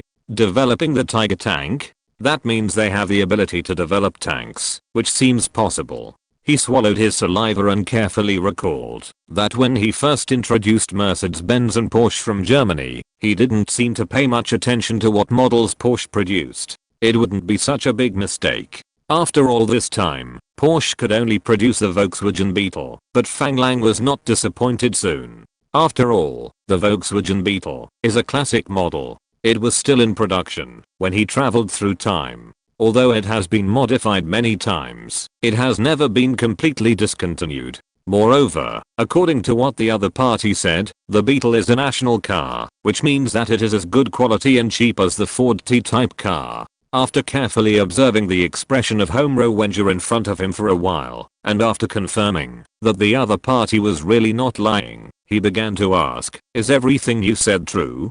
Homro Wenger nodded with a look of dissatisfaction. Seeing this, Fang Lang patted the door of his car and said to the driver, "Let's go to the Porsche factory in Sao Paulo." The driver certainly had no objection to where to go. He immediately took the order and said, "Yes, boss." Fang Lang got in the car and took a look at Homro Wenger, who was still standing next to the car. He patted the seat next to him in dissatisfaction and said, "What are you still standing there for? Get in the car." At this moment, Homro Wenger realized that Fang Lang agreed to go to the Porsche factory in Brazil to take a look. He quickly opened the boss's car door and jumped into the car. "You said you don't have the ability to develop new models, so are all your design department staff still there?" Looking at Homro Wenger, who was sitting next to him with a nervous look on his face, Fang Lang suppressed his dissatisfaction and asked. "Some of the company's core designers followed us to Brazil, but some were detained in Germany.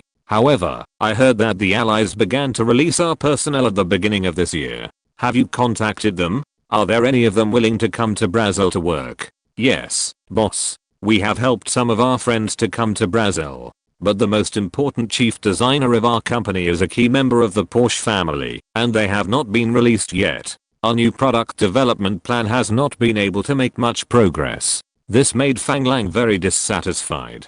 He never thought that the earth revolved around a certain person. Now the guy in front of him told him that, because the chief designer was not in place, their work could not be carried out, which made him feel very absurd. At the same time, he was very alert in his heart. It was not difficult to hear from the other party's words that they hoped that the Porsche family would lead them to continue their work. Although this may indeed allow Porsche to get back on track and regain its glory like in later generations, it is hard to say whether the Porsche at that time will belong to the Porsche family or the Fang family. The Homro Wenger in front of him was not actually the general manager candidate arranged by Fang Lang Group to join Porsche. After the establishment of the joint venture, Fang Lang Group hired a manager who had served General Motors of the United States for nearly 20 years to serve as the general manager of Porsche Brazil. However, the other party took the initiative to submit his resignation to Fang Lang Group 2 months after the construction of the Porsche factory in Brazil.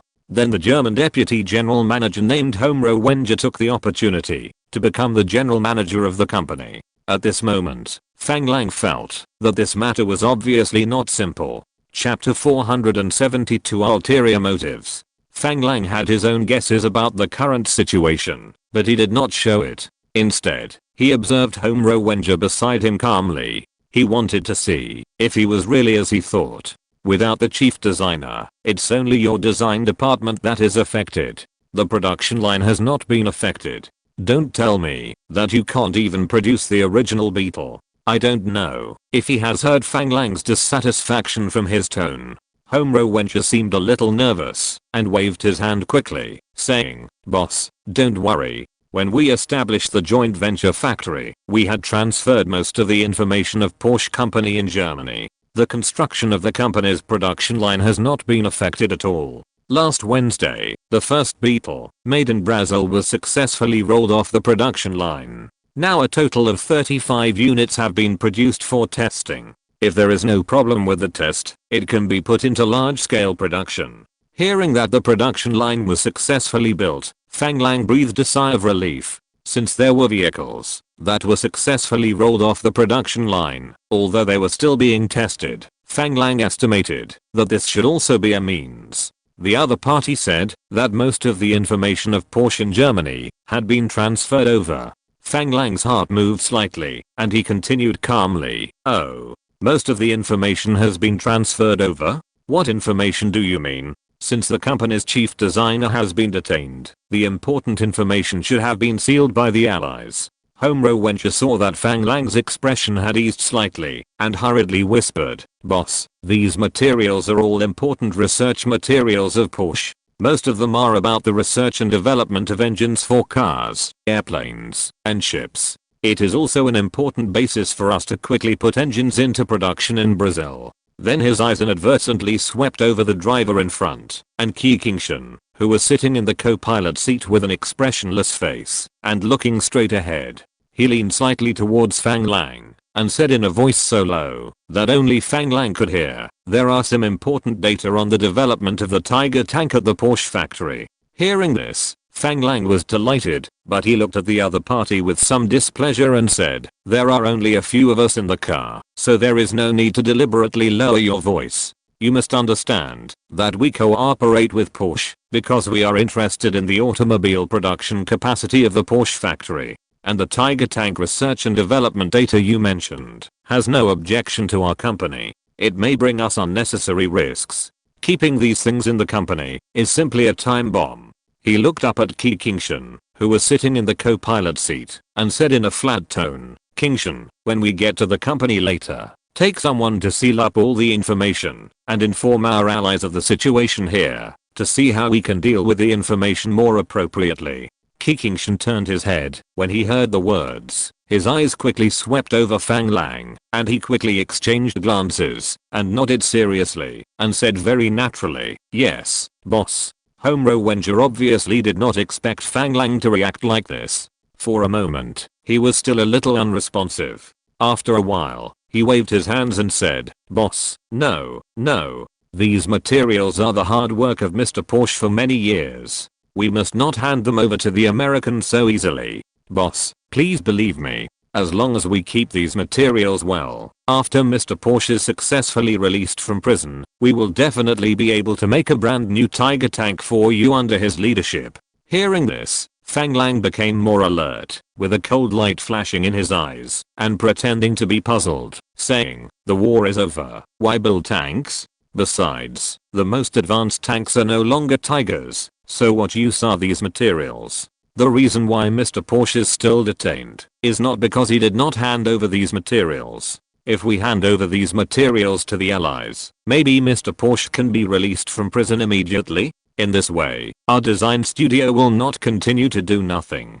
Homro Wenger heard this, a trace of sarcasm flashed in his eyes, and his expression was a little gloomy, but he soon returned to normal. Unfortunately, all this did not escape Fang Lang's eyes. "Boss, you have to think about how important the information that Mr. Porsche would rather be imprisoned by the Allies than hand over would be. With your relationship with the Allies, as long as you come forward to bail Mr. Porsche out, Mr. Porsche will be able to lead us to produce qualified Tiger tanks again. This is a good thing that can be sold at a high price." Fang Lang's eyes were cold, his eyes looked forward casually, and his tone was flat. "So, you actually want me to come forward to bail Mr. Porsche out, right?" This made Homro Wenger obviously stunned. He looked up at Fang Lang with some surprise, and found that the other party's eyes were not on him. His face changed, as if he noticed something wrong, and he waved his hand to explain, "Boss, that's not what I mean. I mean that these materials are very important and really can't be easily handed over to the Allies. In this way, we will lose a lot. As long as we have these materials, we can directly produce tanks after Mr. Porsche comes out. Boss, you are a general, you must know the role of tanks." Fang Lang tilted his head slightly, glanced at Homro Wenger who was trying his best to defend himself, and smiled slightly. "I know the role of tanks, but unfortunately I'm a Navy officer. Tanks are not as important to me as you think. You just said that I have connections in the Allies. You are right. I'm a member of the Allies. Do you think it is worth destroying my reputation in the Allies for a tank design drawing?" This situation is obviously different from what Homro Wenger expected. He is very clear about the layout of Fang Yuan Group in the military industry, so he deliberately revealed that the current Porsche factory has the research and development data of the Tiger tank. Normally, Fang Lang will be very interested. Then, he will try every means to promote this project. In order to smoothly promote this project, Fang Lang should also try every means to take the initiative to get Mr. Porsche out of the Allied prison. As for how to operate after getting out, he already has a complete plan. Unexpectedly, the plan encountered difficulties in the first step before it officially started. The other party's reaction was not to use these materials to develop tanks, but to hand them over to the Allies. If they really did this, wouldn't it be meaningless for them to find ways to bring these materials from Germany to Brazil? Mr. Porsche's insistence on staying in prison would become meaningless, and even his prison life would become a joke. This was something he absolutely could not accept.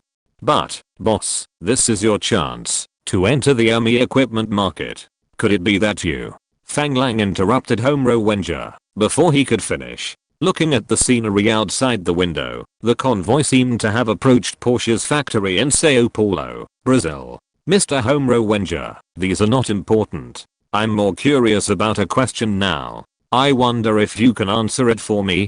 He noticed that Fang Lang's eyes seemed to have become a little cold when he looked at him. This was completely different from the anger he had when he first met him, because he said that the progress of the Porsche factory was slow. At this time, Homro Wenger only felt a cold breath emanating from the other party, which made him shudder involuntarily. He no longer dared to pester him, like he did when he just met him, in order to pull him to the factory. Instead, his whole body became a little stiff. He didn't know what question Fang Lang wanted to ask, but judging from the other party's attitude, this was definitely not an easy question to answer. But he certainly couldn't refuse to answer, so he could only bite the bullet and said, "Boss, please speak. Kikingshan had already noticed Fang Lang's strange mood when Fang Lang ordered him to seal the information, so he began to be alert. Now even the driver who was driving had noticed that the atmosphere in the car was not right, and the adjutant Kikingshan had unconsciously pulled out the pistol from his belt. The space in the car was only so big, and Kikingshan's actions did not hide from Homro Wenja, nor did he want to hide from the other party. So at this moment Homro Wenja had begun to regret his actions of pestering Fang Lang today. Fang Lang also noticed Kikingshan's actions. He smiled and did not say anything. Instead, he stared into Homro Wenja's eyes and asked word by word, "Can you tell me the reason why Mr. Paul resigned?" Homro Wenja raised his hand unconsciously when he heard this and rubbed his nose with his index finger, then said as if recalling, "It seems that it was to provide a better education for the children at home." Seeing the other party rubbing his nose, Fang Lang smiled slightly and continued to ask slowly, "Do you believe it?"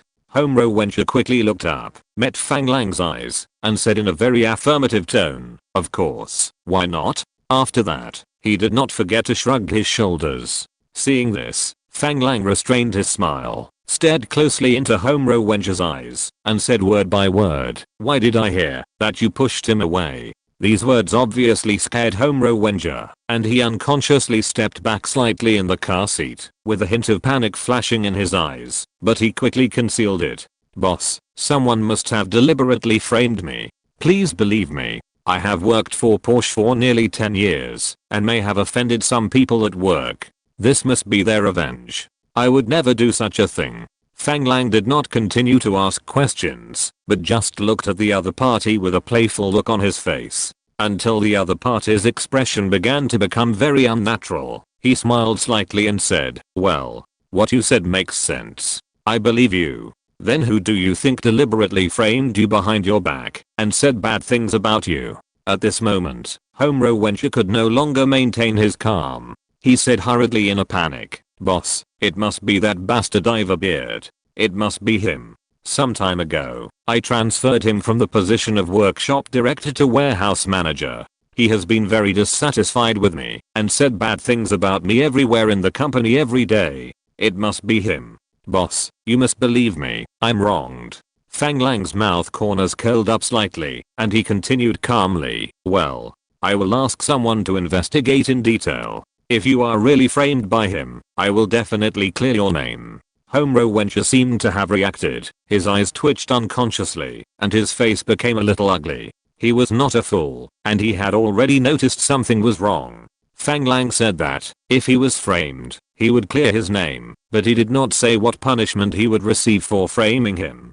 But at this time, he did not dare to say anything more. He felt that he should talk less now. After all, the more he talked, the more mistakes he made. He quickly said with gratitude on his face, "Thank you, boss. Thank you, boss. If you're listening to this novel on a channel other than Fanfic World, it means they downloaded and uploaded it without effort. We cordially invite you to visit our channel, Mundo Fanfic Novelos. There you'll find the original version of this story and you can explore many other novels of various genres. We're waiting for you to immerse yourself in a world of incredible novels." Chapter 473, Visiting the Porsche Factory. At this moment, Fang Lang has understood that the other party is not on the same page with him. Such a person staying in his company is a disaster.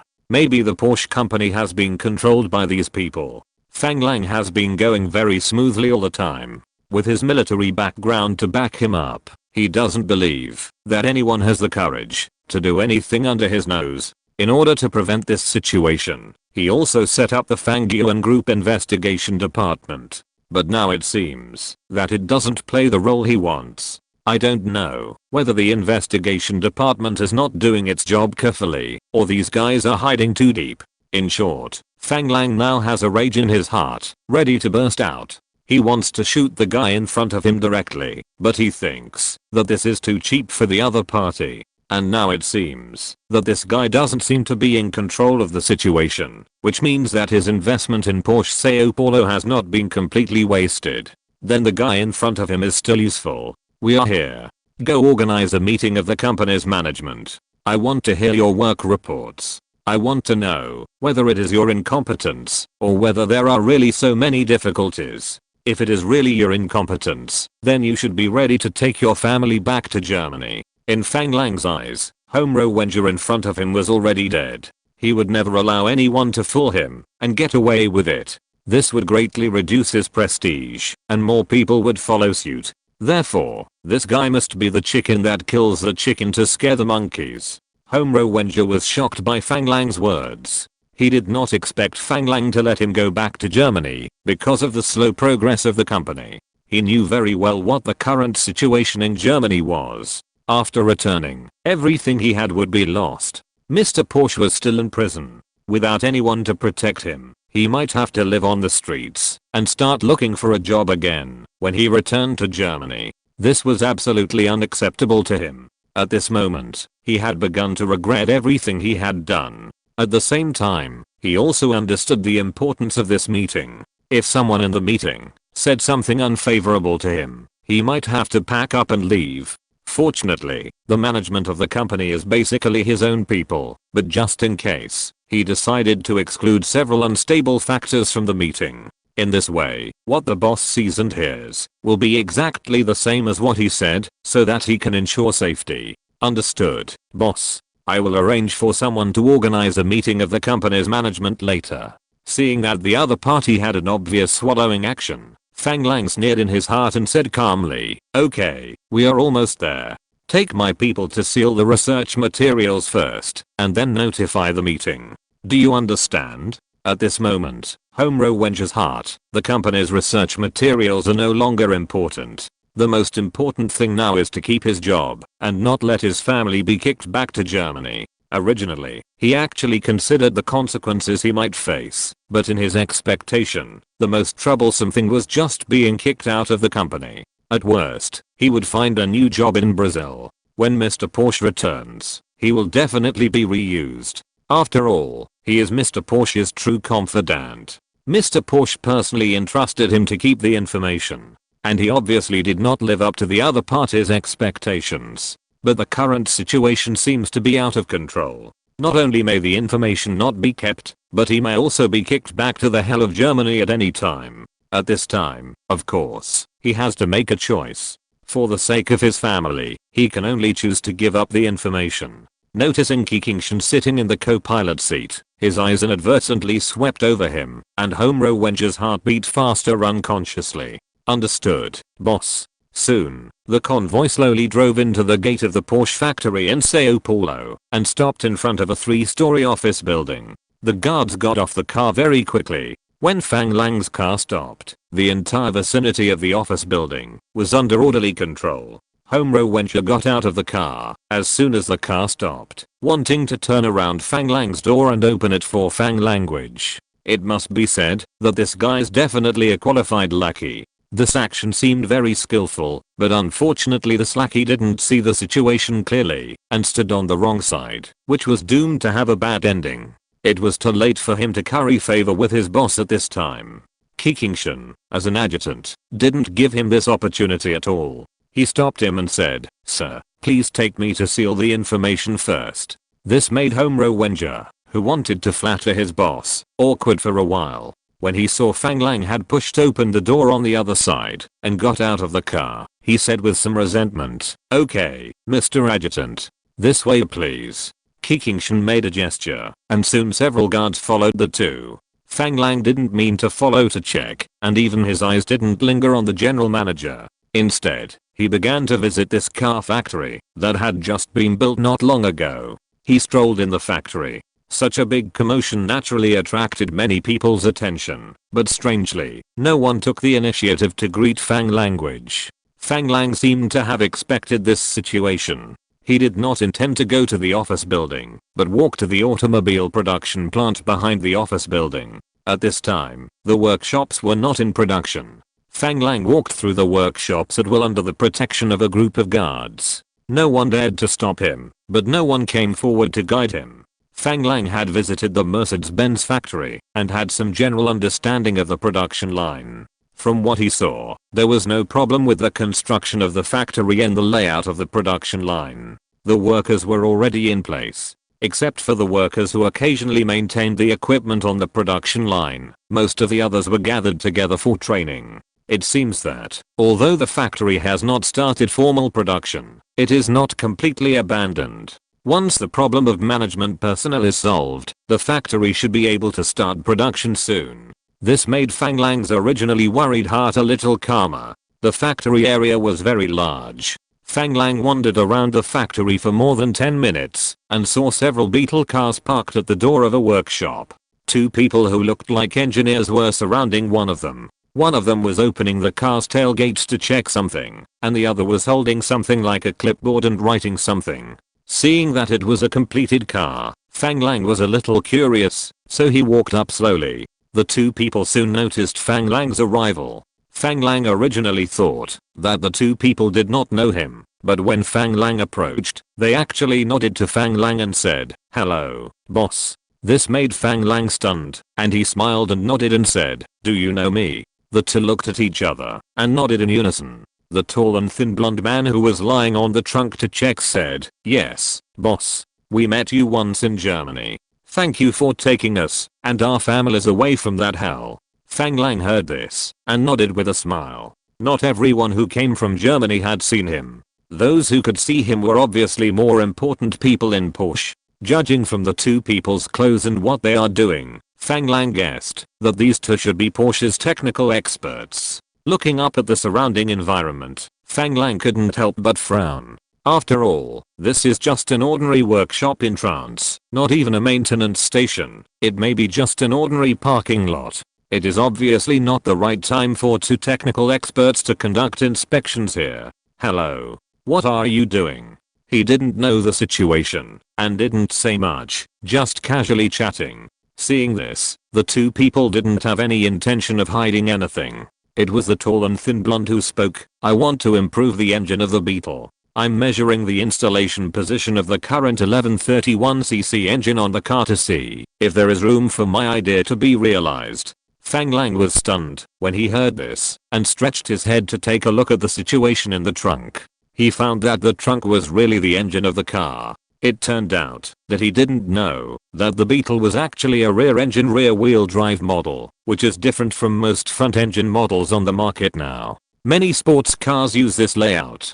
Could it be that the later Porsche 911 was developed based on the Beetle? After thinking carefully about the appearance of the two models, there are indeed some similarities. This aroused Fang Lang's interest, and he asked curiously, "Oh, how do you want to improve it?" The tall blonde man obviously did not expect Fang Lang to be interested in such a question, but since the other party was his boss, he did not think of hiding it. He pointed to the engine in the trunk and said, "I'm studying whether it is possible to use an electronic control method to replace the current carburetor fuel supply to achieve the purpose of increasing engine power and reducing fuel consumption." This statement made Fang Lang's eyes light up.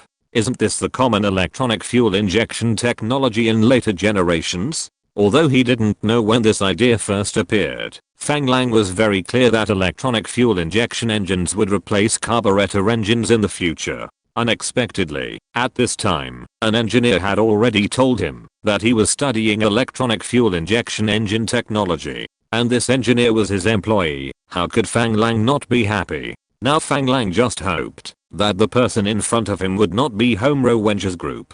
After all, Fang Lang didn't want to attack such an excellent talent. Unsure whether the other party could be used by him, he did not want to discuss the future of EFI technology with him. He just nodded and looked at the engine in the trunk of the Beetle. This attracted his attention again, because he found that the layout of this engine was different from most engines he had seen. It seemed to be on the same plane. He could not help but ask directly, "Hey, is this a horizontally opposed engine?" The tall blonde man did not know that Fang Lang did not know the situation of the Beetle. After hearing Fang Lang's words, he took the initiative to introduce it very considerately. "Yes, boss, the 1131C engine is a very good 4-cylinder air-cooled horizontally opposed engine. It can output 24 horsepower, allowing our Beetle to run at a maximum speed of 85 km per hour. It is still air-cooled." Fang Lang unconsciously looked around the cabin, and sure enough, he did not see the cooling net of the water-cooled engine. This surprised him even more. After all, there are not many cars that use air-cooled engines in the future, but some supercars seem to like to use this method. There is also the famous truck brand Tycoon, which is also a manufacturer that likes to use air-cooled engines. As for the advantages and disadvantages of air-cooled engines and water-cooled engines, Fang Lang could not make a specific judgment, but since they have always existed, there must be a reason for them. Fang Lang asked the tall blonde man casually, have all the beetles produced in the factory passed the test? Chapter 474, Go with the Flow. The tall and thin blonde man did not hide anything in response to his boss's question, and answered without hesitation, of course, although the local employees may not be skilled enough, we are fully capable of producing beetles, and can start large-scale production at any time. Fang Lang's eyes moved when he heard this, and he continued to ask, then do you know why it hasn't started production yet? The tall and thin blonde man was obviously stunned and looked at Fang Lang with some uncertainty and said, boss, I don't know the answer to this question, but I heard that the establishment of the sales network seems to be not going smoothly. Fang Lang didn't say much when he heard this. He glanced at Qingshan, who was walking towards him quickly, smiled at the tall and thin blonde man and the other man without comment, and patted each other on the shoulder and said, okay, then I won't disturb your work for now. After that, he turned around and walked out in the direction of Qingshan. After walking 2 steps, as if he remembered something, he turned around and looked at the tall and thin blonde man and asked, by the way, what's your name? The tall and thin blonde man, who was still a little dazed, was delighted when he heard it and quickly said, boss, my name is Charles Hopkins, an engineer in the Power Research Laboratory. Fang Lang smiled with satisfaction and nodded and said, you are very good, do a good job. Charles Hopkins was very excited to get the boss's personal praise. His face flushed slightly with excitement and said, yes, boss. After a few words, Qingshan had quickly come to Fang Lang and whispered to Fang Lang, boss, the data room has been completely sealed. I have checked the information inside, and there are indeed research and development drawings of the Tiger tank. Hearing this, Fang Lang nodded and continued to move forward. From now on, arrange for someone to guard the data room 24 hours a day. No one is allowed to go in or out to check without my permission.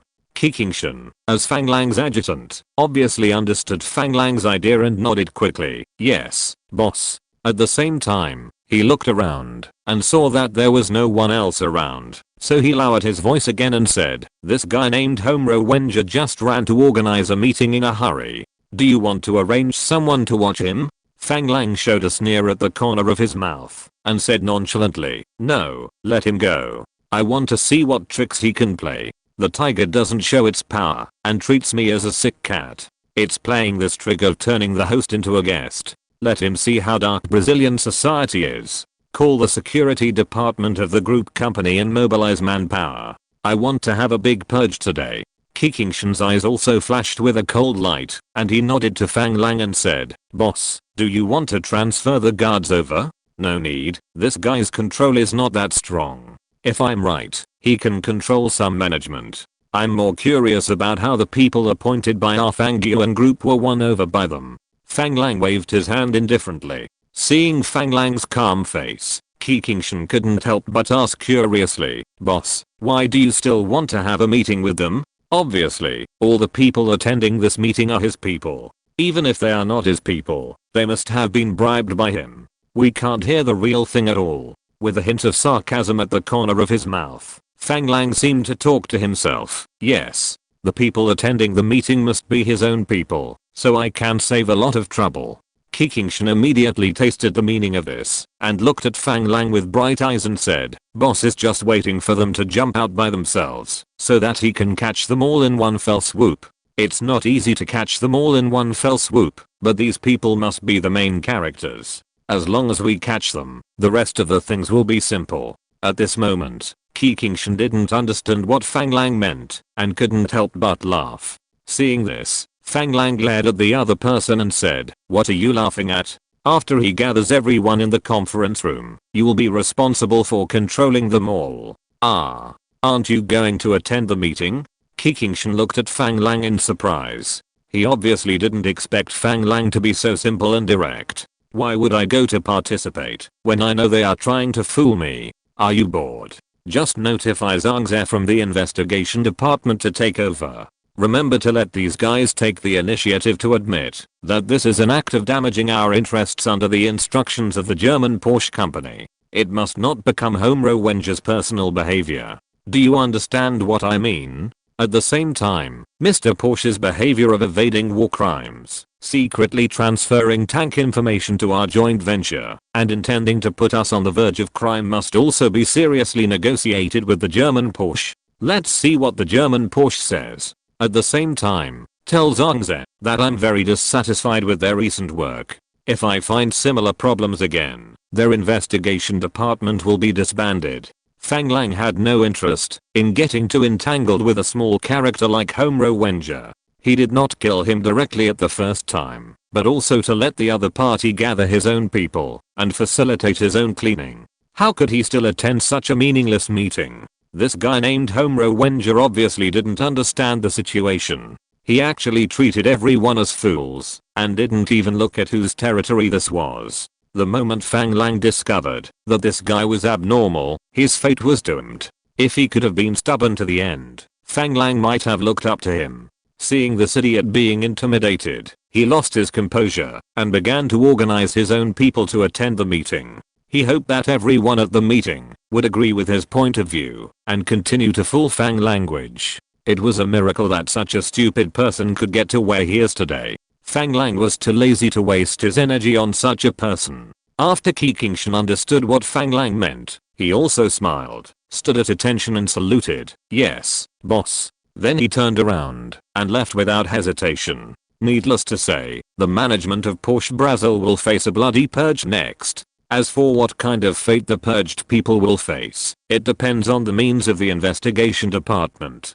However, with Fang Lang's understanding of the Military Control Commission and Fang Lang's clear expression of dissatisfaction with their work, these people's fate is expected to be very miserable, and it is estimated that it will be a luxury to want to be repatriated to Germany. Fang Lang glanced at Qiqingshan's back as he left, smiled slightly, and walked to a worker who was debugging equipment nearby and asked, "Hello, how do I get to the warehouse?" This worker was obviously a local Brazilian worker, and his skin was obviously tanned by the sun and shiny. He was slightly stunned after hearing Fang Lang's question, and seeing Fang Lang's dress and the people standing around him, he knew that Fang Lang was a big shot. He quickly put down the tools in his hand and pointed to a huge factory building near the side door at the back of the factory and said, "That's the warehouse." Fang Lang didn't mean to talk to him more and nodded with a smile and said, "Thank you." Then Fang Lang walked around the factory area and looked around,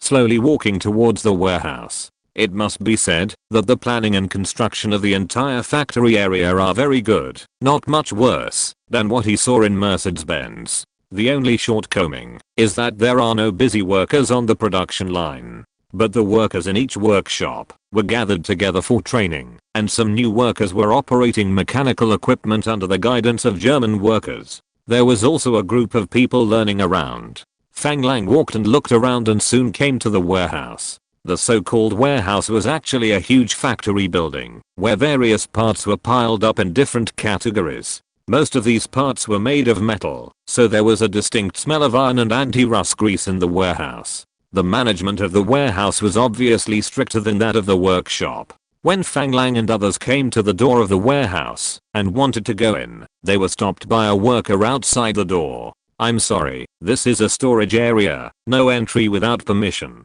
What can I do for you?" Fang Lang was not angry about this, but smiled with satisfaction and said, "I'm looking for Mr. Riverbeard. Is he here?" The worker looked Fang Lang up and down for a while, then nodded and said, "He's counting goods. What's your name? I'll go and call him over for you." Fang Lang nodded and said, "Tell him my name is Fang Language." The worker was stunned when he heard this, as if he had heard this name somewhere, but he couldn't remember it for a while. But he still nodded to Fang Lang and said, "Then you wait here. I'll go and call him for you. Please don't come in casually." After saying this, he did not forget to stretch out his palm to everyone, indicating that entry was not allowed. After seeing Fang Lang nodding confirmation, he turned and walked inside. About 2 minutes later, a middle-aged white man about 180 centimeters tall, with a slightly unshaven face, and wearing a work hat walked over quickly. The skin on the other person's face was a little rough, and he looked like an ordinary worker. When he saw several people at the door of the warehouse, he recognized Fang Lang at a glance and walked straight towards Fang Language. Fang Lang realized that this person should be the former workshop director Mr. Riverbeard, and smiled and stretched out his hand to him. When he was about to greet him, a big-bellied white man came out of a small room next to the warehouse and shouted at Iverbeard without any courtesy, "Iverbeard, what are you doing here? It's working hours now. Who allowed you to leave your job? Get out of here immediately, otherwise, you don't have to come to work tomorrow." This made Fang Lang, who had already stretched out his hand, stunned. He turned his head to look at the other party. He saw that the white man was pot-bellied, less than 1.7 meters tall, with a big red nose and a red face. He could smell the smell of alcohol from a long distance. In addition, the other party looked sleepy, and Fang Lang knew that this guy must have drunk too much and had not yet sobered up. Fang Lang's face turned livid when he drank like this at work, but he didn't say anything, just looked at the drunk white man with cold eyes. Iverbeard, who had already walked out quickly, saw Fang Lang's right hand stretched out to him and quickly took off his gloves, rubbed his right hand on his clothes a few times, and was about to stretch out his right hand to shake Fang Lang's, with his mouth already opened, ready to greet Fang Language. Unexpectedly, a scolding sound came from the side, and after turning his head to look at the drunk white man, his face changed, and he also noticed the change in Fang Lang's face. At this moment, he didn't care about this guy who didn't know how to live or die. He took 2 quick steps, grasped Fang Lang's right hand, bent down and greeted him. "Hello, boss. I'm Iverbeard. Nice to meet you." Seeing this, Fang Lang turned to look at the other party, smiled and nodded, and said, "Hello, Mr. Iverbeard, do you know me?" Iverbeard smiled shyly and said, "Boss, I met you from afar when I was in Germany, and I'm very grateful that you can help me and my family find a new life." Hearing this, Fang Lang glanced at the white drunk who was staggering towards the two of them, cursing something, and said to him calmly, "It seems that your new life is not happy." Iverbeard smiled bitterly when he heard this, looked at Fang Lang helplessly and shrugged, saying, "I hope the boss doesn't mind. There will always be a few bastards, no matter where you are. But please believe that most of us are grateful." Hearing the other party's words, that were obviously meaningful, Fang Lang looked at him meaningfully. Chapter 475 Thunderous Means. The drunk white man found that Iverbeard actually ignored him and shook hands with the yellow man. He was furious and shouted, "Iverbeard, you bastard, are you tired of living? How dare you ignore my existence? And this damn yellow monkey, how did you get into our factory? Where is the security guard? Damn bastard, get him out." As early as when he came out, the guards around had already noticed this drunk. Seeing that he walked towards Fang Lang with a bad tone, the guards would not sit idly by and had already surrounded him. Unfortunately, this guy was obviously drunk and didn't pay attention to the situation around him. He just walked straight towards Iverbeard and Fang Language. It turned out that the guards were just on guard to prevent this drunk from hurting the boss, but when this guy made racially discriminatory remarks, a guard pulled out his pistol without hesitation and shot the strong man in the knee. The opponent's right knee was smashed directly. The drunkard, who lost the support of his right leg, fell heavily to the ground with a bang. He did not cry out in pain at the first time, but shook his head, as if he did not understand why he fell. He tried to get up from the ground with his hands. He did not know whether it was because he touched his broken knee that he felt the pain from his knee. He immediately let out a cry similar to that of a beast when it was injured. His reaction, which seemed a little slow due to drunkenness, finally recovered a little, but it was only a little bit. He was still roaring, "Ah! Bastard, you are dead. I will kill you." While howling, he raised his head with his hands on the ground, wanting to see clearly who dared to hurt him like this, but just as he raised his head, he saw a huge soul coming straight towards him. His eyes turned red, not knowing whether it was because of drunkenness or pain. Bang! With a sound, the fat face with a lot of flesh came into contact with the soul of the shoe at a negative distance. He clearly felt the sound of the nasal bone breaking, and then 2 streams of warm air gushed out of his nostrils. At the same time, the whole body of the person was kicked from the state of leaning down and fell on his back by this kick, and the back of his head came into close contact with the solid concrete floor. Then the white drunkard felt that his eyes went black and he completely lost consciousness. The sudden gunshot alarmed everyone in the factory. Everyone's eyes looked over here involuntarily. 3 uniformed security guards with pistols ran out of the guardroom by the side door. But before the other party approached, several guards came forward and stated their identities. After the security guards confirmed their identities, they took back the weapons in their hands and retreated to the guard room under the escort of the guards. Considering that there were weapons in the security room, 2 guards went directly into the guard room and temporarily controlled the security guards in the guard room. Most people panicked and began to hide away from the sound of gunfire or closed their doors and hid in safe places. In particular, most German technicians who came from Germany, probably because they had experienced war, began to look for shelters very consciously and hid themselves in places they thought were safe. This obvious lack of security made many local Brazilians sneer. They obviously could not understand the fear of gunfire for those who had experienced real war. There were even more Brazilian workers who did not know the depth of the situation and wanted to come over to see the excitement. After being driven away by the guards on guard around them, they were still reluctant to leave and hid in the distance to look from afar. Ivor Beard, who was shaking hands and talking with Fang Lang, was frightened by the sudden gunshot.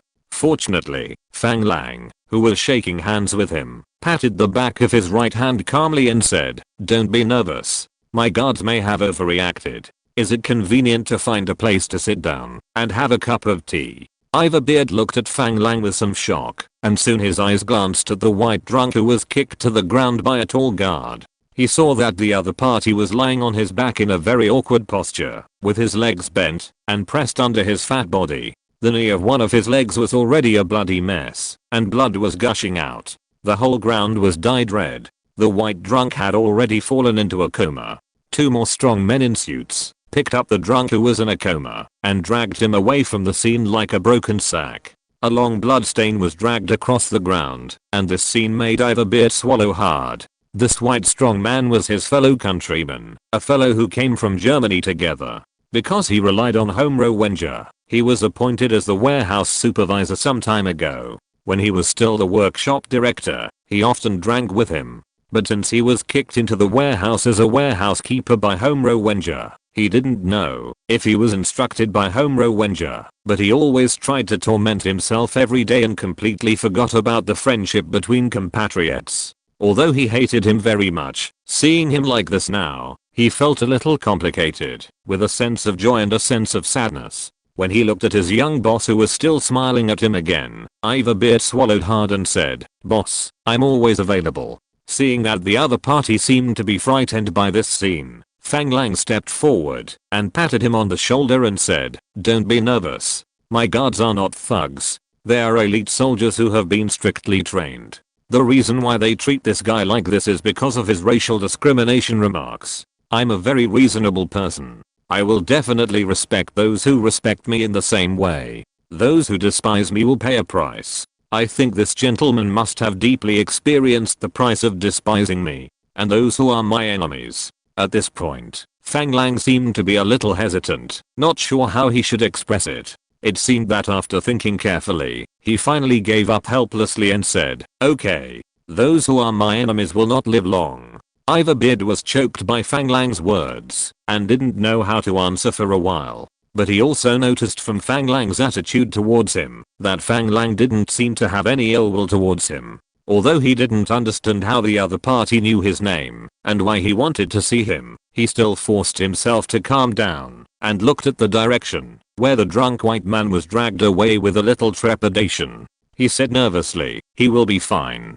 Fang Lang looked at Ivor Beard in front of him with some strangeness, thinking that this guy would not be a saintly character. However, he would not let go of the person who made racist remarks to him, just because the guy in front of him couldn't bear it. So he said nonchalantly, "Don't worry. He will be fine. My people will take him to see God. I hope God can forgive his sins." Iverbeard was a little relieved after hearing the previous words, but the latter words directly grabbed his heart and made him almost lose his breath. Looking at the calm young man in front of him, a cold sweat broke out in his heart for no reason, as if the person in front of him was no longer his boss, but a demon. Fang Lang was not so violent, but today's Porsche factory did make him accumulate enough anger in his heart. If he couldn't vent, he was worried that it would be difficult for him to sleep peacefully tonight. Unfortunately, the strong man bumped into Fang Lang's gun. Fang Lang also used this guy to establish his authority, so that the Germans in the factory could recognize their positions again and not have any thoughts that they shouldn't have.